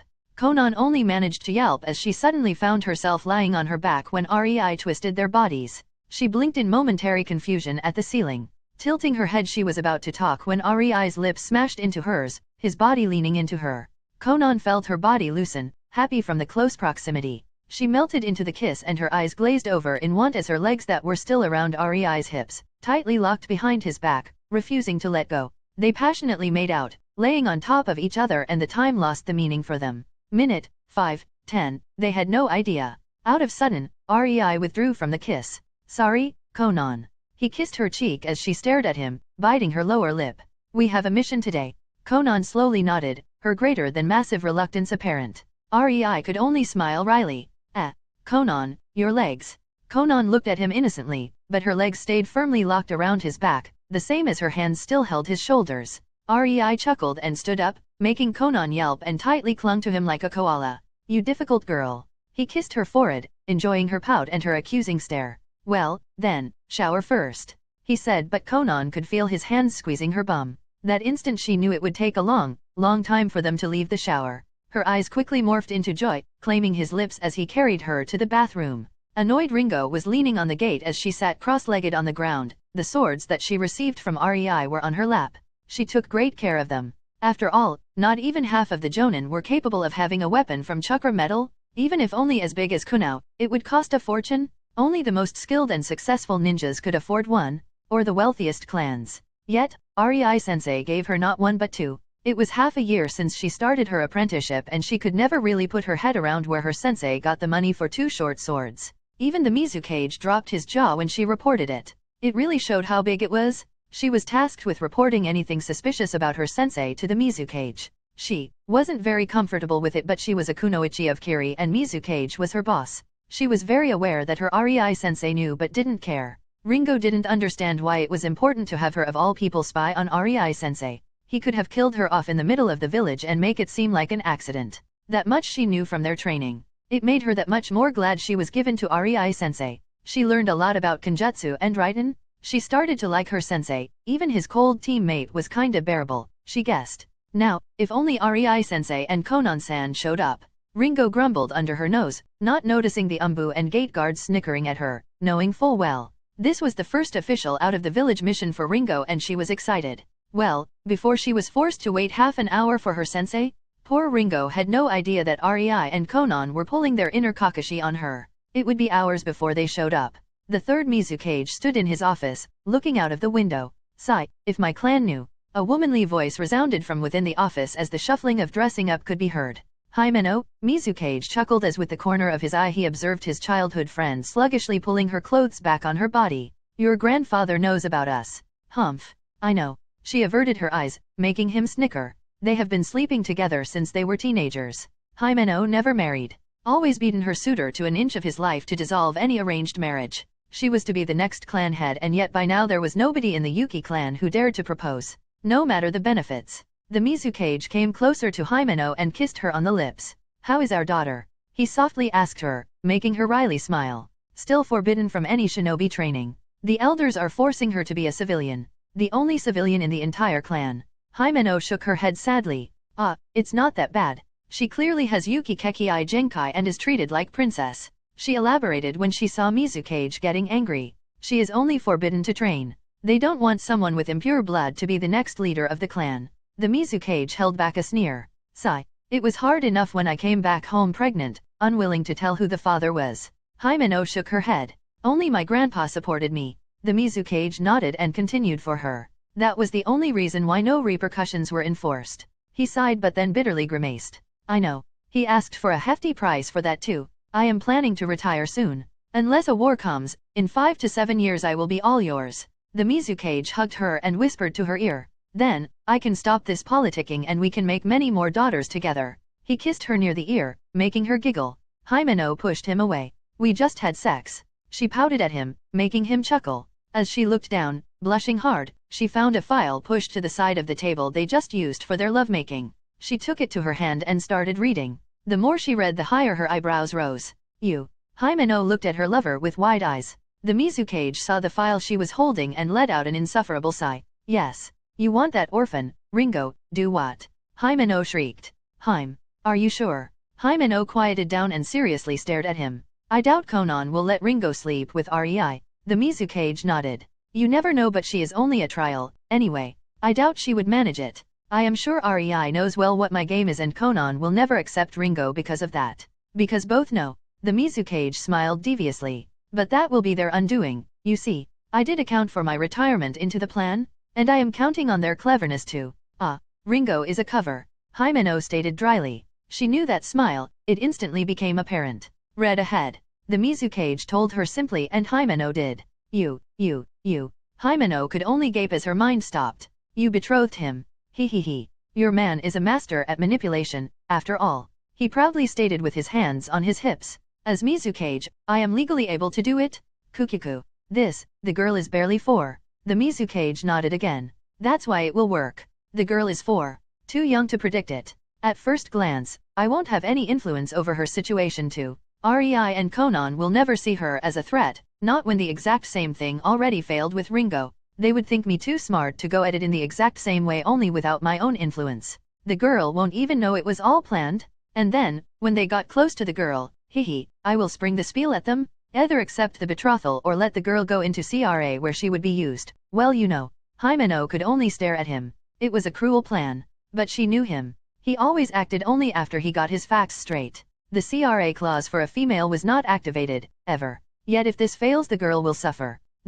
You are sure they will take her in, right? I know Rei and Conan are loyal only to each other. The Mizukage waved dismissively. I am giving them an incentive to be loyal to Kiri. Sure, it will take years but I observed them enough. With my plan, they will take the girl. A girl raised by Kiri. A girl whose inheritance is in Kiri. A girl who will receive her clan properties when she is of age. That will tie them to Kiri indefinitely. It can backfire. Himeno hummed. I know. The Mizukage sighed. But Rei is reasonable.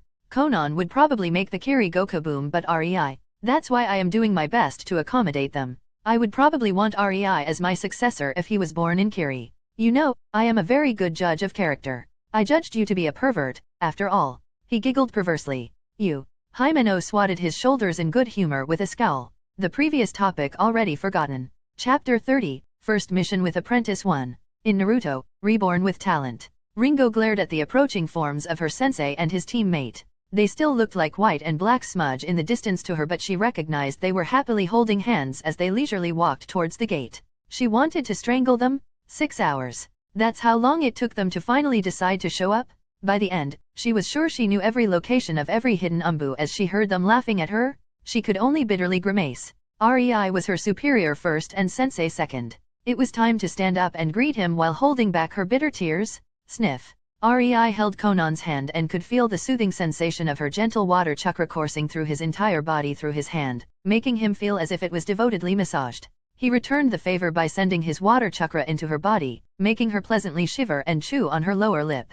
As if she could win in a fight of Sudden chakra with him, he snorted. It was so tempting to just spin her and kiss those seductive quivering crimson lips as her amber orbs were narrowed in delight, showing her light purple eyeshadow. Unfortunately, Ringo was already served double kakashi for today. It was time to get going. Hello, Bakadeshi Ringo, Rei joked. At first, he did it to satisfy his pettiness. Wanted to feel like those whimsical wuxia masters who were sending their disciples on brainless adventures to satisfy their pride. But after a while, he stopped, and now it was just a recurring joke. Master. Ringo bowed mockingly, making Rei chuckle and Conan roll her eyes at the girl. Well, the mission is simple enough. We are to assassinate a noble in the land of Marsh. Ringo looked bewildered at her first mission being something only a jonin would do. Don't worry. The mission is more for us than you.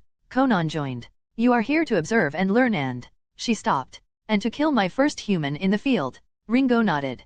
Geez, they really teach them well in the academy, don't they? Rei muttered. Both Conan and him knew the academy curriculum and this was a tradition of sorts. They kill each other during the genin exam, reducing the class to half. But that's only for civilian-born. The clans would never stand it. The clan children usually only show that they are ready to be shinobi and be forced to kill a bound prisoner to blood themselves. Hence, the first mission served to properly have a first kill in the field, against someone who fights back. It was Rei's responsibility to provide such a person, either on the way to, during, or the way from the mission. Ringo will kill someone and they won't return until she does. If she won't be able to kill a man in a month, she will be deemed useless and, hence, the high mortality rate of the Kiri genin. But then again, Kiri has the best assassins and in a war, they clearly keep up even with their lesser, more trigger-happy, military force and stay deeply rooted in the Big Five. It is said the losses were almost the same on both Kumo and Kiri during the Second War. But that is only statistically. Both lost around 15% of their force while another 20 were out of commission due to injuries.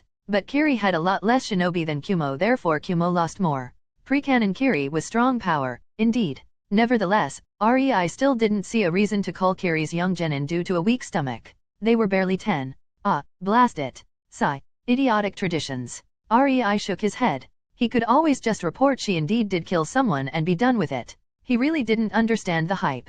Let's go. They left the village. It took them a few hours, but when they were sufficiently distanced and checked that nobody followed them, Conan made her paper platform. Come on, Ringo. Rei gestured to her to get on it. Ringo was staring in confusion at it. What could it do? She indeed stepped on it and, she shrieked and shrieked some more when she was yanked at high speed towards their destination. 20 minutes passed and Ringo was finally calm, observing the landscape from above as they flew around the clouds. She suddenly saw a glimmering blue mass of water and sandy beaches. They reached the sea. It was mesmerizing for her to watch as the waves crashed into other waves. This tranquil sight, she will never forget. Ringo, Rei, and Conan stood on a paper platform, marshes all around them. Before them, a majestic Japanese castle stood proudly on the only hill, a solid mass of earth, around. It was the depiction of the unconquerable. The marshes would stop any sizable army and the castle was positioned well. It would take a lot of effort for an army to breach it. But, Ringo, I want you to tell me, what would you do first in this kind of situation? Rei squatted near the girl, quizzing her. Infiltrate. Ringo tilted her head. She knew she was not the smartest tool in the shed, but, wasn't that obvious? How? Rei smiled while Conan giggled and Ringo felt her answer was not what he wanted to hear. I need to kill the Lord, yeah. Seeing Rei nod, Ringo continued sure of herself. I would pretend to be a courtesan, then, a henge into a beauty, perhaps. Rei chuckled. A textbook answer, all right. Ringo heard his soft amused chuckle and beamed, thinking she was right. Until, her face impacted the softened paper of the platform as Rei swatted the back of her head. Wrong, Bakadeshi? What if the guards won't leave the room and you will have to have sex with him to keep your cover? Your henge would dissolve and the Lord would find himself sticking into a 10-year-old girl, or in the case of another kunoichi, a different person than he paid for. He will either be amused and continue. Then you just might survive it, as he might not call his shinobi guards to deal with you, as he will fuck you, humiliate you, and then when you are sufficiently broken, throw you to his guards. Rei sighed in exasperation and continued. Leave honey trap missions to kunoichi who chose that kind of life and are trained for it. You want to be a combatant, not honey trap, bakadeshi. Back to the situation, or, he will not be amused since he is not a pedophile. Most nobles that we are tasked to assassinate are tyrants. Not all, but most. You do not want to be caught by these people. That's why every honey trap kunoichi can request an implant of a cyanide capsule into her mouth. It is much better death than what she would have to go through otherwise. Anyway, these requests are only made by the daimyos themselves, as if a civilian or other noble could request a hidden village to assassinate a noble, the entire system would eventually collapse by daimyos being assassinated left and right. Any idiot who tries is promptly executed. Anyway, if the target was not amused, you would be thrown to guards where you would be their toy for a day before your throat is slit. Game over. Try again. He gestured with his hand in come-on motion. Ringo heard the impassive voice of her sensei as he lectured her while pouting as she sat up. Then what? She petulantly crossed her arms, looking to the side. I dunno. Charge and kill, she muttered, making Rei laugh. Pinpon. Ringo-chan.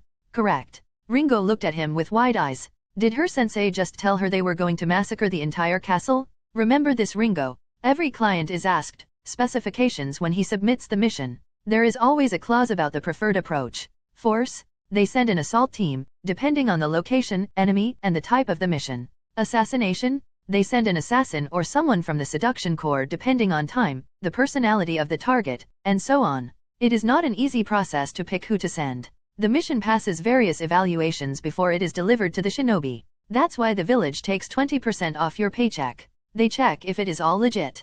At least, for missions above B rank such as this. Rei explained.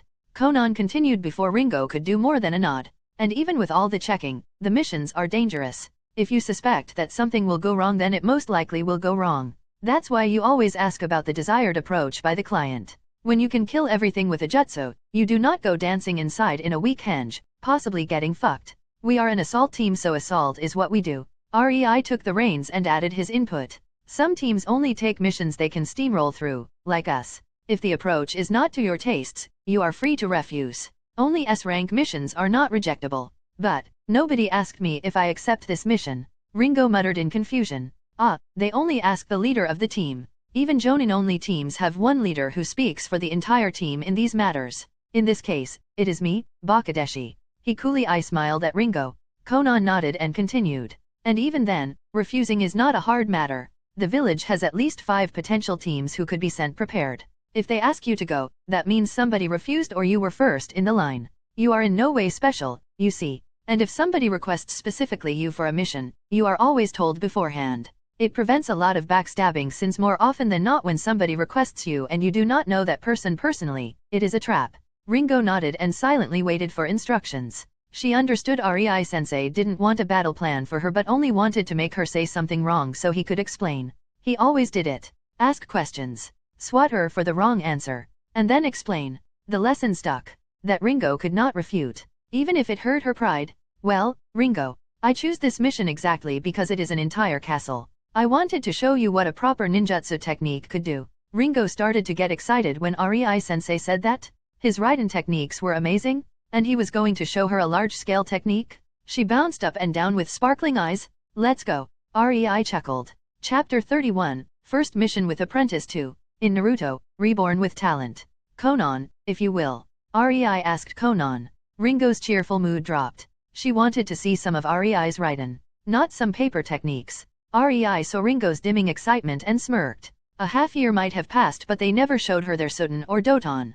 It was time to show the girl.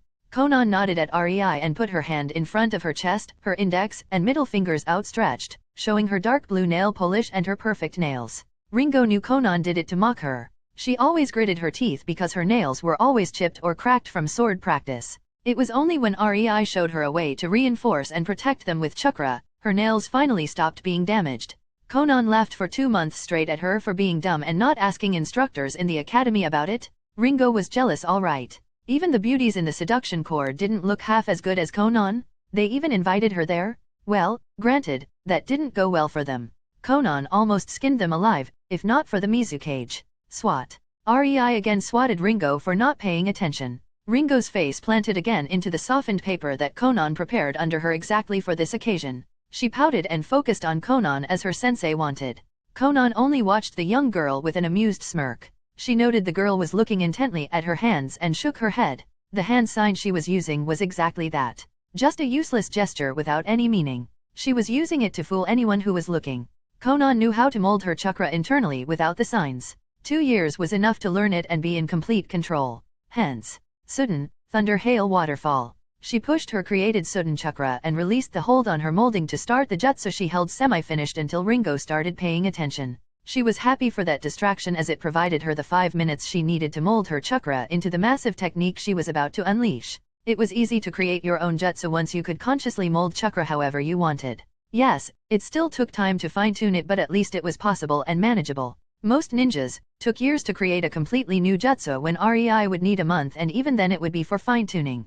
Conan could do it in 2 months, much to her dismay. REI was just better at these academic things. All thanks to the inner knowledge of chakra molding and how exactly the jutsu were made from that point all the way to the flashy effects. That's why sealless jutsu were so revered. Ringo tilted her head as she heard Conan exclaim the name of the technique. Nothing happened. She was about to open her mouth when a droplet of water landed on her nose. She looked up and her eyes instantly widened as she crouched down and curled into a ball. Her face snapped towards the ground and her hands covered it protectively while quivering from fear. It was only then a thick rain fell on the castle and its surroundings. It was so dense, it was more of a waterfall from the sky rather than rain. The water level rose, the marshes became small lakes, sweeping everything in the hailstorm of water. The greenery disappeared under the water in a moment as more and more water unceasingly fell from the sky. Ringo peeked at her sensei when she didn't feel herself being crushed by the torrent of water and found that a dome of translucent futon chakra was around the still dry paper platform. She saw Conan looking at her mirthfully and her sensei raised an eyebrow at her reaction.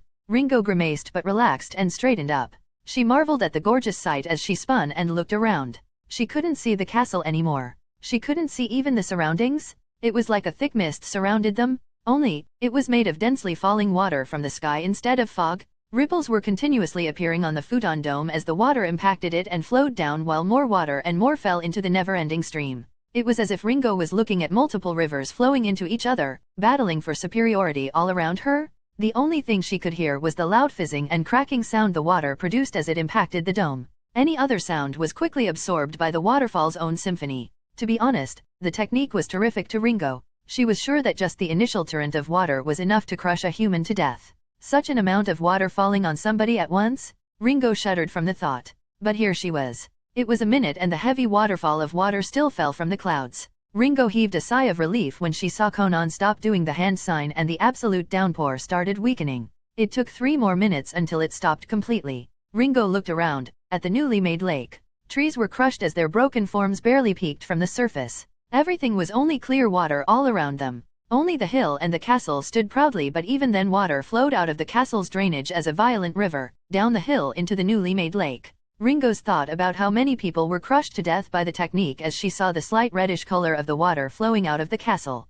Don't worry. Every person in that castle was a mercenary who helped the Lord suppress the locals. The Lord didn't allow them to bring prostitutes into the castle. Nobody innocent died. REI chuckled at Ringo's pondering expression. Well, Conan interrupted before Ringo could speak. That took 3/4 of my chakra. She rolled her shoulders as if mockingly showing how tiring was leveling the surroundings. REI, your turn. Ringo's jaw dropped. Sensei, you are going to use a technique. Well, the castle is still standing, after all. He smiled and ruffled Ringo's hair. Then he pointed up with his index finger. And this is a combination technique, anyway. I couldn't in good conscience waste all that effort Conan put into it. He grinned as he already started molding his chakra ever since the water started pouring down. He couldn't let that effort and chakra be put to waste, indeed. Ringo looked up again and froze. The clouds were completely black. Massive bluish sparks could be seen raging in them, just waiting to be released onto the ground in a flurry of destruction. Ringo suddenly got a very bad premonition about what's to come. REI did the exact same hand sign as Conan. Raiden, Thunder Hail Waterfall. It was another downpour as Ringo stared in awe. The downpour of lightning. The roars of lightning impacting the ground reverberated through the land as the ground trembled from continuous lightning strikes, the thunderous roars completely deafening everything around. In a way, it was worse than its predecessor, the water. Ringo could clearly see the castle being continuously destroyed by the thick lightning beams as they thundered down onto it, destroying towers, walls, the hill itself. The water all around them got agitated as the lightning impacted it. Loud crashing waves started to form and swirl around, reaching meters into the sky as they completely bypassed the hill and washed around the castle's wall, getting inside through the damage done by the lightning. Ringo thanked that they were on the paper platform, 20 meters above the land, as she was sure these 10 meters waves would crush even the Mizu fleet without much resistance. She was sure that the people who won't die of lightning will drown in the castle as the water was slowly flooding it. It was 10 minutes later that the lightning still danced all around in a furious symphony of destruction, tearing down the landscape and making the newly formed lake rage under the unceasing thunderstorm. For 10 minutes straight, Ringo's world was filled only with deafening thunders, as with gritted teeth and her hands on her ears, she dearly wished the painful sound to stop. Finally, it ceased as Rei put his hand down, and the hill and the castle were no more. Only a clear glittering lake was left behind. The world regained its serenity. Chapter 32, Bingo Book. In Naruto, Reborn with Talent. This is pathetic, Ringo thought as she cut down yet another bandit who was leering at her 10-years-old form. She could see the lust in their eyes. It disgusted her to have these eyes aimed at her. So, she cut and cut and cut, trying to make it so there was nothing more in need of cutting down. This was the real trial. Her first mission. They were on the way from the mission of her sensei, and she was told this C-rank mission was for her alone. She was to massacre a camp full of bandits and save town women held there as pleasure slaves. She was to be brutal. Show the men fear and the wrongness of their path. They had to despair before finally dying. That's why the screams all around. Ringo was chopping their limbs off instead of outright killing them. It was her mission, and killing didn't bother her. Not since she killed the homeless man trying to molest her when she was 6. And the kids in the orphanage always wondered why she was different. She was not. She only understood the world much sooner than them. She evaded an agonizingly slow slash and relieved a thug of his hands at the wrists. She wondered if this is how Rei-sensei feels when sparring with her. This dull feeling. It sent chills through her spine, thinking she could be in the place of the thugs. That there indeed were monsters who would see her effort only as agonizingly slow or dull. Not worth a mention. Ringo gained another eye-opener in this mission. She really thought that she had enough of them for this month. The killing was easy. Coping with it was surprisingly easy. Witnessing an entire landscape being reformed with a single jutsu was not. Coping with that was not easy. Seeing what real power means was not easy for Ringo. But she would cope. She would always cope. She had to. With another angry battle shout, Ringo charged at yet another bandit, making it as bloody and gruesome as possible. She had a job. Distractions were unneeded. Not now. Rei, Conan, and Ringo stood in front of the Mizukage after their report. He nodded at them. You may go. Thank you for the job well done. The Mizukage told them. Ringo, stay please.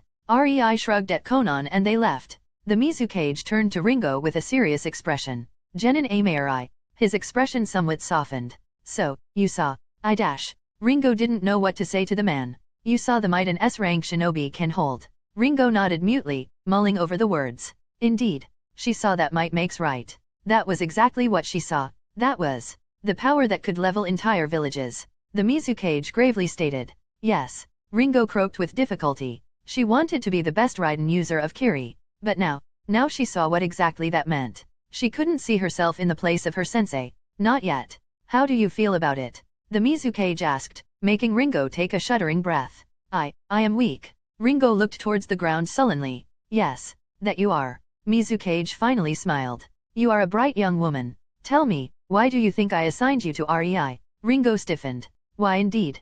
Rei was still a Chunin. He should not have had an apprentice. No matter if his prowess were S-rank. Certainly not an orphan like her. He was fit for clan children. Those with status? As she mulled over it, Mizukage threw her a book. She caught it. Bingo book. Ringo tilted her head. She of course knew what the book was. Page 34 and 35. Mizukage told her. Ringo opened it on page 34. Her eyes widened as she stared at the page without any photo. Rei of Kiri. Affiliation, Kiri. Prowess, S-rank. Bounty, none. Identity, unknown other than the name. Power, Kirigaku no jutsu capable of blinding even Hyuga. Always fights in dense mist or uses powerful landscape-changing Suten cooperation ninjutsu with Conan of Kiri. Known Chakra nature, Raiden, Suten. Nickname, Downpour, Rei of Kiri, Conan of Kiri. Ringo's eyes looked towards Mizukage. Yes. Rei's identity is still secret. Not even most Jonin of Kiri know that Rei-kun is Rei of Kiri. At least those that don't know him and Conan as more than passing acquaintances don't. I am keeping a tight lid on it, you see. But his reputation is solid among clients. What, you really thought I would assign an important search and destroy mission from a daimyo to an unproved Chunin? Please. The Mizukage snorted. Read the next page. Ringo turned to page 35. Another page without a photo. Conan of Kiri. Affiliation, Kiri. Prowess, S rank. Bounty, none. Identity, unknown other than the name. Power, Kirigaku no jutsu capable of blinding even Hyuga. Always fights in dense mist or use powerful landscape-changing Sudden cooperation ninjutsu with Rei of Kiri. Known chakra nature, Futon, Sudden. Nickname, Downpour, Rei of Kiri, Conan of Kiri. Nobody knows about Rei's kenjutsu as nobody ever survived him using it in his mist. Nobody knows of Conan's real deadliness, her paper jutsus, as nobody ever saw her using it in the mist. Most actually suspect she is proficient in shurikenjutsu or something. 2.5 years of missions and their real prowess and identity are still mostly hidden. But they are the boogeyman of this generation. The Mizukage shook his head and sighed. The other countries are starting to notice the unnatural, utterly impossible feats of Sudden ninjutsu. They still couldn't help but desperately hope is cooperation ninjutsu. It's not a dash. Ringo mumbled out of it, wide-eyed. I know. The Mizukage sighed. I know too well, child. And when they used heavy crushing rain that would not fall even in aim to devastate a rebel outpost in the land of wind with a rain of all things. Some people there never saw rain in their entire lives, Ringo. The Mizukage rubbed his forehead. I sent them on that mission to see if the dry environment somehow hampers their bullshit Sudden. But, blast it, they actually flooded an entire area in the land of wind and created a lake. And diplomatically, it was not a pleasant thing. Cautious approach for them means dumping a disgusting amount of mist all around and just cutting through anyone to get to their target without being seen. Seen by anyone left alive, that is. Quite frankly, the only missions I am assigning them are heavy assault ones since they pulled a stunt like that and managed to actually justify it. The Mizukage chuckled. Why are you showing me this, Mizukage-sama? Ringo respectfully asked as she came closer and put the book on the table. The Mizukage gently smiled and made a hand gesture. Ringo could only widen her eyes as 4 Umbu appeared and rushed out of the room. The Mizukage took a scroll from his table, handing it to Ringo. She read it and went rigid. You want me to get pregnant with Rei? She stated breathlessly, but then her talk about missions flashed through her mind. I refuse, Mizukage-sama. Ringo bowed and stayed in bow even though her body quivered at the consequences. She only heard a cheerful laugh. You are 10, Ringo. This was a plan for later, of course. A plan I discarded. It is not a viable opinion. It would not be right to force you, he told her with a soft expression. Even he was cringing inwardly. He knew to piss off Rei by forcing this mission on Ringo wasn't something he wanted to see during his lifetime. But he could still word it right to make Ringo more loyal. That's why the scroll is yours. You can burn it or keep it, your choice. I would rather have you learn as much under Rei and when the time comes, claim Kiba to become one of the 7, child. And most importantly, make Kiri proud. Ringo's eyes watered. The Mizukage was telling her he would like her to reach her dream. Her. An orphan? She deeply bowed again, this time out of sheer respect. Thank you, she exclaimed as she sniffed. Now go, Ringo Amarai. Get stronger for Kiri. The Mizukage smiled at her. The second Ringo left the office, his cheery attitude evaporated. He sighed. Nurturing loyal and powerful people is such a hassle. He whined out loud and got back to his blasted paperwork. Chapter 33, Wonders of Focused Minds. In Naruto, Reborn with Talent. So, what did you find? Rei looked at the source of the voice, Conan. Conan laid naked on the bed. On her tummy was the small square paper with the seal that connected them together. Rei sat next to her body, studying the seal while touching Conan all over her body. On his hand was a seal that allowed him to inspect the soul of the person he touched. Of course, the soul was connected with the entirety of the body, so he had to, molest Conan. Other than that, one should not mess with the soul. Rei quipped, making Conan roll her eyes at him. I found out we are going to do it again. Rei exclaimed and took the small paper from her belly, putting it on the table near the sealing matrix he was working on. Conan sat down, looking at Rei to scribble down more seals. The complicated seals were no longer only words with a few numbers. She just wasn't able to put her head around them even though she learned English. Shaking her head, she dragged her body across the bed, putting her chin on Rei's shoulder as her arm snaked around his neck. Closing her eyes, she relished the closeness. Rei could feel Conan's breasts on his back and smiled. Through the years he got used to working on seals in this position. He kinda started to miss it when he was trying to think of a seal and Conan was not hanging on his shoulders. What exactly are you trying to do? Conan's quiet whisper entered Rei's ears. He hummed as his pen stopped momentarily. I am making a soul detection seal geared towards our souls. Rei could feel Conan tilting her head. It was more like she leaned it into himself, but the meaning got across. You know my theory that seals are capable of creating dimensions, right? Conan hummed in affirmative. A far-fetched theory, but REI was very convincing. After all, these storage seals must find the space to store all these things somewhere. I want to create our own place. Only for us. REI told her, making her heart flutter. For now, I am working on a mechanism to allow entry only to us. REI. Conan opened her ambers with a smile. I love you. REI smiled and softly bopped her head with his. I love you, too. REI and Conan entered a vast clearing. It took REI 2 months to create the keys, but he finally managed it. Whoa. Conan spun, bewildered, taking a proper look around. You created this with seals. The clearing was huge. Enough to fit the entirety of Kirigakure with its training fields. But it ended with blackness. There was nothing following at the end. Just solid darkness. Even the sky was all black, and Conan wasn't sure how she managed to see without the sun. REI told her the sight is dependent on the rays from stars and sun. Yet here were none and she could see. REI saw her looking at the sky with a confused expression and smiled. It's due to seals. There are light-absorbing and air-absorbing seals. They suck air and light from outside, trapping it here. It is then sent from the sky down, making you able to see. I am sure I could get a better design sometime later, but for now, it is enough. Conan nodded and approached Ri, kissing him. So, the ground is made with jutsu then? Yes. REI softly laughed as he returned her kiss. It is Dodon producing jutsu. It actually worked? And the grass was an experiment to see if the plants can grow here. Where are we? Conan asked curiously. I don't really know, actually. My theory is we are outside of the space. I think I may be able to define this little dimension to be outside of the time as well, but it will take years. REI bitterly smiled. Conan just kissed the tip of his nose. We have all the time in the world, my genius. That we do, my love. REI nodded and kissed her cheek as both felt the nature energy of their dimension increase by the second the more they were inside. It started to affect the grass near them, which was getting greener and greener. REI got many ideas seeing it, but he shrugged them off.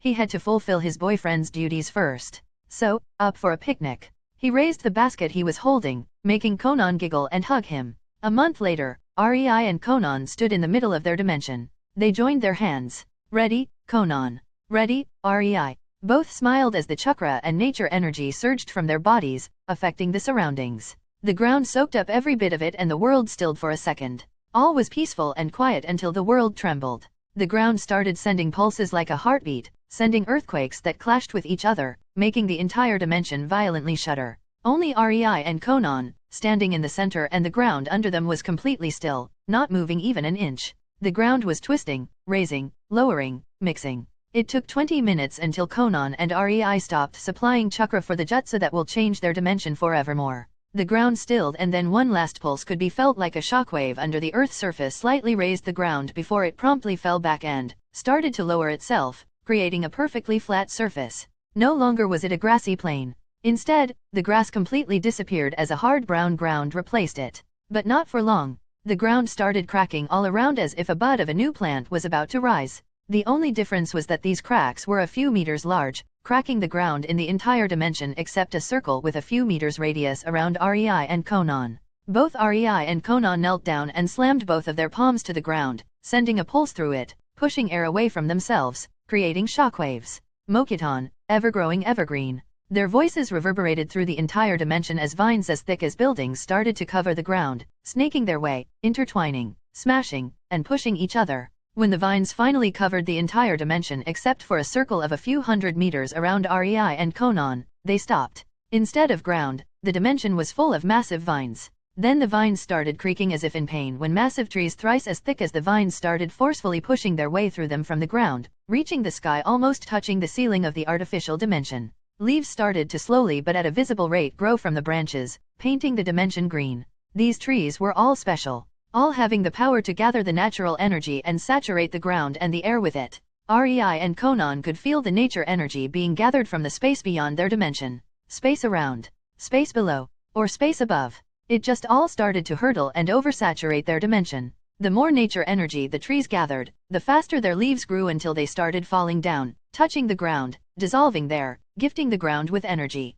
As the energy filled the ground, the earth surged according to the intent of REI and Conan, covering the vines, swirling like a whirlpool with the center around the space with REI and Conan, mixing the nature energy as if it was in a pot of boiling water being mixed by a spoon. But slowly, the energy started snapping, transforming. And then, everything changed. The trees stopped sucking nature energy from the surrounding space and instead started to produce their own nature energy. Completely different nature energy. Nature energy, tailored for Conan and Rei and their chakra, their souls. Both Rei and Conan powerlessly fell onto the ground, unable to move as they felt their chakra stores completely drained almost as much as they felt the immense drain in their mind. Their focus. Told ya it would work. Rei dryly chuckled. You and your theories.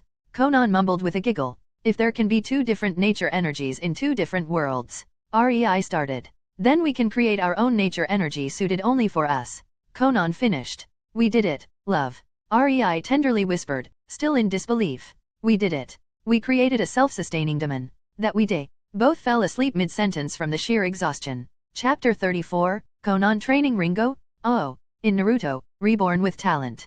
Rei sat on the lake in their training ground. The Mizukage made sure to permanently book it for Conan and Rei. Rei knew it was yet another of his moves to show them that Kiri was cherishing them, showing them they are deemed important to the village, and for that Rei would help Kiri in need. But he won't do it until there will be a profit to be had for him. He was still a shinobi, and as a shinobi acting for the good of others was just not in the guidebook.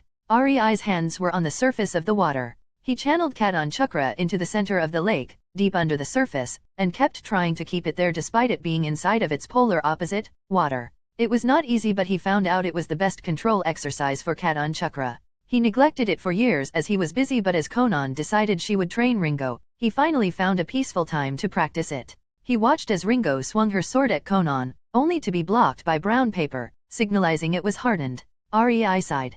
Conan was even showing Ringo which papers were hardened, which had water, and which were sharpened by coloring them brown, blue, and green. Yet, Ringo somewhat managed to always evade futon papers only to hit Dodon ones, unable to bypass the second layer of Conan's protective paper barrier. He shook his head as he saw her charge again, her double swords coated in lightning. Ringo charged at Conan. She knew her speed was solid Jonin level after 2 years of training with Rei. He taught her how to raise it with her Raiden Chakra and put her through literal hell to raise her natural speed.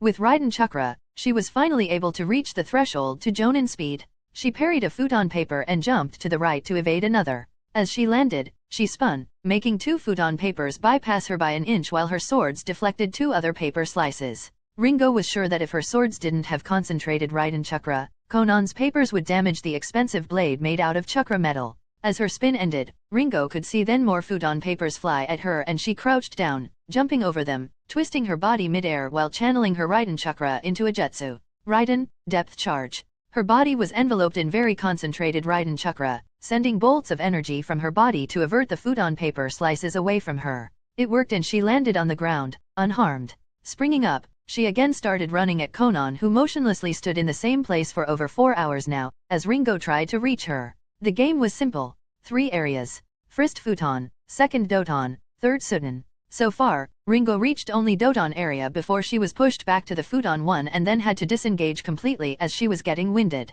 As she ran forward, Ringo was happy when she saw she crossed the edge of the futon area. From now on, she didn't have to worry about sharpened slices of paper. Only the Doton hardened ones were in this area. It really hammered down the difference between her and Conan when she realized she was happy to face only one type of Conan's attack and even then had a hard time to reach her. For Conan as a ranged fighter, that was a real show of strength. Ringo braced herself. She knew this area was designed to test her strength. Something she lacked. In the futon area, she could pass with speed alone. This one, however, lightning was supposed to be strong against earth, but Ringo's blade coated in Raiden Chakra parried the first Doton paper, making Ringo's feet slid a foot on the grass until she managed to brace herself and put her weight behind her parry. She twisted her arm, sending the paper to the side. She took a stance, one arm outstretched forward, holding her sword across her body while the other was behind her, holding her second sword in a reverse grip.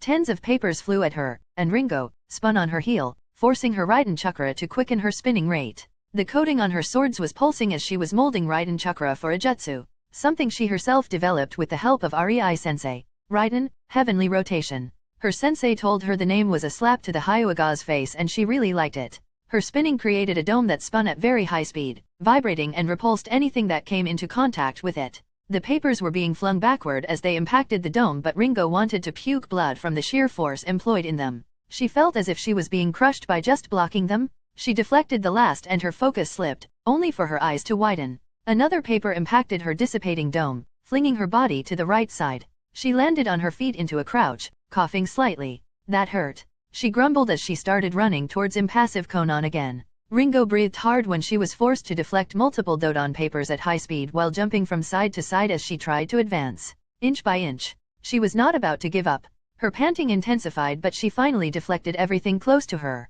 She smirked right into Conan's face. Ha, did it, Hugh. Ringo was gulping air greedily. It was not over yet? She would reach the thair. Her eyes only registered the minuscule upturn of the corner of Conan's lips when she felt as if Truck-kun, as Rei-sensei tried to say, impacted her back. Aka? That's game over if I see one. Rei chuckled as he saw Ringo's body sail through the Doton area, passing Sutton area, and flying way past Conan's figure only to impact the ground, which sent Ringo's body into a forceful roll for tens of meters until it finally stopped. It was only her Raiden Chakra still in her system that made it possible to leave only with a few nasty bruises after such a display of kinetic roller coaster. Sigh. That Bakadeshi. She once again managed to piss Conan off with her cheek. Then again. Rei turned to the right where the real Conan was sitting not far from him, reading a book. Did you really have to put enough force to break 10 trees into that paper? Conan calmly raised her head and her amber eyes impassively stared at the sprawled form of twitching Ringo. Yes. Chapter 35, Conan and Rei. Finally won. In Naruto, Reborn with Talent. Rei was mulling over a missing part in his funjutsu when he heard the door to the room open. He raised his head and froze, his throat going dry, making him gulp. He just realized, today, both him and Conan are 15. Conan walked inside, swaying her hips as her privates were covered in underwear made of paper. Her steps were purposeful, slow, focused to give him show and emphasize her curves. Conan wore her typical makeup as she stopped 3 meters in front of Rei and leaned forward, giving him a look at her cleavage, her hands behind her back. Rei could see her eyes sparkling, expecting his reaction as both stared at each other. Rei stared at her with his mouth open. Conan stared at him, her lips curling up. Paper, seriously. Rei deadpanned, making her face fault. She sprang up to her feet. What? It appeared the most natural. Conan shouted while pouting sullenly. I am sure. Rei snorted, averting his gaze, trying to hide his snickers.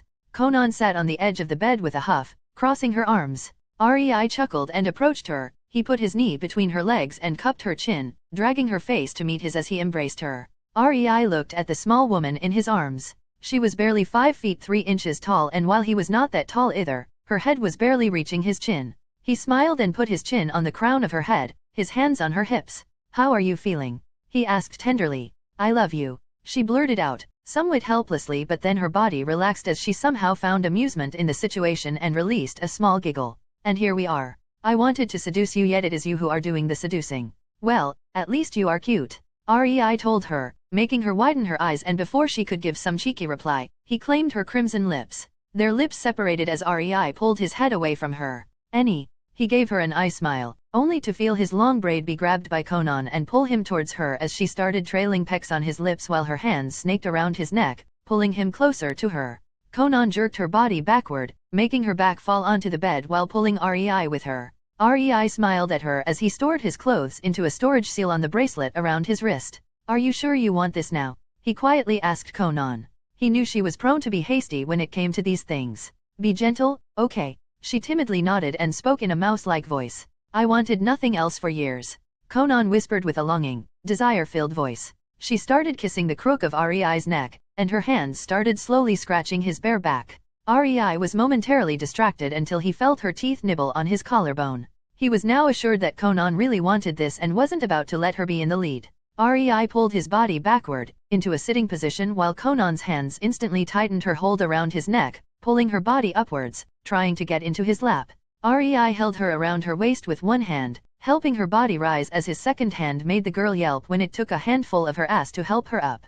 Conan didn't hesitate and her legs ended locked behind his back. They made out until Conan decided she had enough as she felt Rei's stiff member pressing on her butt. She raised her body and lowered herself, stopping only when she felt the tip of his penis slightly spreading her slit. KO dash. Before Rei could continue, Conan pushed his entire length into herself, her embrace tightening as she felt the pain of losing her virginity. She took a deep breath and started moving up and down. She was kunoichi. Small sting like that won't stop her? Not when she waited years for this? Rei was bewildered. Conan just took his virginity so fast he didn't even manage to blink? He bit back a laugh and decided, if she wanted to play it this way, then sure, he will oblige.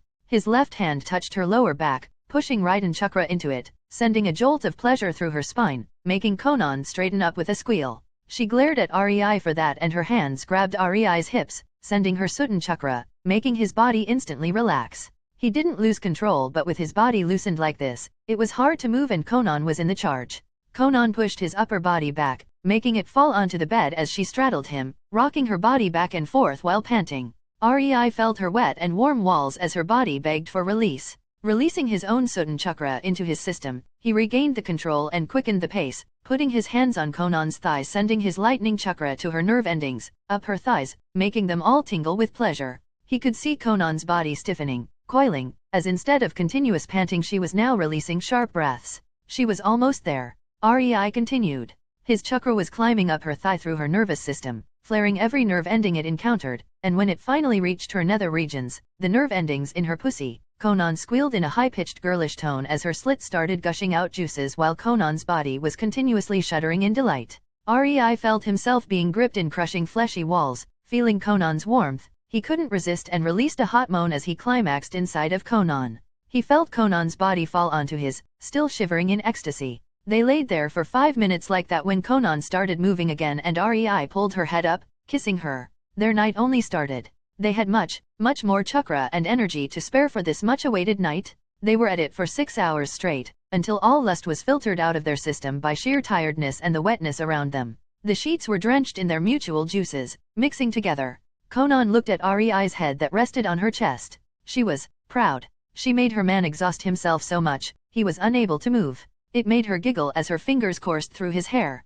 She loved his long hair as her fingers could swim in them, feeling the silkiness. At times, it made her jealous, but Rei always made sure to compliment how he absolutely loved her neck-long hair. Conan was looking at Rei's drooping eyes and sighed in absolute satisfaction as she could still feel his seeds deep inside of herself. It made her so glad that Rei made that anti-pregnancy seal. She wouldn't want to lose this feeling due to caution. Rei felt proud. No, really? How many men could say they went orgasm for orgasm with the girl of their dreams? His cheek was sinking in Conan's modest but very comfortable chest as he felt Conan's fingers massage his scalp. Conan hummed as she cared for him. He could feel how much of a warm goo her body became and was actually impressed she could move her hand through his hair. He could still feel on his belly how wet her crotch was and how her muscles were relaxed. He wondered if either of them would be able to move tomorrow as their muscles reached their limit in the 3rd hour of their lovemaking due to the excessive use of fine-controlled elemental chakra they pushed through themselves. But, as with explosives, if it ain't working, you ain't using enough. Conan just pushed more Sudan Chakra into Rei's muscles, relaxing them to keep going in her desire-driven pursuit for his body while Rei pumped her nerves with his Raiden Chakra as he didn't want her to stop looking at him with such a loving devotion in her eyes. They knew well this was not the smartest approach. When your muscles are about to give up, you probably should not force them to continue for hours. Rei was sure their bodies gave out somewhere between the 5th and 6th hour and neither could move anymore. Conan's nervous system was screaming in pleasure at her to not put more Raiden Chakra through it and Rei's muscles stopped working no matter how much he wanted them to continue. Their minds were far too gone long ago. Somehow, neither wanted to lose this connection. They could feel their souls embracing each other as they had sex and it brought them to new heights of mental high. Conan just used her paper to move while Rei used his fabled chakra strings. In the end, they stopped at the end of the 6th hour as even their chakra gave out. Their bodies completely numb as a slight pleasurable ache ran through their entire beings. Neither regretted taking this step as both knew they desired it greatly for years. Now, they were finally one. Chapter 36, Emergency Mission 1. In Naruto, Reborn with Talent. Rei and Conan came into Mizukage's office as they were called. The Mizukage noticed Conan's quite obvious limp and smirked widely. Era, I see you had quite a funny weekend, Rei-kun. I wonder, how did young Conan end up in that state? He wiggled his eyebrows at them, making 3 Umbu snicker, revealing their positions as the 4th female Umbu groaned and glared at the males. Too much lightning chakra through my nerve endings. Conan deadpanned, making the people in the room freeze. Suddenly the female Umbu fell from the ceiling to the ground, a trail of blood flowing from underneath her mask as she giggled perversely. The 3 Umbu were giving Rei an Elfman-patented stare of Otoko, with thumbs up while the Mizukage was gaping. His mouth continuously opened and closed in speechlessness as his mind was deciding if he should continue with his previous attitude and go all men at Rei or actually do what he wanted and promptly bang his head on the table as he groaned before he started facepalming. The elemental chakra was aggressive. To push it to the body of another person and not damage something was hard as hell. That's why medics needed superb control, yet using it during sex? Mizukage shuddered as his lower part was getting uncomfortable and he was glad there was a table in front of him. A luxury his umbu guards didn't have, he noted with his trained eye. If only they didn't shed all these manly tears. He mused as he tipped the cage hat down, ashamed of his umbu. Rei saw the conflict on Mizukage's face and was about to say something, completely ignoring the twitching female umbu between them, but then the Mizukage's face split into a lecherous smile. Oh ho, you are quite skilled, aren't you, Rei-kun? With your skills, the smile on Mizukage's smile widened as he smiled and continued. Can poor Conan-chan even keep up with you by her lonesome self? Of course, she is very skilled with Sudan Chakra. Rei cheerfully exclaimed, ignoring the 3 thuds all around the room as the 3 remaining umbu fell to the ground, only masks hiding their elated, dreamy expressions. And they say the security in Cage's office is the best one could find. Rei mentally deadpanned, but his face was still smiling as even the Mizukage planted his face on his hard table with a groan. I win. Rei's smile got positively Cheshire. The Mizukage finally raised his head again and his expression twisted into seriousness. I called you here for a mission. It is an emergency. The daimyo's son was kidnapped. Rei stared at Mizukage in exasperation. Conan dreamily stared at Rei while the Mizukage stared at his 4 umbu, quite irked at the groans they released. Since when do we employ perverts? He thought, a vein pulsing on his forehead. Poor him, he forgot the golden rule of Naruto verse. All chakra users were perverts? Even Kaguya was slugged into her face due to reverse harem no jutsu? You are certainly taking your time, then. Rei uttered boredly. The Mizukage understood what Rei meant and just waved his hand from side to side in a dismissive motion. It's the son of the daimyo. If that boy died, the Mizukage shrugged. Who cares? Bring his bow him back, will you? We were already paid for at least attempting it. Oh, you may consider taking 1 day off before you depart? That little shit said my mustache looks ugly. 1 day with kidnappers regretfully won't kill him? I am positive. The Mizukage's face was beaming and Rei knew that day off was more of an order than a suggestion. He shrugged as a smile tugged on his face as they left the office.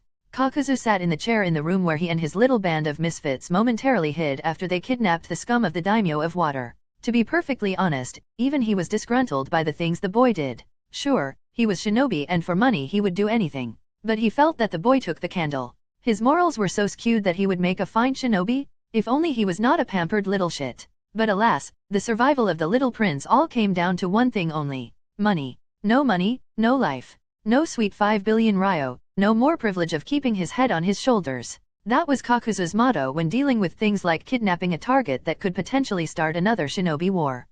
The woes of Nukenin life. Kakuzu, despite everything, fancied himself a reasonable man. Unlike everybody surmised, money was not his hobby. Money was his priority. His lifeblood. His soul force. His bra for all purposes, but not his hobby. His hobby was simple. Knitting? Oh, how he like. Creak, creak, creak. And oh, how he hated annoying little shits, especially when they woke up. Kakuzu stood up with a grunt, alerting the swordsman in the corner. He gestured to him to not worry and proceeded upstairs into the room they held their prisoner. He opened the door and entered only to see the reason for the creaking sound. The little shit was naked on the bed, moaning heatedly as a woman rode him with passion.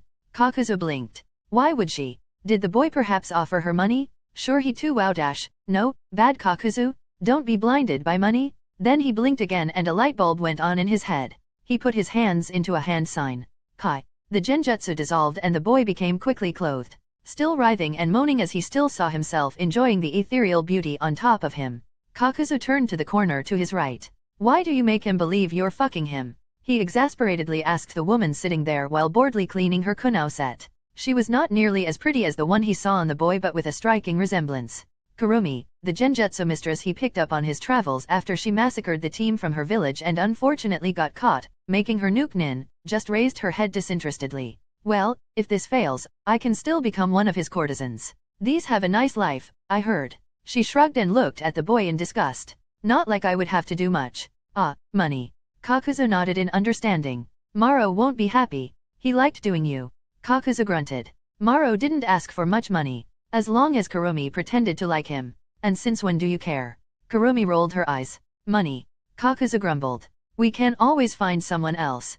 Kurumi shrugged with her left shoulder. But money. Kakuzu gave her a meaningful look. I already tasted Maro. He's bland. Average in the sack and in fights. All he has going for him is that special kenjutsu of his. Kurumi defended her cause. Money. Kakuzu spelled it for her. Why the heck couldn't the girl understand his plight? He was talking in the intergalactic language after all. Was she that dumb? Fine. I will do it with Maro. Sigh, I hate that he is too strong for genjutsu. But you will raise my pay. Kurumi glared at Kakuzu. She knew the life of a nuke nin wasn't that great. But, surprisingly, it wasn't that different than work in the village. Go there, sleep with that guy, slit his throat, that noble wants a taste of kunoichi. Ah, the life of the seduction core. Why the heck did she become shinobi again? Oh, Tara Mokuro, the last of the Mokuro clan. I wanted to cure his heart. Kurumi thought in depression when she remembered her fangirl phase and where it led her. Money. Kakuzu simply grunted as he shook his head in dismissal. Before Kurumi could argue more, Kakuzu was already out of the room, leaving her gaping at his back, only heated moans of the noble shit and the creaking of the bed accompanying her. It was official. Her life sucked. Chapter 37, Emergency Mission 2. In Naruto, Reborn with Talent. Kakuzu came down and sat into his rocking chair. He took into his hands 2 knitting needles and giddily thought. What should I make? Socks? No, those are bland. What about a pink scarf? These sell well? His body was bouncing up and down in giddiness as Maro, the swordsman, interrupted him. Kakuzu Dano, did your Sudden heart perhaps discover who they sent after us? Kakuzu grumbled under his nose about time-wasting idiots of teammates but answered. No, it is lurking around Kiri but nothing yet. A knocking sound resounded through the room, making both of them tense. I will go and check. Maro politely told Kakuzu. Kakuzu shrugged, slightly loosening his strands, in preparation for a fight. Sighing, he took 1 knitting needle into his hand as he sadly pondered about the futility of it all. Suddenly he heard a buzzing sound, but before he could warn Maro, he saw a sword enhanced with Raiden piercing through the wall, decapitating the useless idiot. Damn, he was not worth his money. Kakuzu grumbled mentally as he stood up. The door fell down, revealing a man in white kimono and a plain white umbu-style mask holding a chokito gleaming with Raiden chakra. As the door stopped obstructing the way, a dense white mist rushed past the man, shrouding him in itself as it started filling the house. Kakuzu didn't hesitate. Futon, Atsugai. The pressurized wind blew the entire front of the house away as it dispersed most of the mist in front of it for a whole kilometer. Kakuzu groaned as he saw it. As the air hit the masked man, he changed into water. It was a water clone? Kakuzu grumbled at the humiliation of having his hired sword killed off by a water clone. Maybe it was time to spend to invest? Yes, to invest some money into a proper fighter? Perish the thought, his money? Kakuzu didn't have much time to ponder as he clicked his tongue. The mist war returning. As he saw the density of the mist, he realized who he was fighting. Rei of Kiri, leave. You have no bounty. You are worthless. He impassively stated. Shit. Why must my luck be so bad? If I am to be attacked, at least make it someone who can shit gold? Kakuzu internally cried. As he got no reaction from the mist, he frowned and with a resigned sigh, boom. He jerked as he heard the explosion coming from the room with Kurumi and their hostage. He would pull his hair if it helped. His money was running away. He pulled out his fire and wind mask from his back in anger. So be it. The mask suddenly surged with an incredible amount of chakra as they did a combination jutsu of Futon, Atsugai and Katon, intelligent hard work. The world burned. A few moments after Kakuzu left the room with the son of Daimyo, Kurumi sighed as she watched her body moan from pleasure. Genjutsu it may be, but it made her incredibly annoyed to keep it up.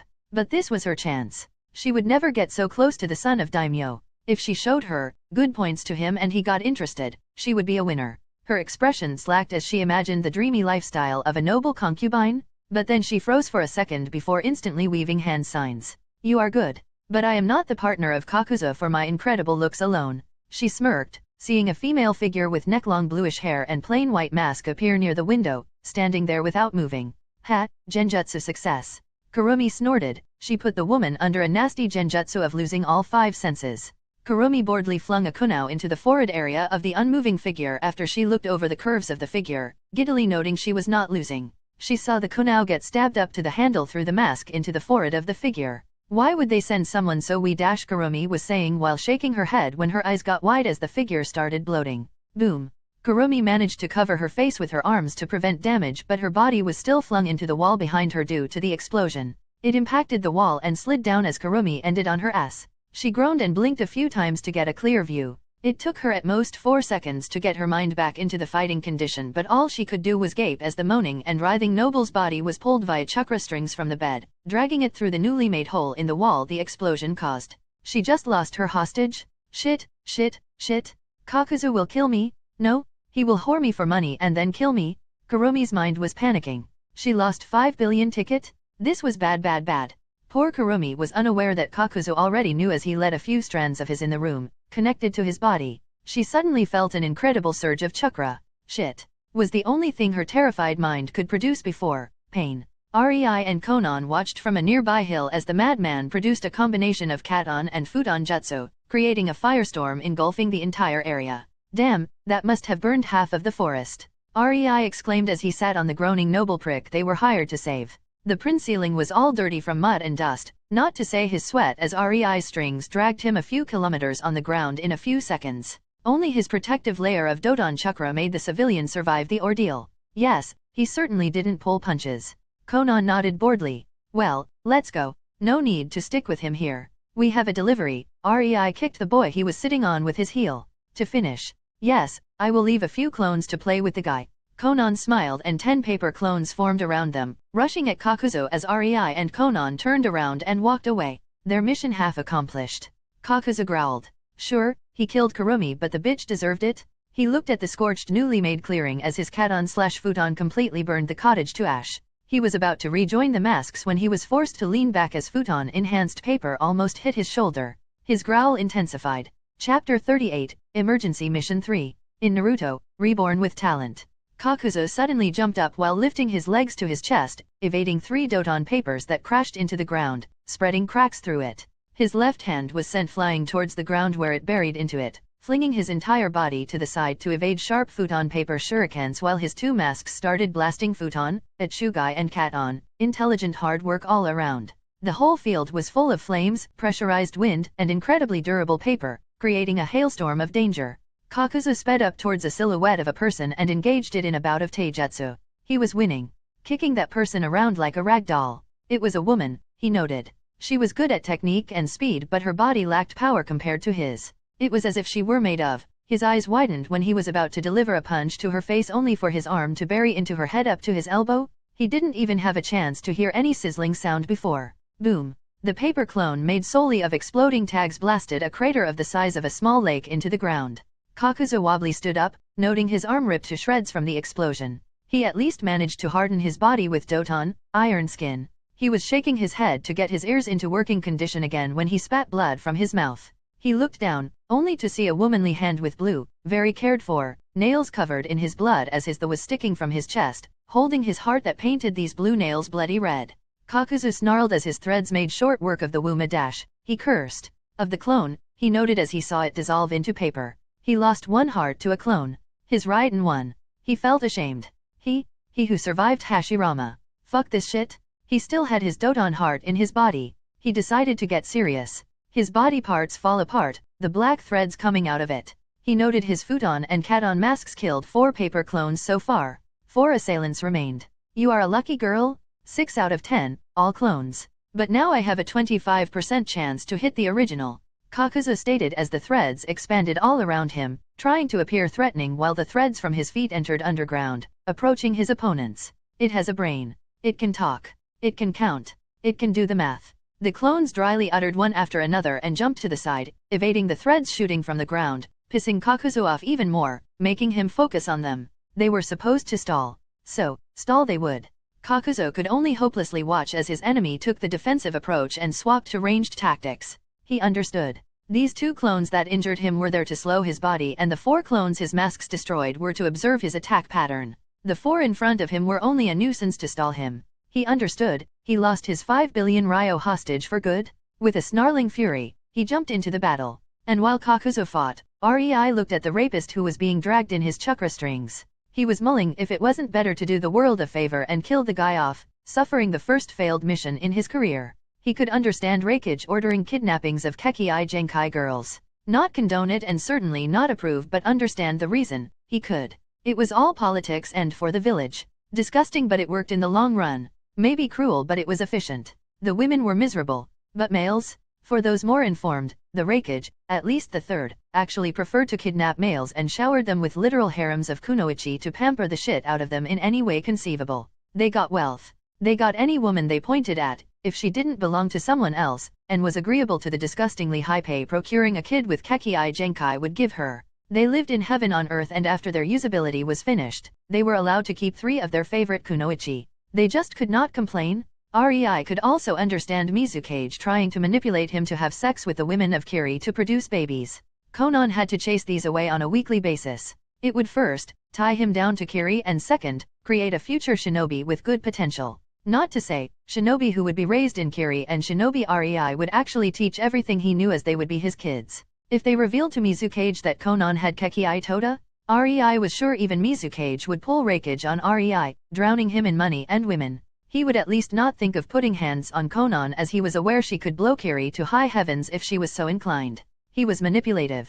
Not stupid. He knew even restrained and bound, Conan could still use her paper. Rei also understood the idiotic way Hiruzen tried, or will try, to manipulate Naruto. It was stupid, to say the least, as it could have backfired in any conceivable way possible. But it was a solid attempt at manipulation for the good of the village. Heck, Rei could even understand Danzo. He hated how he treated and mind-fucked the orphans, all to make them a tool for himself. He was very put off when he read about it in his old world. After he actually became a shinobi and saw a bit of the Naruto-verse, he didn't quite admire the man, more like felt disgust but grudging respect. Not everybody would be a monster enough to do what Danzo did, and wholeheartedly believed it was for the greater good of his village. It really put things into a perspective. Rei had no delusions. If Hiruzen stayed Hokage for 10 more years, little Naruto would spend days in the eager care of many Konoha kunoichi to recreate the Uzumaki clan in Konoha and make sure Yondaime had some grandkids that could inherit Hiraishin. Oh, Naruto was never meant to inherit that jutsu. Scorned Jinchuriki with Hiraishin? That was a disaster just waiting to happen. What? Some clueless fools believed that Hokage didn't have access to it? Ha! Blood seal? Naruto was on his beck and call, as was his blood. The problem was more in the setup of Hiraishin Cao, Rei surmised from his knowledge of seals. It must be a bloodline-linking seal that was usable in its full ability only for Minato's descendants. Minato after all had or will have access to Uzumaki seals via Kushina, and this one was widely used by that clan. That was the reason why most scrolls looted from Uzushiagakur were deemed worthless and the entire raid was marked as a glaring failure. That was the only thing that would prevent it from being learned willy-nilly. And since no one knew Hiraishin jutsu in the future he knew of, Rei was almost 100% sure that was what Minato would do. Key it to his descendants only. Of course, he as the seal master could give someone a tweaked seal that could be used, say, by his bodyguards. But it would be a very watered-down version. It was very important for the villages that bloodlines survived. The cages really pulled no moral stops to ensure that. Naruto dodged that bullet due to Tsunade thinking of him as her grandson. She didn't want him to live a life of debauchery, to lose his innocent nature, or whatever went through her head. As for Sasuke, for him, it was an obvious conclusion. The girls were fangirls, but most of them, their parents tried to push them onto him. Yes, he would be given kunoichi to reproduce the clan, but if he liked a civilian girl, he could take her. Nobody would complain if the almost extinct Uchiha clan got more kids. Rei marveled at the amount of information about these matters he could find in the Kiri library. They were not even restricted. The second Mizukage had 5 women, not of his clan, to keep the Hojiki clan up and running and inject new blood, for example. Most clans practice polygamy. And worse yet, inbreeding. It is only thanks to the Chakra that the kids are not born retarded, yet. But the problems were glaringly obvious. Just look at Kagaya males. Another example, where during the Warring States clans had hundreds, approaching 1,000 members. Now, they were barely around 100 strong. That's why whenever there was the last male of a clan, Q Sasuke's situation, the cage desperately tried to make him pair up with as many women to inject new blood into these family lines. They knew about these problems, but even they had to tiptoe around clans matters. Of course, this allowed the loyal kunoichi that could influence the last male of the said clan to be put into these positions. Anyway, these decisions had to be done and were expected from leaders. They didn't have to like it, but it was their job to make sure the bloodlines survive. Each cage had their own way of dealing with things, but none was completely clean. Even Tobirama is rumored to use a mild genjutsu and manipulations to make a few happy couples. Kiri spies certainly found multiple very suspicious starts for a relationship. These documents were so old they were long deemed not important to restrict, and even Kirichinin could read up about it. It was Conan's pastime activity actually.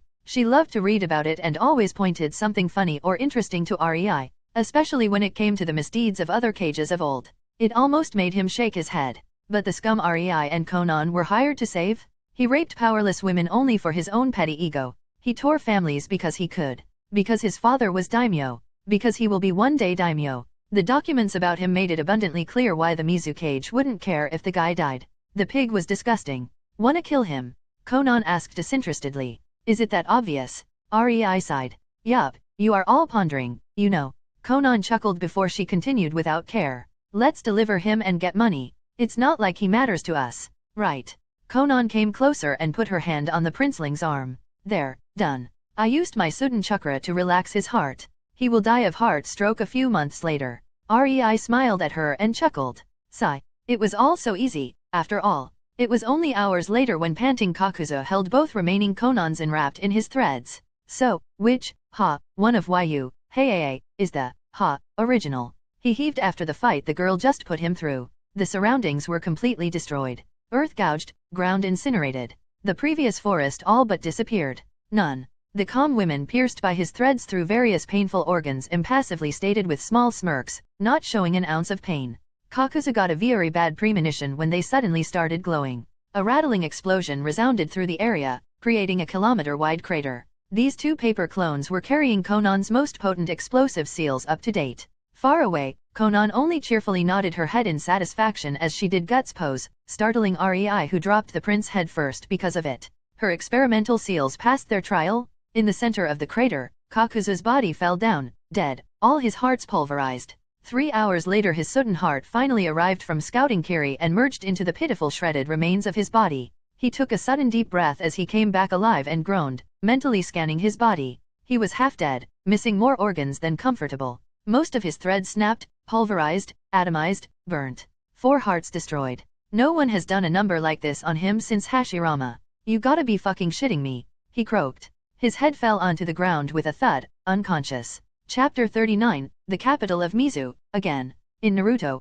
Reborn with Talent. Rei and Conan delivered the prince to the guards guarding the entrance to the castle. They still wore their wild blank umbu masks so nobody really recognized them. Stating they were busy, they quickly disappeared before any smartass decided to invite them in front of Daimyo. Rei and Conan were not about to spend their day in that heap of problems. They were in the capital of Mizu and they were going to enjoy it. Rei and Conan found themselves in the best restaurant in the city, their hitai stashed in the storage seals. They picked a table in the corner to be inconspicuous but they both forgot this was the so-called higher society of a feudal world.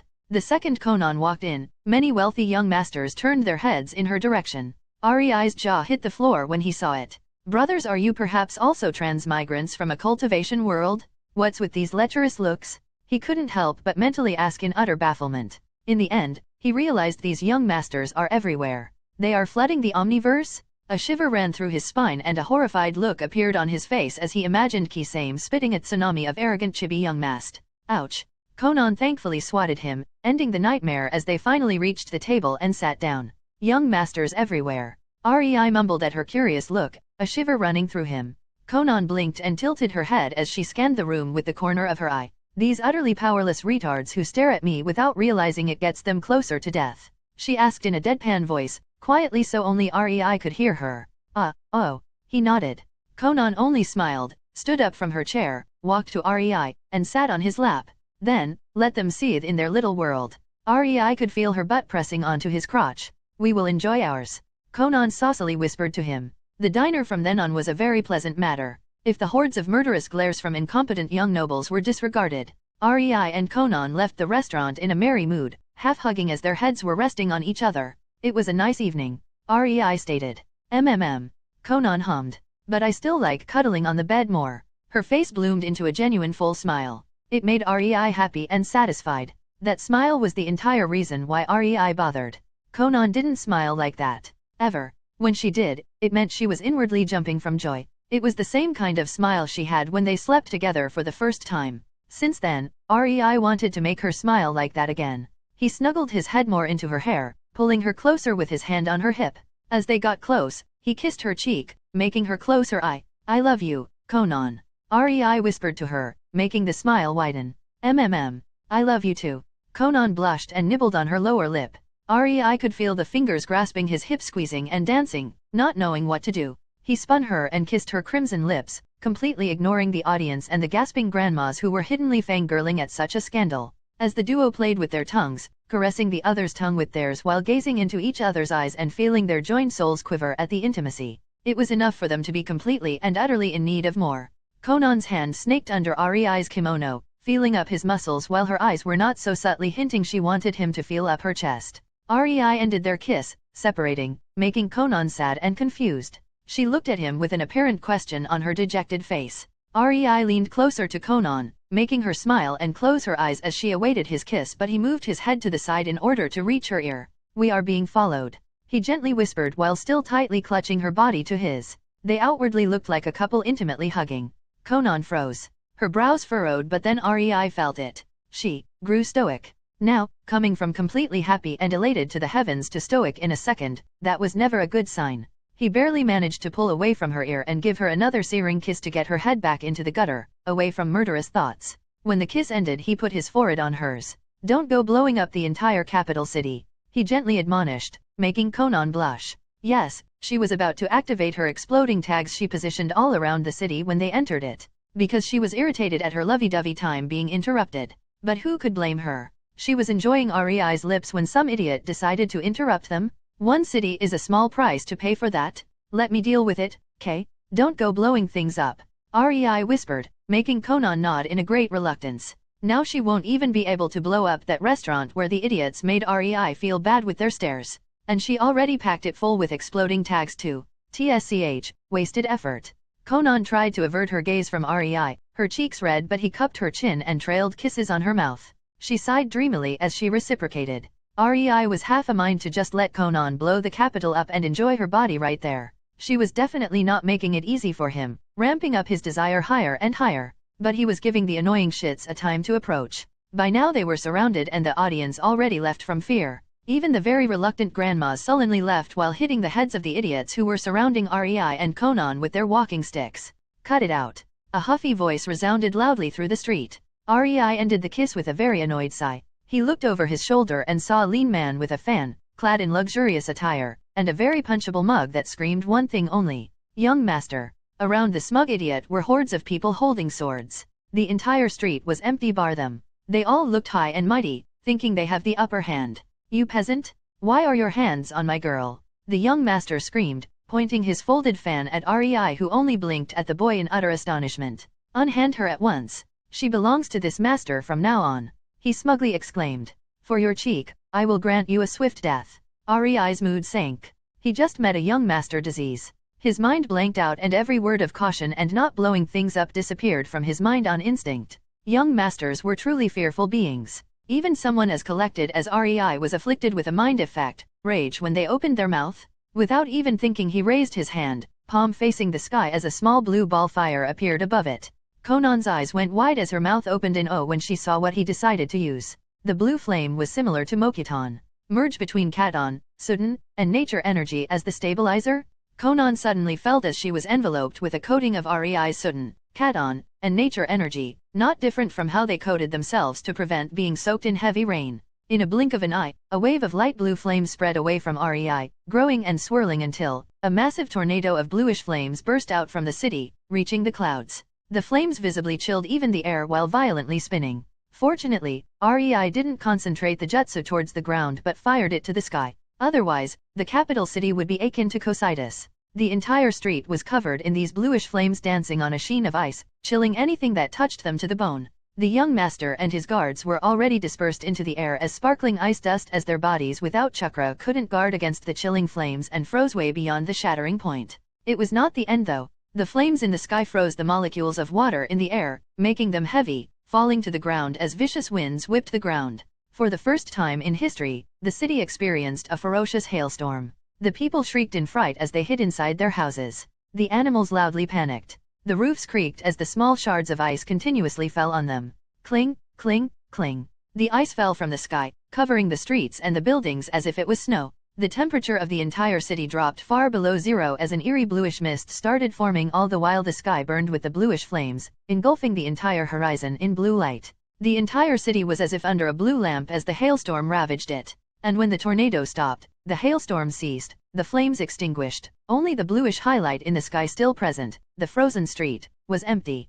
Conan and Rei long gone. Chapter 40, A Gift. In Naruto, Reborn with Talent. The next day, the entire capital was bustling with rumors, fears, and fake prophecies about the end of the world in chilling ever-consuming flames and whatnot. Rei happily and carefreely woke up, noticing Conan's bare back next to him, and remembered yesterday's night. He slightly smiled and kissed her back, making her shiver in the echo of pleasure his chakra put her body through. He turned around and was about to leave the bed when arms locked around his neck, Conan's body pressing into his back and her chin ending on his shoulder. "Don't leave. Stay in bed," she purred in a moan. Rei could feel the expectant shivering of her body but tapped her arm appeasingly. "Not today, Conan. We have an appointment with Mikado," he reminded her. He knew if they started their second round, Conan and he wouldn't stop for hours, most likely ending up as a quivering mess of goo incapable to go anywhere. "He can wait a day, or 4. Conan whined as she trailed kissed on Rei's neck. "Pretty please," she whispered into his ear. "Nope," and received a flick to the forehead, making her unhand Rei and flop on her back. Her body was sprawled on the bed, completely showing all of her womanly parts as she released an annoyed sigh. "I have a gift for you, Conan. Don't wanna wait," Rei noted as he stood up, about to dress. Conan perked up. They never gave gifts to each other. It was unnecessary. They had each other. What more could they give to the other than themselves? But her curiosity was certainly piqued. She stood up and with a whirl of papers, she was clothed. Her telltale blue-rosed black kimono and skirt were on her. Life became easier when she learned how to make her paper imitate clothes. Conan spun on her heel leaning forward, giving Rei a proper view of her cleavage. "So, what are we waiting for? I am ready," she told Rei with bemusement. "Cheeky little minx," he exasperatedly exclaimed, half naked, about to pull his pants up. They sat in the office of the chief merchant of the Biribiri company, Karabosizero. The people were looking at them funny when they entered and they even had a few problems with the receptionist. Thankfully Karabo showed up and so here they were. In front of them was a final financial accounting. They didn't ask for it but Karabo delivered it either way. After all, they were the biggest shareholder. Conan made a few paper clones to check things up and every time some small inconsistency was found, they informed her. So far, 4 people were already sacked for minor embezzlement as Karabo sat opposite Rei with sweat drop while both watched Conan buried in papers upon papers of financial statements, cutely chewing on her lower lip. It was only an hour later she heaved a sigh and nodded to herself. "Rei, make more seals that could sustain paper clones. I will leave 4 more to do this work and help with seals," she determinedly told Rei. Conan was pissed. "All right. The money that was stolen, no matter how little, belonged to Rei?" Rei calmly put a teacup onto the table as he looked at Conan. "That's half of the reason we are here. I need you to dismiss the previous clone. We both know you got better at them so the one stationed here is inefficient. People will also get suspicious if the seal mistress of Biribiri company was unaging. You are also getting closer and closer to the look of the adult paper clone. I want you to create 4 completely different looking paper clones." Conan nodded and with a slight focus, 4 people appeared behind her. All it took was a slight tweak to the coloring and rearranging of the paper in the clone. Rei smiled and pulled out 4 seals. "These are better than the sets of 6 seals I used previously. More efficient. Do put them in the chest area." Conan did so and the clones were now self-sustaining. Just then Conan alike walked inside and approached Conan. It dissolved into paper and entered Conan's body. Only 6 slices with seals were left on the table. "I wonder, would I be able to take that seal inside of myself?" Conan mused as she saw that it can power up her paper clones. She could change into paper so why not herself? Well, it could. Rei nodded and Conan's eyes shone. "But as you know I am making something better for us. You are working on it since we became shinin, that's 2 years. Conan rolled her eyes. "I just don't want any accident to happen again." Rei chuckled dryly, making Conan come closer and sit in his lap. "Fine, I will wait." She kissed him. "Good girl." Rei patted her head, making her shudder in pleasure as she heard him call her that. They stared at each other with a tender gaze as they held the other in their embrace. While Rei and Conan acted all lovey-dovey, Karabo could only awkwardly listen with his eyes averted. "Why is it always me?" He shed manly tears of bitterness but kept his mouth shut. He knew interrupting them would bring Conan's patented death glare upon his feeble frame. His death was imminent. Only a sound away. Thankfully, he was saved when a knock resounded on the door, getting Rei and Conan out of their sickly sweet world. "Ah, it's here," Conan exclaimed and made a water clone to open the door. "Sigh, I will never get used to this." Kurabo dejectedly thought as he watched the water from the cup on the table flow out and form into the appearance of Rei. The clone took a package from the employee who delivered it and put it on the table in front of Conan before dissolving into water, flowing back into the cup. Conan was interested. It was quite a big square box. She looked all around it, still sitting in Rei's lap.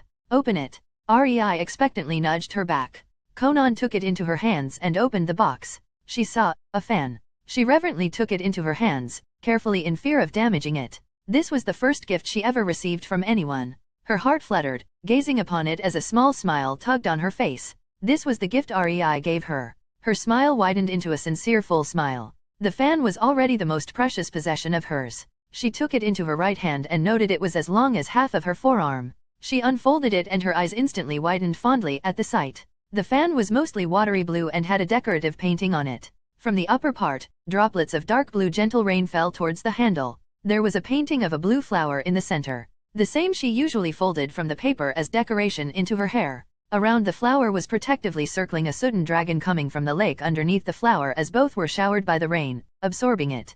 Conan didn't need an explanation to understand what the flower or the dragon signified. As for the rain, they were called downpour, weren't they? A smile tugged on her lips.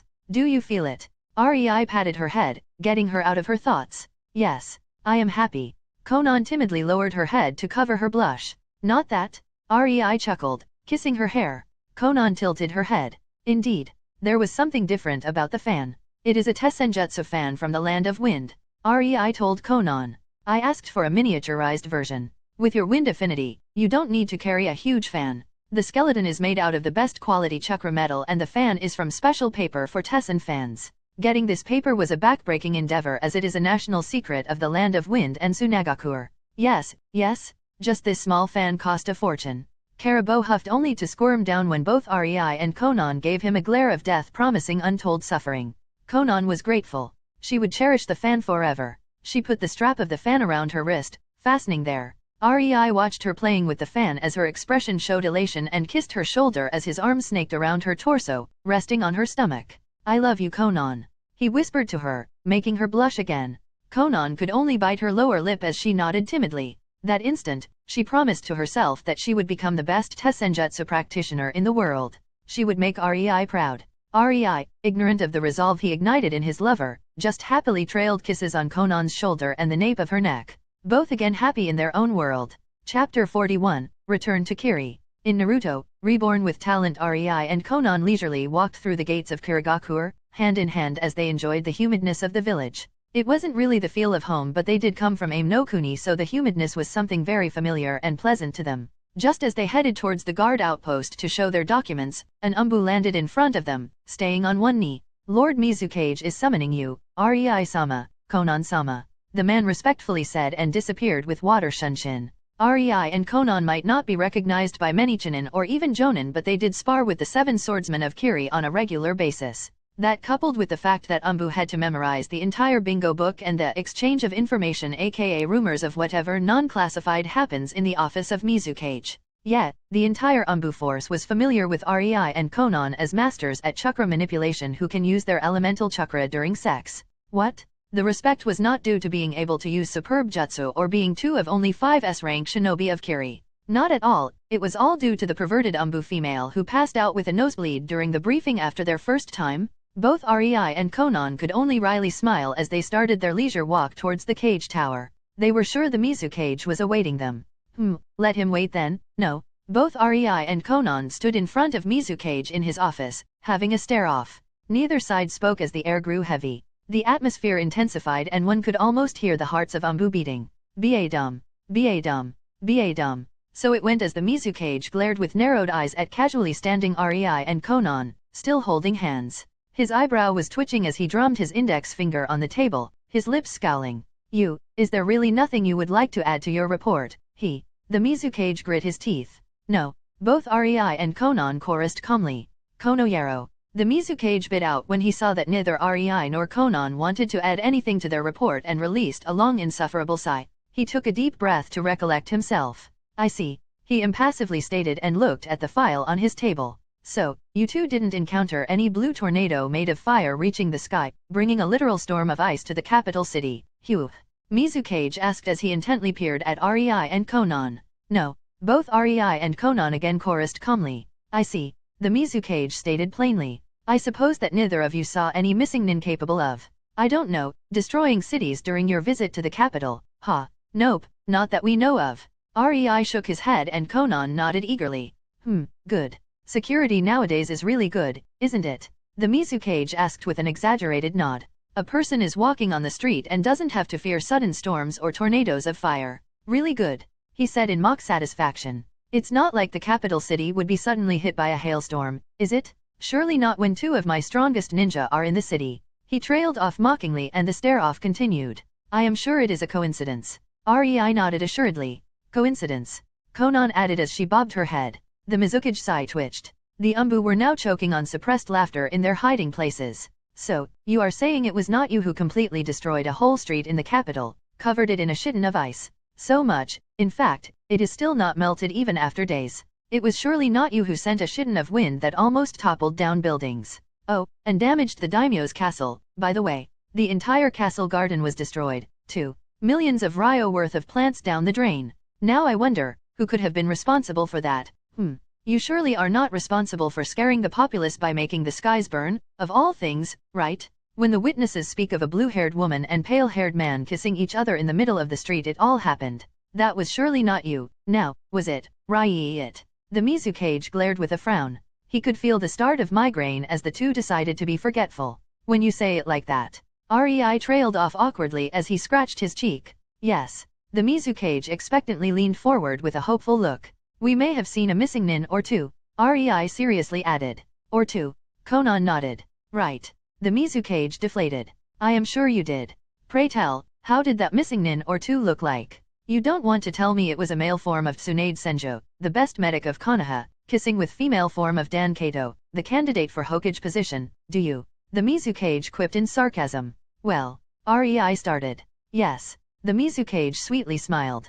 Depends, is Dan Kato still alive? Rei quipped. No, he is definitely not alive. Not for years. Mizukage's smile fell as he stood up, barely holding himself from screaming at tearing his hair off. After a while of panting, he just powerlessly flopped back into his chair. Moreover, according to our spies, Senju despised Kato. He muttered to himself. Well, in that case the missing nin was. Rei's eyes darted all over the office, but then he shrugged in whatever motion. Pink. And fluffy. Conan added helpfully. Long ears too. Rei smiled. Long. With buck teeth. Conan nodded. That's wrong, that was the bunny we saw in the zoo, Conan, wasn't it? Rei looked at Conan. We are talking about that, are we not? Conan put her finger on her chin in mock confusion. I give up. Seriously. I fucking give up. The Mizukage helplessly leaned into his chair and took his smoking pipe out. Now, what do you two geniuses recommend I should report to the very concerned and utterly pissed off daimyo? Only silence greeted him. Nothing. What about you? The four already blew from choking Umbu on the ceiling. He looked up, just in time to see three of his Umbu fall onto the ground and start rolling in laughter. The fourth was still desperately sticking to the ceiling with his chakra, also rolling in laughter. The Mizukage looked at casually smiling Rei and Conan with a fed-up deadpan look. Well, I would personally say that the assailant had a mask. Rei's face turned to seriousness and Mizukage face vaulted onto his desk. I see. Continue. The Mizukage waved his arm around uncaringly. Fuck this shit, I should start looking for a successor. I am not paid enough for this. The Mizukage frowned as he straightened up and started chewing on his pipe. Maybe he could use his bullshit affinity? He was a ninja, after all. Making up stories was common in his line of work? And the current daimyo wasn't the smartest fish in the pond too. That could work. Just give me something good. I am really not interested in being blamed and getting our funding cut, alright? He pleaded. Rei nodded and gave a sweet wide Cheshire grin. Oh, this will be utter bullshit the size of Konoha's Hokage monument, alright. Mizukage internally thought as he saw Rei's wide smile. Here we go. Rei's going to get nasty. Conan mentally deadpanned. Well, as I said, the assailant had an orange swirl mask with only one eye. He was quite a cheerful dude too, called himself Toby and whatnot. He liked to say that he was a good boy, alright. Right nutter, I say. Rei laughed. He wore a black coat with red clouds and was singing about dawn or whatever. He wanted to put his eyes on the moon too, so he fired himself there with jutsu, hence the sky-reaching tornado. Sigh. Some of us just do believe they can fly. Rei sadly shook his head. Both Conan and Mizukage stared at Rei with an open mouth as Mizukage's pipe fell onto the floor. That's... Conan started, but then her eyes looked at the shocked Mizukage. The truth. She nodded stoically, her expression completely blank even though her body was slightly shaking. You know what? The Mizukage drawled lazily. Why not? Sure. I will report exactly that. He shrugged, not giving a damn anymore. You may go. I won't say job well done though. Read this if you find ch39 disappointing. I read a few comments, and a 1-star review of a dude who even at this point thinks Rei and Conan are Konoha shinobi. Damn, that floored me, to be honest, and I found out I might have messed up in the ch39 and my writing might have been easily misunderstood.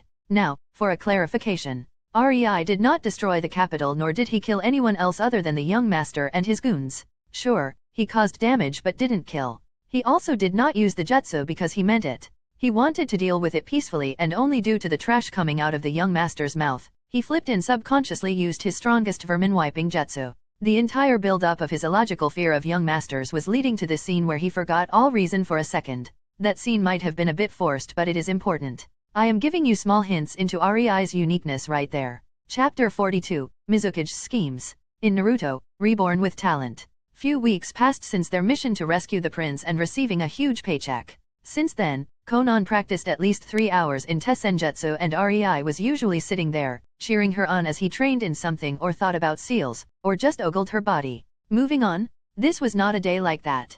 Today, Conan was alone as Rei was returning from buying more Chakra ink for his Funjutsu. The kind that was high quality. He could have created his own but, why bother when there was a store for it? He was walking around the corner when suddenly a 6-year-old looking boy tightly clutching a loaf of bread ran straight into him. Rei could have evaded, of course, but that would send the boy rolling in the ground somewhat painfully. This way, the boy only flopped on his ass. Rei noted the loaf of bread on the ground and sighed. He was about to speak to the still dazed boy when an old man with a ponytail suddenly shrieked. There you are, you thief. The man came towards the boy and gripped him by his short red hair as he gave him a good lashing, not listening about the boy's wailing. The old man then threw the boy into the mud, flipping his ponytail in disgust. Rei could see the boy reaching towards the bread covered in mud as his eyes hopelessly and intently watched it in hunger. The old man snorted and took the bread before the boy could reach it. That's not yours. Be glad that I won't report you for stealing. He harumphed and walked away with a huff. Rei watched, somewhat bewildered.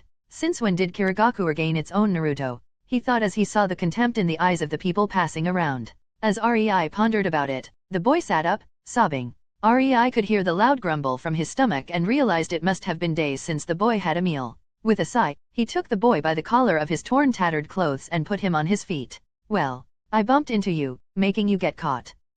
Rei waved his hand from side to side, trying to dissuade the fearful look the boy gave him when he saw the Hittite. I can at least buy you lunch for that. Rei smiled. Come on. He left, dragging the bewildered kid by his arm. Rei watched as the kid gorged himself on the food. He awkwardly scratched his cheek. Don't they feed him or something? He wondered. Hey, kid, you orphan, right? Rei asked as he watched him lick the plate. The boy ashamedly looked down and nodded. Don't they feed you there? The boy looked like a deer in the headlights and closed his eyes in fear, quivering in his seat but didn't answer.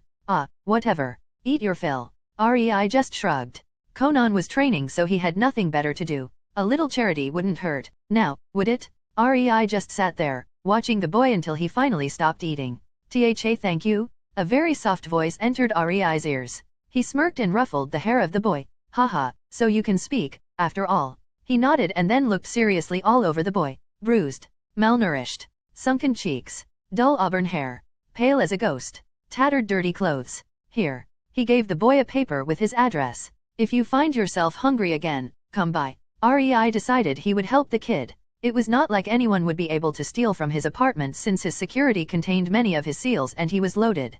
Paying for food for the kid wasn't really all that difficult for him. Biribiri Company earned him millions of ryo per month since it had its branches all over the elemental nations by now. Every capital city had a branch. And who knows, maybe I would get a follower out of it. He almost choked on laughter at that ridiculous thought. As if he ever allowed a dude to follow him? The Mizukage office. Mizukage sat behind his table with his hands clasped in front of his face. Opposite him was a woman sitting in common clothes. The only tell she was a shinobi was how she held her body. Jonin Rukami. This is the first time we are speaking with each other since I assigned you that mission. The Mizukage amiably started. Yes, Mizukage-sama. 3 years to be exact. Ikarukami leaned into a slight bow. I must say, it was almost back-breaking to persuade other clans to stop trying to tan my hide because of it. He chuckled, making the woman smile wryly. Report. He lightly said, taking his tea into his hand. Yes. 4 years ago, when you took 2-year-old Mei Terumi and threw her into the orphanage, she had a happy childhood. As per your orders, that changed when I was assigned to act as the matron of the orphanage. The woman stoically droned out. I subtly estranged her from other kids, and she swiftly became the target of bullying. The Mizukage hummed. Her mental state. She is doing well. There are no signs of a mental breakdown, yet. The woman unsurely answered. She knew she was picked because of her past in the seduction corps. She was ruthless enough to slit the throat of a child and good psychiatrist so she could keep any and all mental trauma non-issue for later. Well, as much as it could be made into a non-issue. She was sure the treatment the girl is going through will mold her and stay with her for the rest of her life. She just won't be mentally impaired due to Aika's care. But she is, will break if we continue this route. The Mizukage heard his jonin conclude. I see. The problem is the rumors. After that incident, how is the girl herself taking it? Aika groaned. Yes, that. Neither of them planned for that to happen, but it certainly did help the plan. Aika decided to not do anything with it and let it run its course. She is more withdrawn. Never talks to anyone. This made the bullying intensify. The kids even go as far as stealing her food, making her sleep on the floor, and beating her. Seriously, this batch would do fine shinobi, at least morally. Aika snorted sarcastically and rolled her eyes. As if any of these twerps had enough guts to be shinobi. They could only gang up on a weak malnourished girl. A loner, then. Well, no wonder. Just as we wanted. The Mizukage took a file from his table. After the first day of the academy, Mei Terumi's chakra was unlocked. She kissed the cheek of her best and only friend in the entire orphanage, and her bloodline acted out due to the inability to control her chakra. Mei Terumi watched as her best friend slowly died in agony while her face was being slowly melted by Mei's Kekei Genkai. You wrote. Yes. It was a brutal and painful death lasting minutes. Mei watched every second of it and blamed herself. Well, normally she would be trained since 3 to prevent this happening. Mizukage shrugged. But making her even more isolated helped us. Especially since the girl already had her first kill. Aika nodded and opened her mouth when the door flew open and inside casually strode an old man with a ponytail, holding a muddy loaf of bread. Sandame Dano, you really can pick a distasteful mission for retired Olmi, haha. The old man laughed. Well, it had to be someone undetectable, Kawarhe-sama. Since your chakra coils were destroyed. Mizukage smiled and slightly inclined his head in respect. I am nothing but a civilian in the senses of the ninja. The old man waved his hand jovially. Geez, what did you do to that orphan? It was as if you starved the kid. We did. The Mizukage told the elderly man, who raised an eyebrow with a frown. The Mizukage nodded at the woman to introduce herself. I am Ikarukami. The woman stood up and gave the elderly man a small bow. It's an honor to be in the presence of the brother of the first Mizukage, Kawarhe-sama. Sure. Just get on with it. Kawarhe grumbled in annoyance. Well, reporting. I beat that bony little girl somewhat fiercely, but damn did it hurt my knuckles. The old man grumbled. I am sure I cracked a few ribs too, but the girl has a high pain tolerance, I must say. The Mizukage winced slightly while Aika was completely impassive. It was not like he wanted Mei to suffer, but his plan would be marginally harder without her being a loner and abused. But Kawarhe stopped momentarily. The civilians are talking. They are starting to get afraid of her due to rumors, and from what I gathered, she is being beaten by some of them. When the clans find out. Thankfully the Yuki and Hojiki clans agreed with this plan and persuaded the leaders of other important clans. I wouldn't try to threaten a clan with their own fortune if I didn't have the support of other clans. The Mizukage interrupted, shrugging. We need Rei and Conan bound to Kiri since they are 2 of our 5S rank ninjas. The clans at least understand that much. Kawarhe nodded. He didn't like the endgame, and certainly, the betrothal contract was stretching the authority of the Mizukage thin and dangerous. But it had merit. The girl will be an anchor around the leg of Rei, and with Rei, Conan will follow. They will stay in Kiri. All this mission had to accomplish was to make them feel at least some fondness for the girl. My brother would be proud of you, kid. Kawarhe told him with a grim expression. This is positively evil. To think you would give her the Terumi estates only if she gave birth to 2 of his children. You pulled all stops. He shook his head. Yeah. Sadly, the plan is not completely foolproof, as I can't really hold back the bank accounts from Mei, as the bank won't give a shit about me being the Mizukage. But she will be told of those only upon her 18th birthday. Mizukage smiled. Or if she gets pregnant. Kawarhe nodded. It is kinda disgusting to have this talk about a 6-year-old girl. He chuckled and got a shrug in response. They were shinobi. They did worse. The problem is, yet again the civilians. She is a girl. I wouldn't want this plan to crumble due to her being raped by some sick drunkard. Kawahe had a valid point, the Mizukage agreed. That may help with her being more subdued, or completely break her. But it might crack any and all future interaction with Rei. The Mizukage was trying to make her depend on him, not make her afraid to be in the same room as him or despise all males. Yes, I will probably make Ringo a mayor. I suggest him taking the girl in, giving her an empty bedroom. Or I will straight out order it for the safety of the last Terumi. The Mizukage shrugged. It will maximize the interaction between them. And then, when she is older and Rei likes or even loves her, you will spring up the betrothal on them. Kawahe smiled. Not if they decide to have an intimate relationship with each other without finding out. The Mizukage dismissively waved his hand around. He hoped to not use it and let it be buried somewhere in the archive. If the girl started to have sex with Rei without his intervention, it would be smashing. A precaution, then.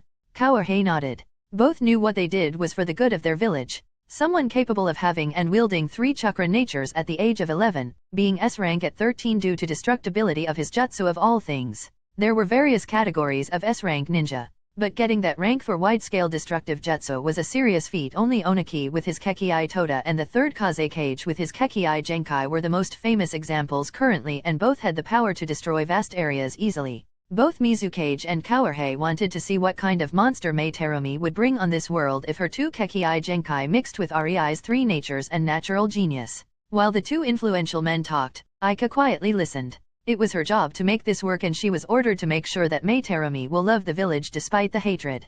It was a tiring job, but she did well, making the girl miserable in the shadows while in the light she was her sole supporting pillar, always repeating, if you become a respectable Kiri nin, you will be loved. She had to make sure the girl would want to serve Kiri with half of her soul and that she would latch on Rei with the other half, keeping him in place. It was a delicate job. Sometimes, even she wondered why she accepted it. Unknown to the trio, under the furniture, a few inconspicuous papers with listening seals overheard the entire conversation. In Rei's and Conan's apartment, in their spare bedroom, a paper clone of Conan suddenly punched the floor from sheer rage, cracking it as the killing intent spread through the street. It took at least 5 minutes until the clone finally calmed down and went to report to Rei and the real Conan. Chapter 43, Counterattacking the Schemes 1. In Naruto, Reborn with Talent. The very next day Rei and Conan found themselves in the orphanage where Mei was residing. Rei was gripping Conan's hand, making sure she won't go ballistic upon meeting the bitch, as she put it yesterday, who was helping in the scheme against her. Rei?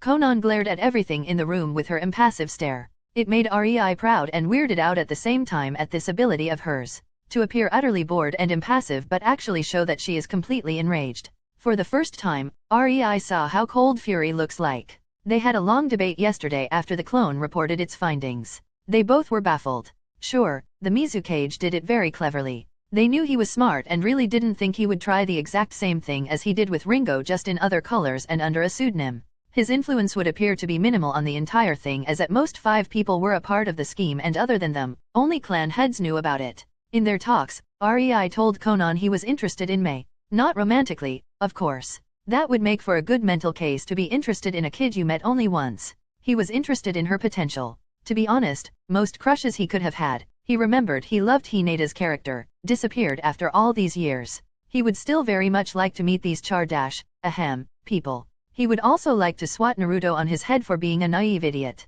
Yup, he was a true fan. The kind that would beat that insufferable idiotic shit to death for not becoming smarter during the entire series. Sigh, but he digresses. These feelings were somewhat dulled.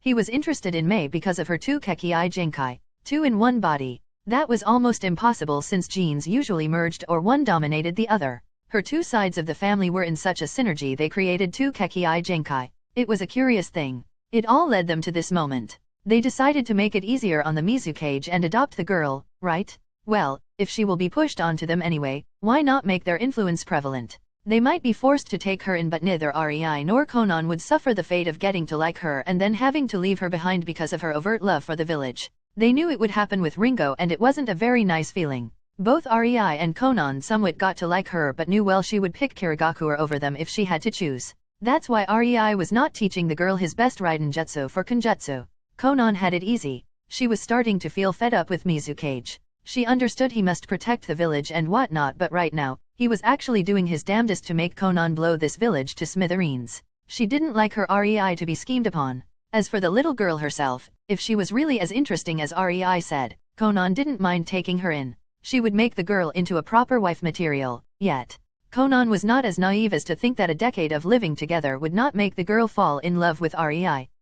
Impossible. And since Rei had a good impression of the girl and the girl had real potential, if she grew into a beauty, Conan wouldn't mind giving her a hand. But the girl will become vicious and loyal only to Rei if she wants to stay anywhere near them, that Conan promised to herself. Rei only cluelessly waited for the matron to finish the paperwork. He had not yet any clue of Conan's already forming training plan for little May. Alas, history was set to repeat himself. As he saved Conan in her darkest hour and unknowingly created a fierce better not say the word. The same way he was now saving May. Or, at least, that's how it would look like to the girl. Conan would make sure of that. Ikarukami was flabbergasted when Rei and Conan came in the morning, willing to adopt May Terumi. She never expected such luck. The Mizukage wouldn't even need to persuade them to raise the girl. While it made a few problems since the girl was not yet completely indoctrinated into being loyal to the village, she would let these worries to the Mizukage. The girl will probably make a few friends that will make her see the light shortly.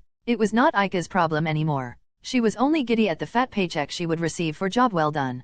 With a joyful hum, she filled the paperwork and May Terumi was now adopted by Rei and Conan Yotsuba. Aika dragged May into the room where Rei and Conan waited. Both Rei and Conan noted the tattered torn clothes on the bodash. Girl. Her auburn hair was so short it was hard to recognize the little creature as a girl. Her green eyes were completely dull, almost lifeless with big black circles under them, and the girl was unhealthily thin and small. Her skin was pale, well except the visible purplish, almost black bruises marring her skin. When May's eyes landed on Rei they regained a bit of light. She remembered the kind man who fed her yesterday and with a blush, she timidly looked towards the ground, wondering what he was doing here. She was dragged from her bed by the matron. Yesterday she was beaten by the older kids for being bad so she couldn't sleep from the pain. She was dead tired and barely swayed on her feet. May-chan. The matron started and Rei was instantly in a state of mind as he recognized the fake sweet and kind voice. These two, Rei and Conan Yotsuba, decided to adopt you. May's eyes widened and teared up. She meekly nodded. She was still afraid. The people didn't like her and she feared being adopted. She thought she would be beaten by the people adopting her? But, the man was kind to her, right? He wouldn't hurt her, right? Thank you, she quietly whispered as was expected of her after the matron squeezed slightly her shoulder, coincidentally pressing on one of her worst bruises, making her wince. Conan was coldly glaring at the matron. She saw that it was no coincidence. Rei sighed and walked closer to May. Yo, so we meet again, kid. He grinned and hugged her. May stiffened. She was never hugged. Tackled to the ground, maybe, but hugged. She couldn't help but be frozen at the warmth it made her feel. Silent tears streamed down her cheeks as she leaned into the hug, pushing her small head into Rei's shoulder. Conan looked at the matron. That will be all, she dismissively stated, making the matron open her mouth, but she swiftly shut it. Well, being dismissed might have hurt her ego, but why bother complaining? Her job was done. Aika just left with a huff, heading straight to the Mizukage's office to report. Rei heaved May up into his arms and left towards their apartment. Chapter 44, Counterattacking the Schemes 2. In Naruto, Reborn with Talent. The trio arrived at the apartment and May was told to sit behind the table in the living room with Conan while Rei was making ramen for them in the kitchen. May wasn't very comfortable around the blue-haired girl. She was looking at her weirdly. Like matron. Conan smiled at the awkwardness of the girl. She reached her hand towards the girl, making her stiffen and close her eyes. Conan didn't care and ruffled May's hair. May snapped her eyes wide at the gentle touch and found herself enjoying it. Be a good girl and we will have no problem, she heard the blue-haired girl tell her in a gentle but firm voice. Good girl. May thought that she could at least try. She timidly nodded with a blush. Don't worry. The blue Hadash, Conan, yes that was her name, May remembered. I will teach you how to be a good girl. Conan continued cooingly as she leaned closer to her and patted her head. Rei entered with a tray of 3 bowls of hot, steaming ramen and saw a weird sight. Conan smiling devilishly at the determined May while Conan patted her head in my precious kind of Kakashi-like way. His eyes couldn't help but instinctively trace a few escape routes as he felt a shiver run down his spine. In the end, he steeled himself and approached the girls with a smile, putting the food on the table. He saw that May instantly looked at the big bowl of noodles while gulping hungrily. He put the first bowl in front of the girl who raised her head, her eyes meeting his, and he could see a spark of adoration. He could only sigh to himself. It was so easy with children. No wonder the villages started to train their ninja during childhood and made them listen to hours per day of patriotic drivel. Because that was exactly what the first 2 years of the academy were about. Indoctrination of children to loyalty. He saw Mei watch the ramen with want in her eye, but the girl didn't dare to touch it. Rei tilted his head. Ah, he understood. You may start eating, Mei-chan. He smiled at her. Before he even finished, the girl was inhaling the noodles. Rei quickly stopped her hand, making the girl stiffen. Slow down. You will choke on it. Nobody will take it from you. He quipped in bemusement, letting Mei's hand only when she nodded embarrassedly. Rei smiled and continued. Don't be afraid to ask for more. He knew the girl would want more. He was a master at Soten and very good with cat-on and temperature manipulation. What? Jutsu were not only good for fighting? Cooking was a viable way to use them too, especially since he could make the food full of chakra this way. Elemental chakra. With his proficiency, he could add his cat-on and Soten chakra into it, making it actually beneficial instead of harmful to Mei. It will certainly help her own cat-on and Soten chakra nature, if only ever so slightly. He also added a bit of nature energy into the ramen so Mei will stop being so tired and malnourished. Rei would never do something like this for Ringo. He liked Ringo. She was his Bakadeshi. But she was not loyal. Not as much as he would like her to be. But with Mei, he didn't need to worry. He was not as naive as to not know Conan's plan for the girl. But he was not about to do anything about it. He knew that under Conan's care, Mei would shortly be he hoped not zealot or fanatic. He would need to have some positive input on the girl to prevent that. But he knew Conan's education would make the girl loyal only to them. And he knew she would be subtle enough to make Mei appear like a good little ninja of Kiri. Sometimes, Conan could be scary. They finished eating as Mei ate her third bowl of ramen with an embarrassed blush. Well, some ground rules. Rei told the girl, making her straighten up. We are often on missions, so you will stay alone here. Rei told her and Mei nodded. She was alone her entire life. Nothing new. Seeing it, Rei continued. Therefore you will have to learn how to cook and clean up after yourself. Rei didn't tell the girl there will always be paper and water clones looking after her. He would make sure the girl puts her all into learning the basics of household chores. Well, not like there was much to do. His seals did 90% of these automatically. But cooking will be a very beneficial skill in the girl's future ninja career. Mei was bewildered. Someone actually wanted to teach her. She smiled slightly, her heart happily fluttering. Thank Y-. Before she could finish, a knock resounded on the door. Rei sighed and stood up. He approached the door, and as he opened them, he could see an umbu who gave him a scroll and disappeared. Coming back to the table, Rei opened it. Well, the Mizukage is summoning us. He quipped in amusement, his eyes sparkling. Both him and Conan knew what this was about. Well, be a good girl, Mei, Rei started, not seeing how Mei's eyes brightened. And stay here. Rei took out a few slices of paper. You can practice the sticking exercise. We know the academy already started teaching you. Conan created a paper clone. My clone will instruct you, she said merrily, ignoring Rei's deadpan stare. With a sigh, Rei gave up and both him and Conan disappeared in Shunshin, leaving only determined Mei with a smirking paper clone that sat next to Mei, and its smirk widened. Well, Mei-chan, first. In the office, Rei and Conan walked in and did the usual greeting. I will be blunt, Rei-kun. Why did you adopt Terumi-chan? The Mizukage curiously asked. This was not in his plan. While it was a good thing for his plan, the timing was too precise. Felt like it. Rei shrugged.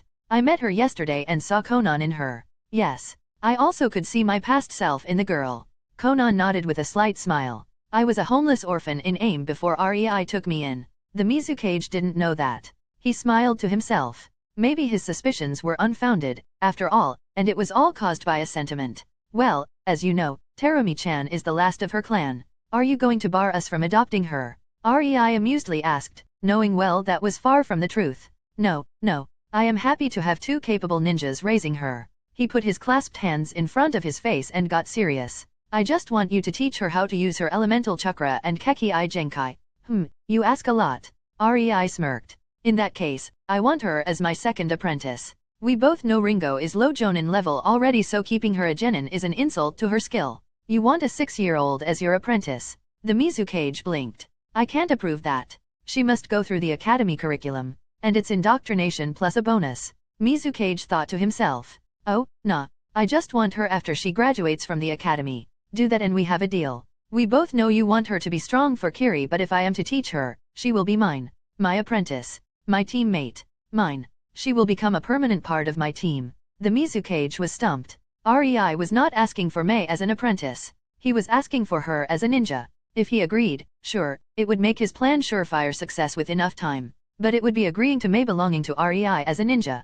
The very same as Conan. He had no delusions that Conan is not really a Kiri shinobi and certainly not his. She was more of a property of Rei. At least, that was the not sugar-coated way of looking at it. Rei asked for a lot. But then again, with their guidance, Mei would become an S-rank in the future. Heck, Ringo Amari was going to become S-rank with enough time. Sigh, I will have to put extreme focus on making Mei loyal, but the Mizukage mulled over it. Sure. Mei Terumi will belong to you, Rei. You may do whatever with her. The Mizukage nodded. But I want you to make an S-rank ninja for Kiri from her. Don't forget she owns the whole famous hot springs of Kiri. She is an important girl. If you want her, treat her well. Rei shrugged in acceptance and almost gagged as he heard important and treat her well. He knew that he basically asked for Kunoichi Mei, rather than adopted a kid. The Mizukage just gave her to him. He could make the little girl into child labor and nobody would care as long as he justified it by the Mizukage gave her to me. Not to count numerous worse things he could do to her.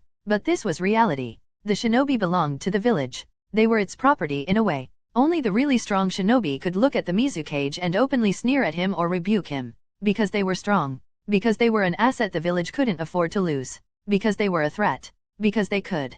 A small 6-year-old orphan from an extinct clan? Her only protection was the other clans and their interests. If Rei didn't come to Kiri, Mei would live a pampered life. Her head would be filled with ideas of marrying into some other clan that would acquire her wealth and bloodlines this way and the grandeur of serving her country. Don't worry. We will raise her very well. Conan gave a wide sweet full smile with delightfully narrowed eyes as she put a great emphasis at the word very. Suddenly, the Mizukage didn't feel all that good about this little plan of his. Chapter 45, Teaching Mei. In Naruto, Reborn with Talent. Few weeks have passed since Mei started living with Rei and Conan. Conan and Ringo were in a clearing, doing the usual 3 areas exercise. Ringo was getting stronger faster and faster as her senses and speed were trained and her strength increased bit by bit every time Conan's dote on hardened paper slices hit her. Conan wasn't just swinging them at her. She was precisely targeting the sets of muscles that needed to be put under pressure. Ringo was very grateful when she found out how effective this training was for her. Still, she didn't manage to reach Conan yet. She once reached the 3rd area and was jumping in joy, but then out of nowhere a flood of the river was released from the papers, washing Ringo all the way back to the start. She would grumble for days after that. While Conan spent time training Ringo, Rei was with Mei. Ringo was quite uncomfortable around the younger girl. She was used to being the one taught by Rei but eventually accepted it. She knew her time in Rei's team was coming to its end as she was already informed about her upcoming promotion. Getting Shinin rank meant her being put under the tutelage of the Kiba wielder to be his successor. It was disheartening but it was her dream. As for Rei and Mei, Mei was liking Rei a lot. He was kind to her and patiently taught her. He didn't beat her when she didn't get the thing done in one try. Well, let's just say that Rei was getting creeps by the rising adoration he saw in the girl's eyes. He cursed himself for letting her stay with Conan's clone. He came home from the Mizukage's office and the girl was droning about being a good girl. Ugh. That night, he and Conan had a very heated and very sweaty debate on raising young children. A debate he sadly lost. Moving on, Rei decided to teach Mei properly. He started small with tree walking and water walking after she managed the paper sticking exercise. He had to give it to the girl. She was determined and a prodigy. It was obvious why she would become the 5th Mizukage in canon. In just a week she managed tree and water walking. Yes, Rei was there with her every step of the process, always sensing what she did wrong and corrected her. He would not be a jerk like Kakashi and just say, do it. It was counterproductive.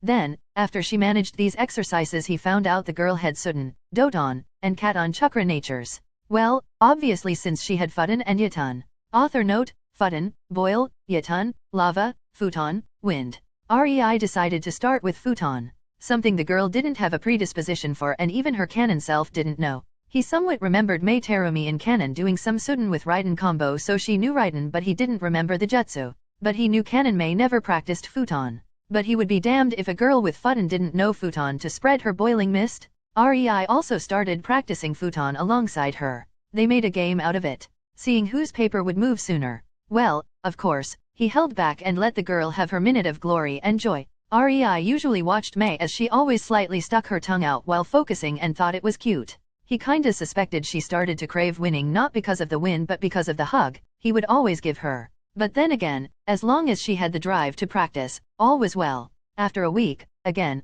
REI noted. Damn, was Mei fast in nature training. Sure, most of it was due to tips she received from Conan, who was almost master in it, nearing perfection, and from his careful and precise tutoring. But for a child of 6? A child that has to go to the academy almost daily? Oh, the complaints REI received that Mei wasn't paying attention and instead was fiddling with her paper. REI knew that Mei would be a ninjutsu freak. Her chakra reserves were already almost genin level. Something REI was really jealous of, as at that age, he had only civilian reserves. It was all due to years in the academy and diligent practice of the chakra circling, he found out. The exercise isn't that good and the kids don't really practice it that much, but Mei was very diligent in it. She didn't miss even a day of practice, even if she was hurting from a beating. Right now, REI and Mei stood opposite each other and they played with a ball. A ball made of paper, without touching it, using only futon chakra to keep it afloat. It wasn't powerful, but it propped the ball up after every burst that created a very weak uplifting wind. If the ball wasn't made of light paper, it wouldn't even raise an inch.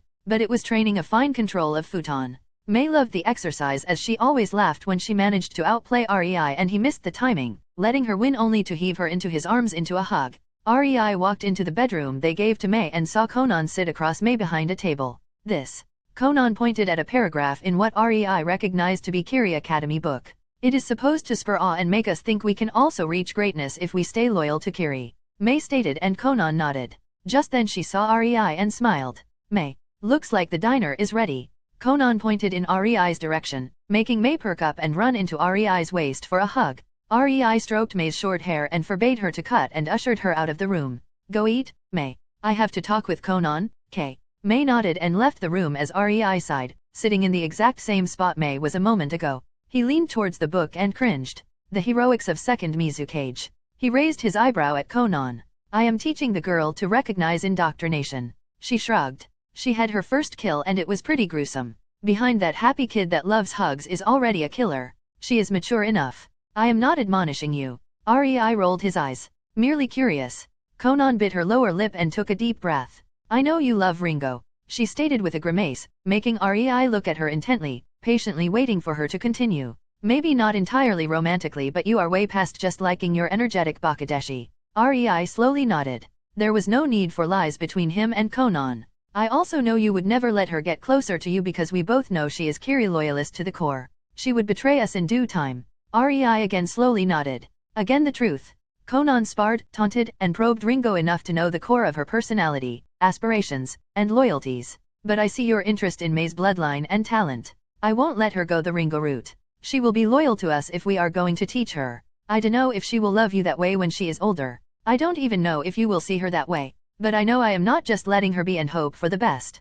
Conan huffed and crossed her arms. I already made that mistake with Ringo because I didn't like her intruding in our alone time. If I acted, she could be here in my place, teaching Mei while we could have been making out in our bed. Sure. Do what you think is best. REI's lips stretched into a smile as he chuckled and leaned closer, kissing Conan. I love you and trust you to do what you believe is best for me. Always will. He gave her another long kiss. We should go and eat our dinner. They happily took a hold of the other's hand and went into the kitchen. Mei was surely lonely, eating alone. Chapter 46, Promotion. In Naruto, Reborn with Talent. 16 years old REI and Conan, and 12 years old Ringo stood in the Mizukage's office. The man was eyeing them proudly as he turned to REI. As of now, I declare you REI Yotsuba, a jonin of Kiri. The Mizukage smiled and turned to Conan. As of now, I declare you Conan Yotsuba, a jonin of Kiri. He repeated and then turned to tense Ringo. As of now, I declare you Ringo Amaeri, a chunin of Kiri. His features softened. REI and Conan grew bitter. They knew his features softened only because Ringo was proving her loyalty and drive to protect the village and become one of the 7 swordsmen of Kiri. They could only sigh as the girl was already lost to them. With this, your team is also disbanded and Ringo will be put under the tutelage of the current wielder of Kiba. REI and Conan will stay as a team. You may go. The trio bowed and left the office. Well, shall we go celebrate it somewhere? REI asked the girls but noted that Conan was staring at Ringo. I want a spar. Conan told Ringo, who looked at her in confusion. A melee spar. Conan elaborated as she took out her fan. She practiced a lot with it and wanted to know how good she was against Ringo. Ringo slowly nodded. She knew that Conan was a ranged fighter, but now she challenged her to a close combat weapon spar? On one hand, Ringo was excited about such a fight. On the other, she was afraid she would lose to a long-ranged fighter in her specialty. Illogical fear it might have been, but after sparring with Conan long enough, she learned to expect the unexpected.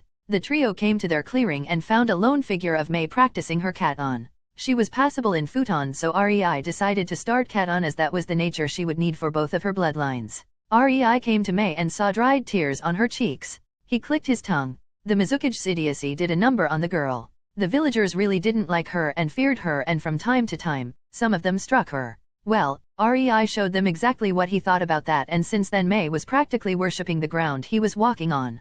Conan was a bad influence like that. Mei was quickly taught henge and trained in it so she won't have to endure the glares. But the girl said she doesn't want to use it. Rei was really at the end of the rope with her. She wanted to be glared at. Unknown to Rei, Mei hated the glares. She hated the civilians. And she despised Kiri. Conan really did make Mei open-minded. She never gave Mei any opinion or a way to look at things. Nor did Conan actually try to brainwash Mei. She just told her the things as they were. However brutal it was. She was blunt, honest, and precise when she explained things. This made the young mind of Mei mature faster. The very frequent injection of nature energy and elemental chakra through food Rei cooked only fastened this process exponentially. Mei Terumi started seeing things as they were. The subtle fear-driven hatred the civilians showed her. How other kids shied away from her. How the teachers were always awkward when she asked a question. Even if the last one was a shocker since they were Chunin and should know better. Mei started to form her own opinions. Her somewhat mature but still childish mind thought simply. People who hated her were on one side, Rei and Conan on the other, and those who hated her didn't deserve respect or acknowledgement from her. Mei Terumi officially hated Kiri with her whole heart. She was just good at hiding it, thanks to Conan's lessons. There was only one thing Mei loved. Rei came closer to Mei and firmly grabbed the distraught kid's chin, turning her face towards him. He saw the big purple bruise on her cheek and sighed. He put his hand on it, making Mei wince, but her expression turned to a relaxed one after Rei started using soothing water chakra to relax her bruised muscles. Better? He asked Mei, who nodded. Rei picked Mei up while she yelped and sunshined onto the lake, sitting there while putting Mei into his lap.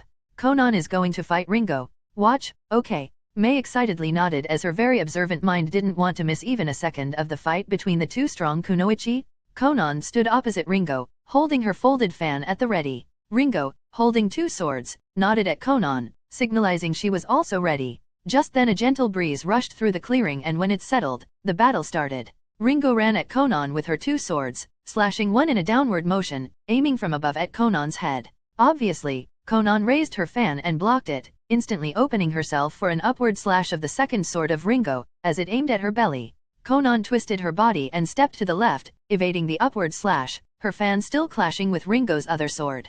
Conan slightly relaxed the hand holding her fan, unbalancing Ringo's hand, and then Conan tensed her muscles, jerking the fan alongside the sword to the side while her body stepped into Ringo's guard. Ringo was sent flying as Conan punched her in the gut. "Don't underestimate me, kid." Conan snorted as Ringo sprang up on her feet, a sullen pout on her face. Ringo did indeed underestimate Conan. She didn't find the fan threatening. In her mind, it was less than Kunao, but it stopped her sword. Okay. Ringo accepted the rebuke and her sword sparkled with Raiden chakra. Conan smiled and her fan glowed in futon chakra. On the side, Mei tugged on Rei's sleeve, making him hum and look at her. "What's going on?" she asked, pointing at Conan and Ringo. Rei smiled. Conan was parrying slash after slash in a high-speed clash with Ringo. Ringo was good, strong, fast, extremely fast. But Conan's body was nurtured with nature energy. She might not be a close combat fighter, but she was fast enough and her mind was used to controlling thousands of papers. Split-second decisions were not a problem for her. The fight is a struggle between Ringo's strength as a swordsman and Raiden user. She is natural and very strong. But Conan is more experienced and her mind is used to do fast decision-making. She is holding Ringo off by offsetting any momentum or deflecting any power she uses into the slash to the side, making Ringo unable to start her fast slashing combo. Yes? But how? They both coat their weapons in elemental chakra. Mei exclaimed as Ringo's sword again bounced off of Conan's fan, forcing her to regain her balance. Rei saw that Ringo was frowning hard. She was faster, better, and stronger than Conan, but she was always interrupted mid-combo or always somewhat missed. Rei patted Mei's head. The girl was very inquisitive and perceptive about matters she shouldn't know for at least a decade yet. The foundation of Raiden is high-speed vibration. So fast it is actually cutting power. Futon, on the other hand, is sharpness itself. Raiden is weak towards futon. You can see it here. REI pointed as sparks flew from yet another clash between Ringo's and Conan's weapons.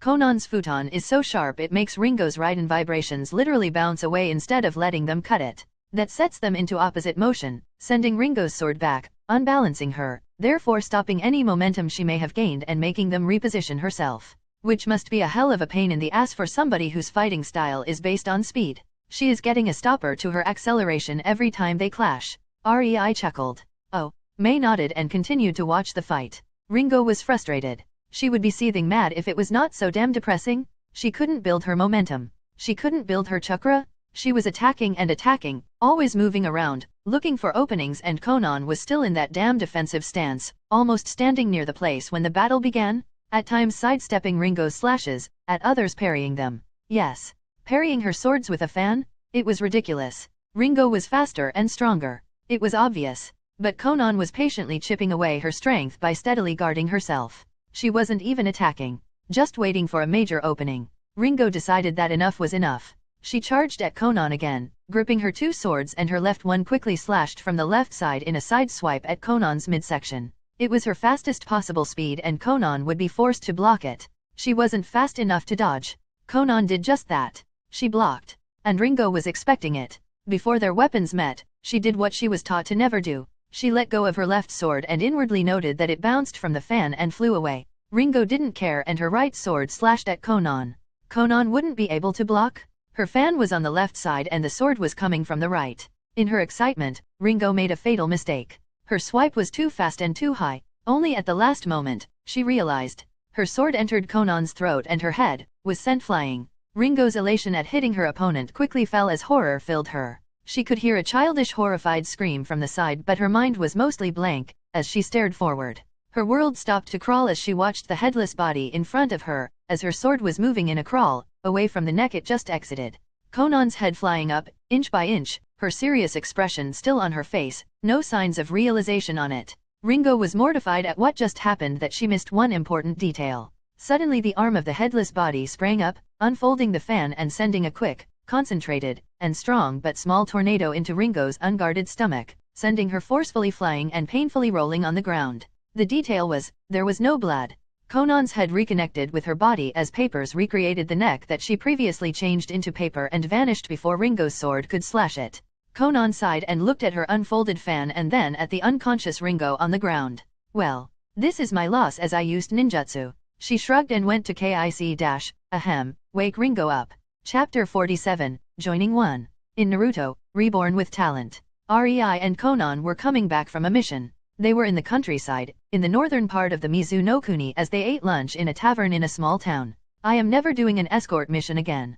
Conan huffed and crossed her arms. That pig ogled my ass the entire time. I concur. I wanted to wring his neck at least 50 times. REI agreed with a twitching eyebrow. At least he didn't have guts to try anything. If he did, Conan snorted derisively. Noble or not, a friend of the daimyo or not, his head would fly. As they conversed about the pig of a client they had to escort, a hooded figure in a small black cloak sat opposite them. They could see it was a woman and REI took a peek at her chin, mouth, and nose that could be seen from under the hood. He quickly understood the woman is beautiful from these features alone. We need to talk, the hooded woman said. It was not an order. Both REI and Conan recognized it for what it was. The woman was pleading, almost begging them to hear her out. REI looked at Conan and smiled when he saw her nod. They both felt a slight familiarity with the woman and didn't know why. He turned to the fidgeting woman and spoke. Follow us. REI rented a room for a day and they entered it.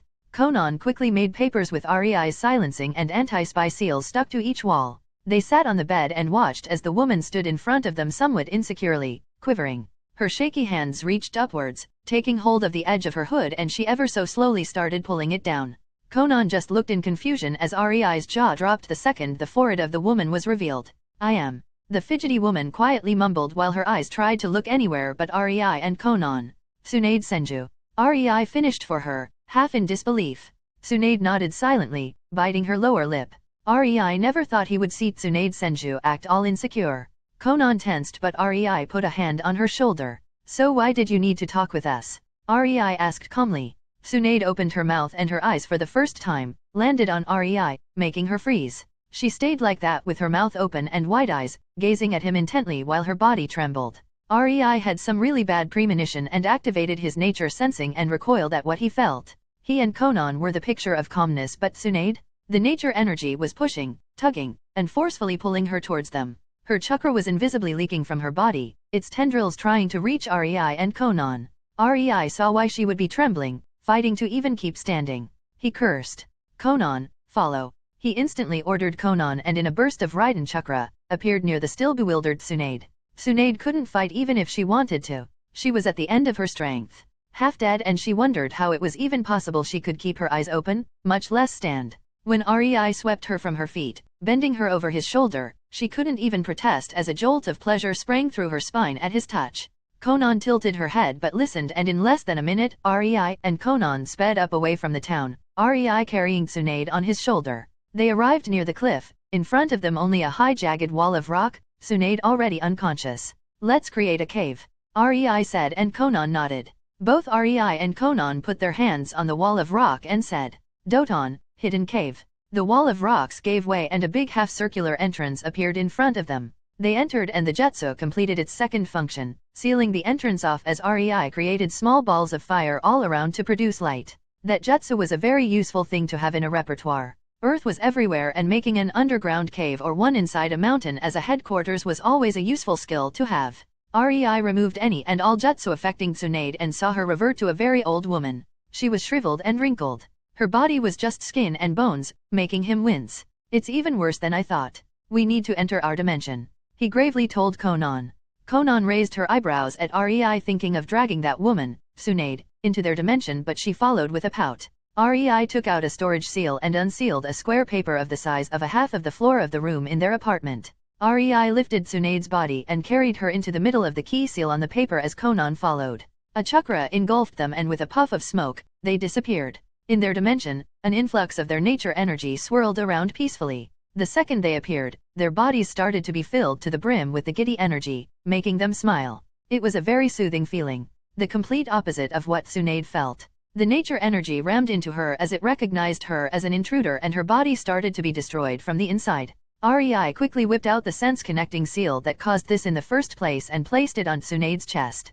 Conan understood and put her hand on it. REI activated it and their world shifted. The second REI's and Conan's soul, one, connected, joined soul clashed with Sunade's. The reaction was very violent. The entire dimension pulsed. Years the dimension saw no use and only made nature energy stronger, more condensed. By now the energy permeated the air and saturated the entire space. It was clearly visible even by the naked eye. The energy was thickened now. Now it finally had something that it could fill. The bodies of the three people as if opened the floodgates as the energy pushed into them, doing the exact same thing it did previously when this happened the first time. Only, purer, stronger, concentrated.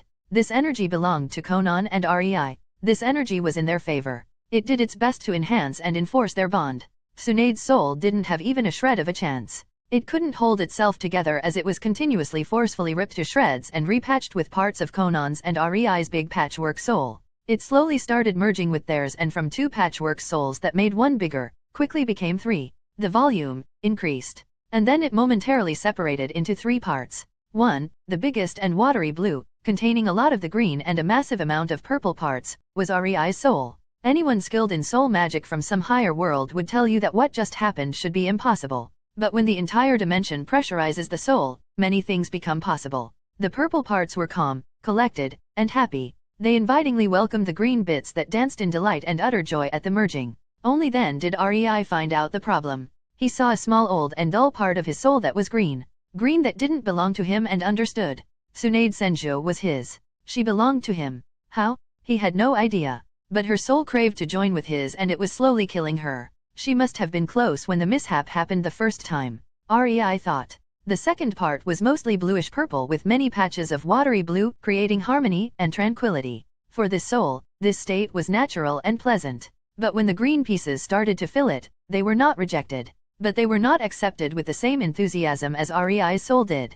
Conan accepted Sunade as her sister wife. It was abrupt. Too abrupt, but her mind and soul were telling it was a foregone conclusion. There was nothing to do anymore, so she grudgingly accepted the woman. But Conan also sent loads of demands with the parts of her soul. She wanted Sunade to be obedient, after all. To REI only, of course. The last part was the forest green soul. Cracked soul. Damaged. Broken. It was leaking. The piece that joined Ari's soul long ago created a very unpleasant thing. It created a crack that slowly over time weakened Sunade's existence. Her soul needed mending. Yes, Ari's watery blue and Conan's bluish-purple bits filled it and patched it up, closing the leaks. Sunade's soul was finally repaired, and it took any demand or bond these parts of souls as fish to water. It wasn't like she had to listen to these demands of Conan. Nothing really bound her, but the nagging feeling was there. But the connection. Sunade's mind came to one conclusion only. It couldn't help but feel deep unexplainable affection for Rei. The same Conan felt for him after the mishap with the seal, and Conan was firmly placed on the level of Nawaki in her heart. This, however, was a two-way street, and Rei and Conan also accepted Sunade. But even if Sunade's soul was now mended, it was still half empty. Rei knew this would be a problem later on. But for now, Sunade was stable and will be for years to come. That was what really mattered. She will survive. The souls re-established themselves, creating a certain hierarchy. Rei's soul gave away most. After all, these talents were on the level of godly and supreme. And while the souls received only a diluted version, it was way more than what they could get in this world, even from the strongest beings. Atsutsukis. Rei's soul took the lead and bound Sunade the same way Conan was bound to it. As his partner. Someone unable to betray him. Both Sunade's and Conan's souls firmly attached to Rei's while creating a bridge between each other. And then, the tree souls banged together, creating the one big lump of green, purple, and blue. One big soul. And with the souls changed, the outwards changes started. Chapter 48, Joining 2. In Naruto, Reborn with Talent. In the dimension, Rei, Conan, and Sunade were bathed in the swirling nature energy. Their chakra visible, whirling all around. Even Sunade, who was on the verge of dying from chakra exhaustion, had her chakra stores refilled by the energy of the dimension. The three chakras leaned on each other and started merging, interweaving. Rei's and Conan's chakra no longer contained only 2 ingredients, but now it was made of 3, getting even denser than before, heavier. Their chakra reserves again rose by the factor of 5, far surpassing cage-level reserves. This time, both Rei and Conan were completely aware of the changes and marveled at them. The previous time, their minds couldn't stay coherent from all the energy, but now, they saw what happened, and Rei was already devising a seal to finalize the change. For years he was drowning in darkness, but now, finally a ray of light enlightened him. He finally knew what he needed to know to finish his binding seal and finalize this bond between them, making it ironclad. To make their souls regain their form, as right now, they were open. He had no idea how to describe it more, but it was always there. A weak nagging feeling that something is not right. They both watched Sunade, the old woman looking around 90. She is old. Conan frowned and Rei chuckled. She is in her late 20s. He commented, making Conan gape at him. Rei leaned forward and tapped with his free arm on the purple diamond on Sunade's forehead. This is the sole reason she is still alive.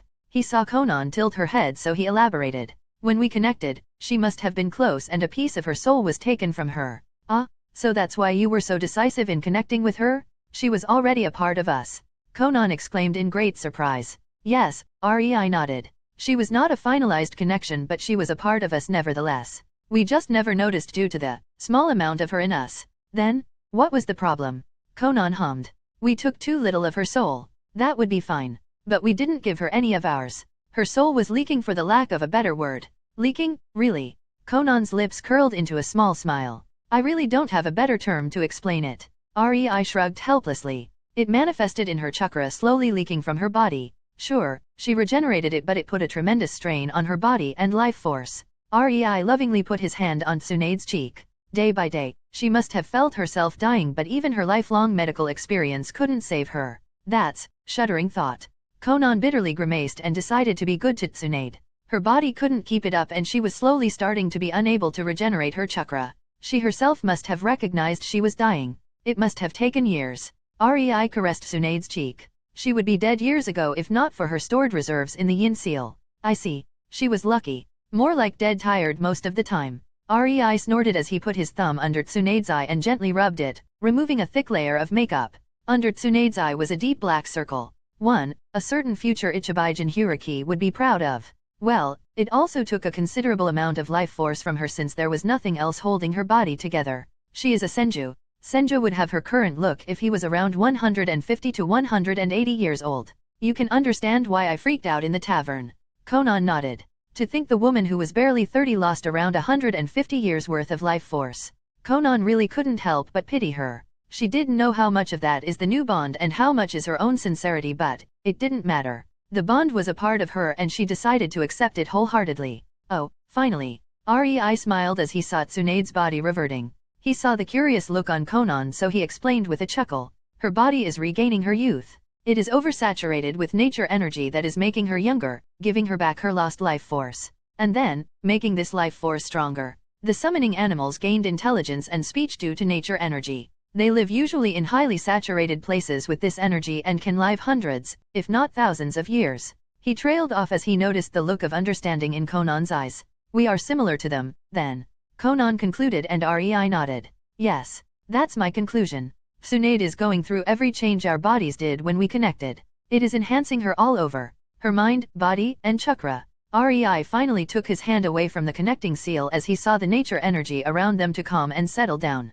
The connection was finished. We would have lived for hundreds of years on nature energy alone. But now, he said as he spread his hand to the sides, gesturing to the dimension of green, tall trees and a thin mist of healthy bright greenish glint, made of nature energy. Now that we have our own source of an unending energy customized for us. He turned to Conan with a smugly raised eyebrow and the left side of his lips curled in a smirk. Conan understood he wanted her to finish the statement. We are unaging. She half answered, half asked. Oh, we do age. Our souls do. But our bodies will stop at our prime. That's why. He pointed at Sunade and Conan's eyes widened. She was now looking like a 20-years-old woman, her body strong and toned.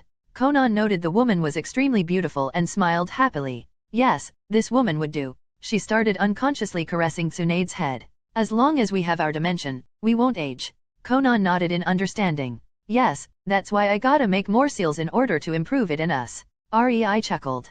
Conan tilted her head. Well, I can finally close our bond on a soul level. That will allow me to root our existences deeply in this dimension and connect it to our souls. Right now it would be dangerous. The Uzumaki seals gave you a lot of knowledge and basis for new theories. Conan grumbled. She didn't understand and didn't like it when Rei talked about something she didn't understand. But she could only sigh in annoyance. That they did. Rei snorted.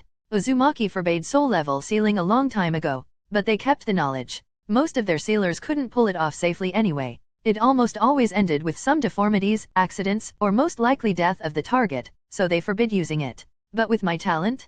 I can and will pull it off. Rei rolled his eyes. The knowledge about this kind of sealing was hidden very deeply and discreetly in the sealing scrolls in the Kiri library. It was not even in one scroll. It was strewn through hundreds of them, most of them useless scrolls that wouldn't see any use. But Rei looked through them all and connected the dots. And he found out the most chilling and exciting art. Sealing on the level far above the Grandmaster level. Soul and dimensional sealing.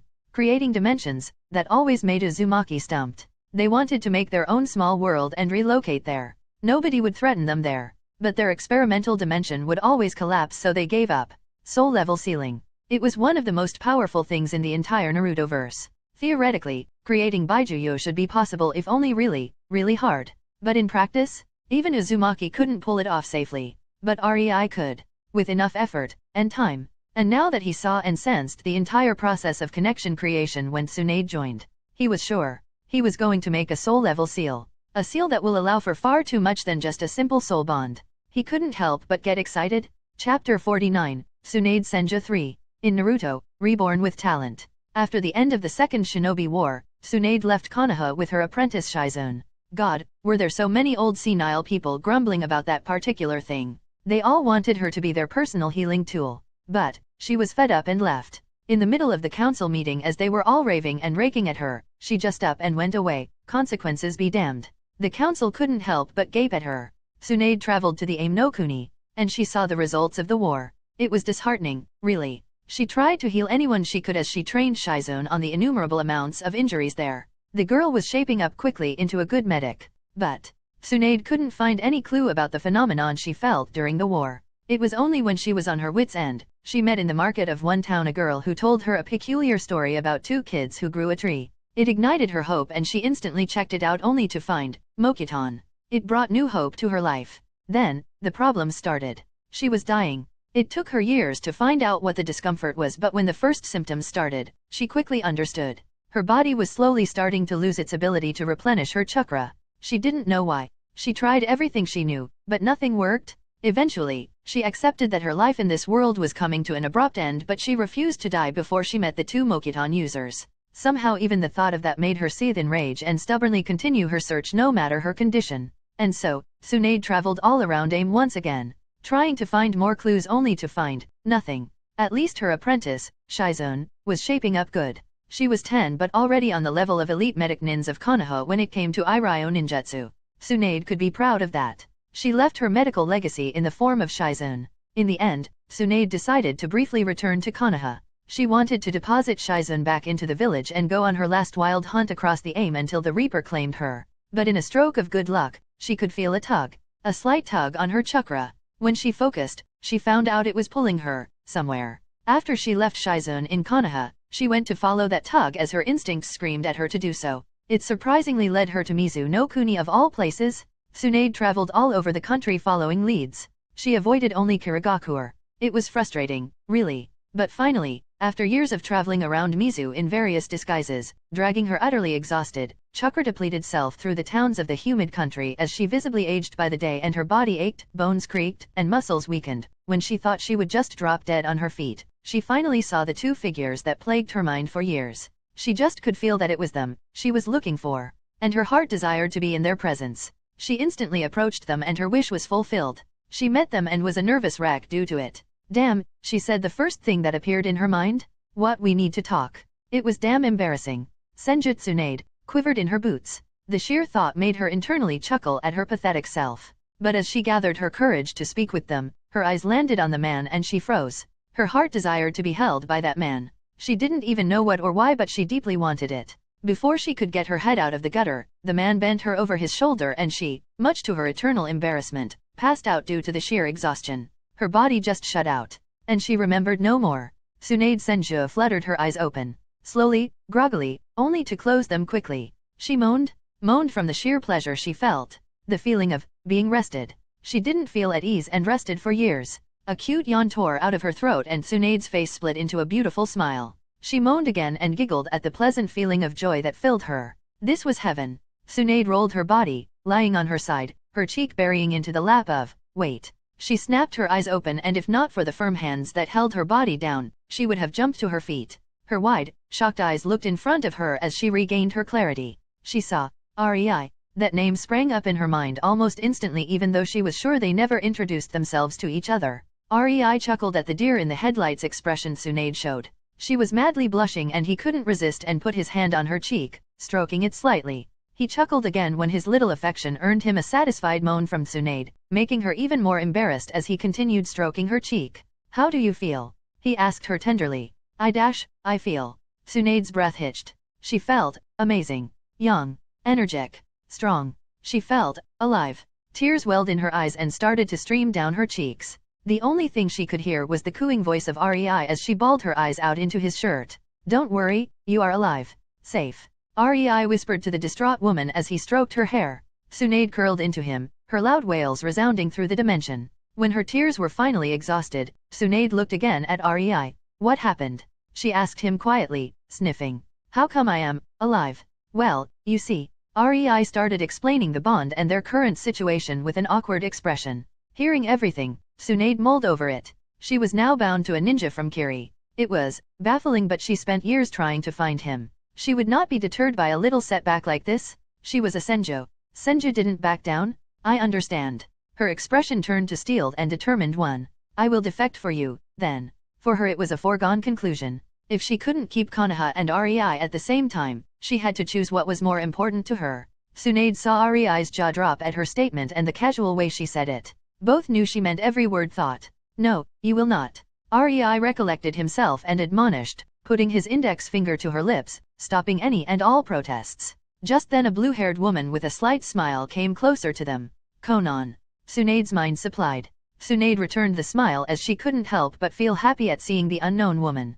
Conan was the same. She decided to be good to Sunade, but it was astonishing that Sunade's mere presence brought her joy, to a lesser degree than Rei's, but it was still noticeable. This is. Rei started introductions. Conan. Sunade interrupted as her lips curled into a calm smile. Nice to meet you.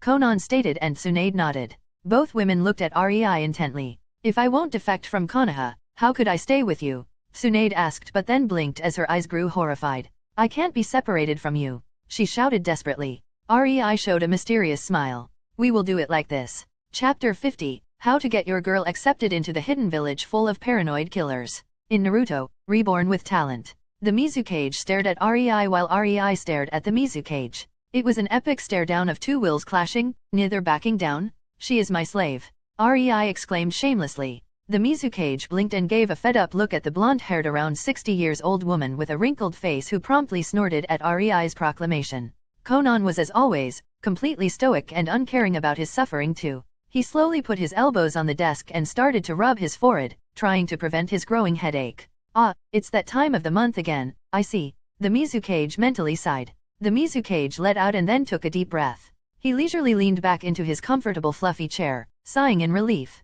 After a few moments of enjoying the pleasant softness on his back, he again looked at Rei, Conan, and the mysterious old woman with them. Nodding to himself, he leaned down and opened a drawer. Slowly, he took out his precious smoking pipe, putting it in the middle of his table, right in front of him. He looked at Rei's group for 5 seconds straight and again nodded to himself as if reassuring his own mind that he is not hallucinating. He reached to the drawer again and took out his special weed from the land of grass. It was a luxury good for very special occasions. At least, until Rei started going to missions. From then on it became a stress relief, and helped to forget. Sigh, being Mizukage is a hard job, Mon. The Mizukage wistfully thought. He again looked at Rei's group as he blinked a few times and slowly put his hands into a hand seal. Rei could swear he heard a quiet kai before seeing the Mizukage nod to himself again. The Mizukage, now doubly sure this was really happening, took out a sake bottle from his drawer and put it next to his pipe. He leaned back into his seat and took the pipe into his mouth, chewing on its tip. Umbu, get out. He lazily drawled in a I don't care anymore tone. The Umbu hesitated. Not because they were afraid for the safety of Mizukage. Not because of their duty. Nothing so grand. They hesitated because they would miss the entire show, damn it. Now, the Mizukage ordered, and the reluctant, scowling Umbu vacated the room. The Mizukage chilled in his chair, looking between his special weed and his very expensive sake as if he couldn't decide if he should get drunk or high. His senses still worked though, and with the corner of his eye, he noticed that only the old blonde-haired woman gave him a knowing sympathetic look. Sigh, she clearly knew his woes. Drunk or high, that's the question. Suddenly, he felt it wouldn't be that bad giving her citizenship. After all, she clearly could relate to his problems. With a sigh, the Mizukage started speaking, without lifting his gaze from the sake and weed as he curled the tip of his mustache in his hand. Rei, remember that mission 2 years ago where you somehow, and never let me know how, or I swear I will use it on you, not hunged but outright transformed your fat noblewoman of a client into a small ball of wool to escape your pursuers since she was too fat to run. The Mizukage dryly chuckled to himself. Hee. Rei chuckled at the image. I am sorry, Mizukage-sama. I am afraid that was a long time ago. Long ago, huh? Indeed, let me refresh your memory. You somehow forgot her still transformed on the porch of her own house, and her cat has strewn the wool all over the porch and the garden. It took 2 whole days to get her back into the ball and transform her back into human form. Since then, I give you escort missions only when you are the last possible choice. The Mizukage lifted his gaze and saw the confused look in Rei's eyes. I see. You forgot. He concluded and took yet another deep breath, and his eyes went back to the weed as he smiled and stuffed a bit into his pipe. Or that mission 1.5 years ago where you were tasked to deliver a package to a certain building and you delivered it too fast. The one where it was a bomb that due to your speed blew up with our informant still inside? Poor bastard won't ever have children. The Mizukage puffed on his pipe and chuckled. That was not my fault. Rei indignantly exclaimed. True. Nobody thought you would deliver it that fast. Since then I never gave you another delivery mission. Rings of smoke came from the carefree-looking Mizukage with a big lazy smile plastered on his face. Oh? Or that one, where you were sent to interrogate a guy in TNI a year prior. Damn, you somehow made him catch dementia? Heh. To be fair, I was there to interrogate him, not coddle him. Rei quipped. The Mizukage nodded in affirmative. Since then I gave you no interrogation or torture missions. The Mizukage smiled in reminiscence. Now, we have a similar discussion almost every 2 months. God forbid, I think it gets more and more frequent. So, Rei, tell me. How long did you study the law book to come with the excuse of her being your slave? The Mizukage's smile changed into a curious one as he puffed on his pipe, but his eyes were not on Rei and the women. He was too busy pouring himself a drink from his expensive sake. Around 30 minutes, or so. Rei scratched his cheek. But slavery is totally legal here. I see, yes, it is legal. If you are noble, the Mizukage calmly stated, taking a sip from his cup. Oh, Rei blinked. Then his demeanor completely changed and he gave a pleasant smile to Mizukage. Mizukage-sama, you misunderstood. I meant to say, she is the new babysitter for Mei. Sunade couldn't and burst into giggles as even Conan averted her head and covered her snickers with her palm. Sunade came forward and bowed slightly. Mizukage-sama, I am nothing much but I know some medical jutsu. I may help in the hospital. The Mizukage squinted his eyes at her. What's your name again? Sunade gave him a sickly sweet smile with mischievously closed eyes. I am Tsunayatsuba. The Mizukage instantly did a spit take, covering the documents on his table in it. Nuu, my paperwork, was his first thought. It, I wasted my expensive sake, was his second thought. Wait, did she just say Yatsuba? Was his third thought that froze his mind. He looked at the old wrinkled woman and gave a sheepish Rei an unamused stare. Here I am showering the guy in young, firm, juicy, healthy, strong, gorgeous kunoichi and he takes an old woman as his wife? The Mizukage wanted to bang his head on the table as he heard Rei's bashful tee-hee. He laid lifelessly on his table and could almost see his soul leaving him. You know what? Do what ya want, punk. Just don't cause any more trouble, I beg you. Anime tears streamed from his eyes. Wow, he is really Mizukage. Sunade thought as she watched the eye waterfalls completely soak the full stack of finished paperwork with mirth in her gaze as the man didn't yet notice the catastrophe his tears were causing. Rei and the company left the office as Himeno entered. Remind me why don't I just save myself the trouble and offer them defection without being pursued? The Mizukage grumbled childishly. Because they are our S-rank ninja, silly. Himeno giggled. Right. Himeno suddenly stopped in her tracks and robotically turned to Mizukage. You, smoked. Himeno hated it when he smoked. Long ago he promised not to, on the pains of months on the couch-kun. A fate worse than death. Himeno? Ah, it's just your imagination, ahaha. He awkwardly rubbed the back of his head, as he tried to hide his weed. You. Himeno looked sweetly at him and the Mizukage did the only thing he could. He slowly slid towards the window, slid it open, and jumped out, running for his life. Rie-inin, deom nyouo, I blame yo. He tearfully thought as he evaded sharp ice spikes.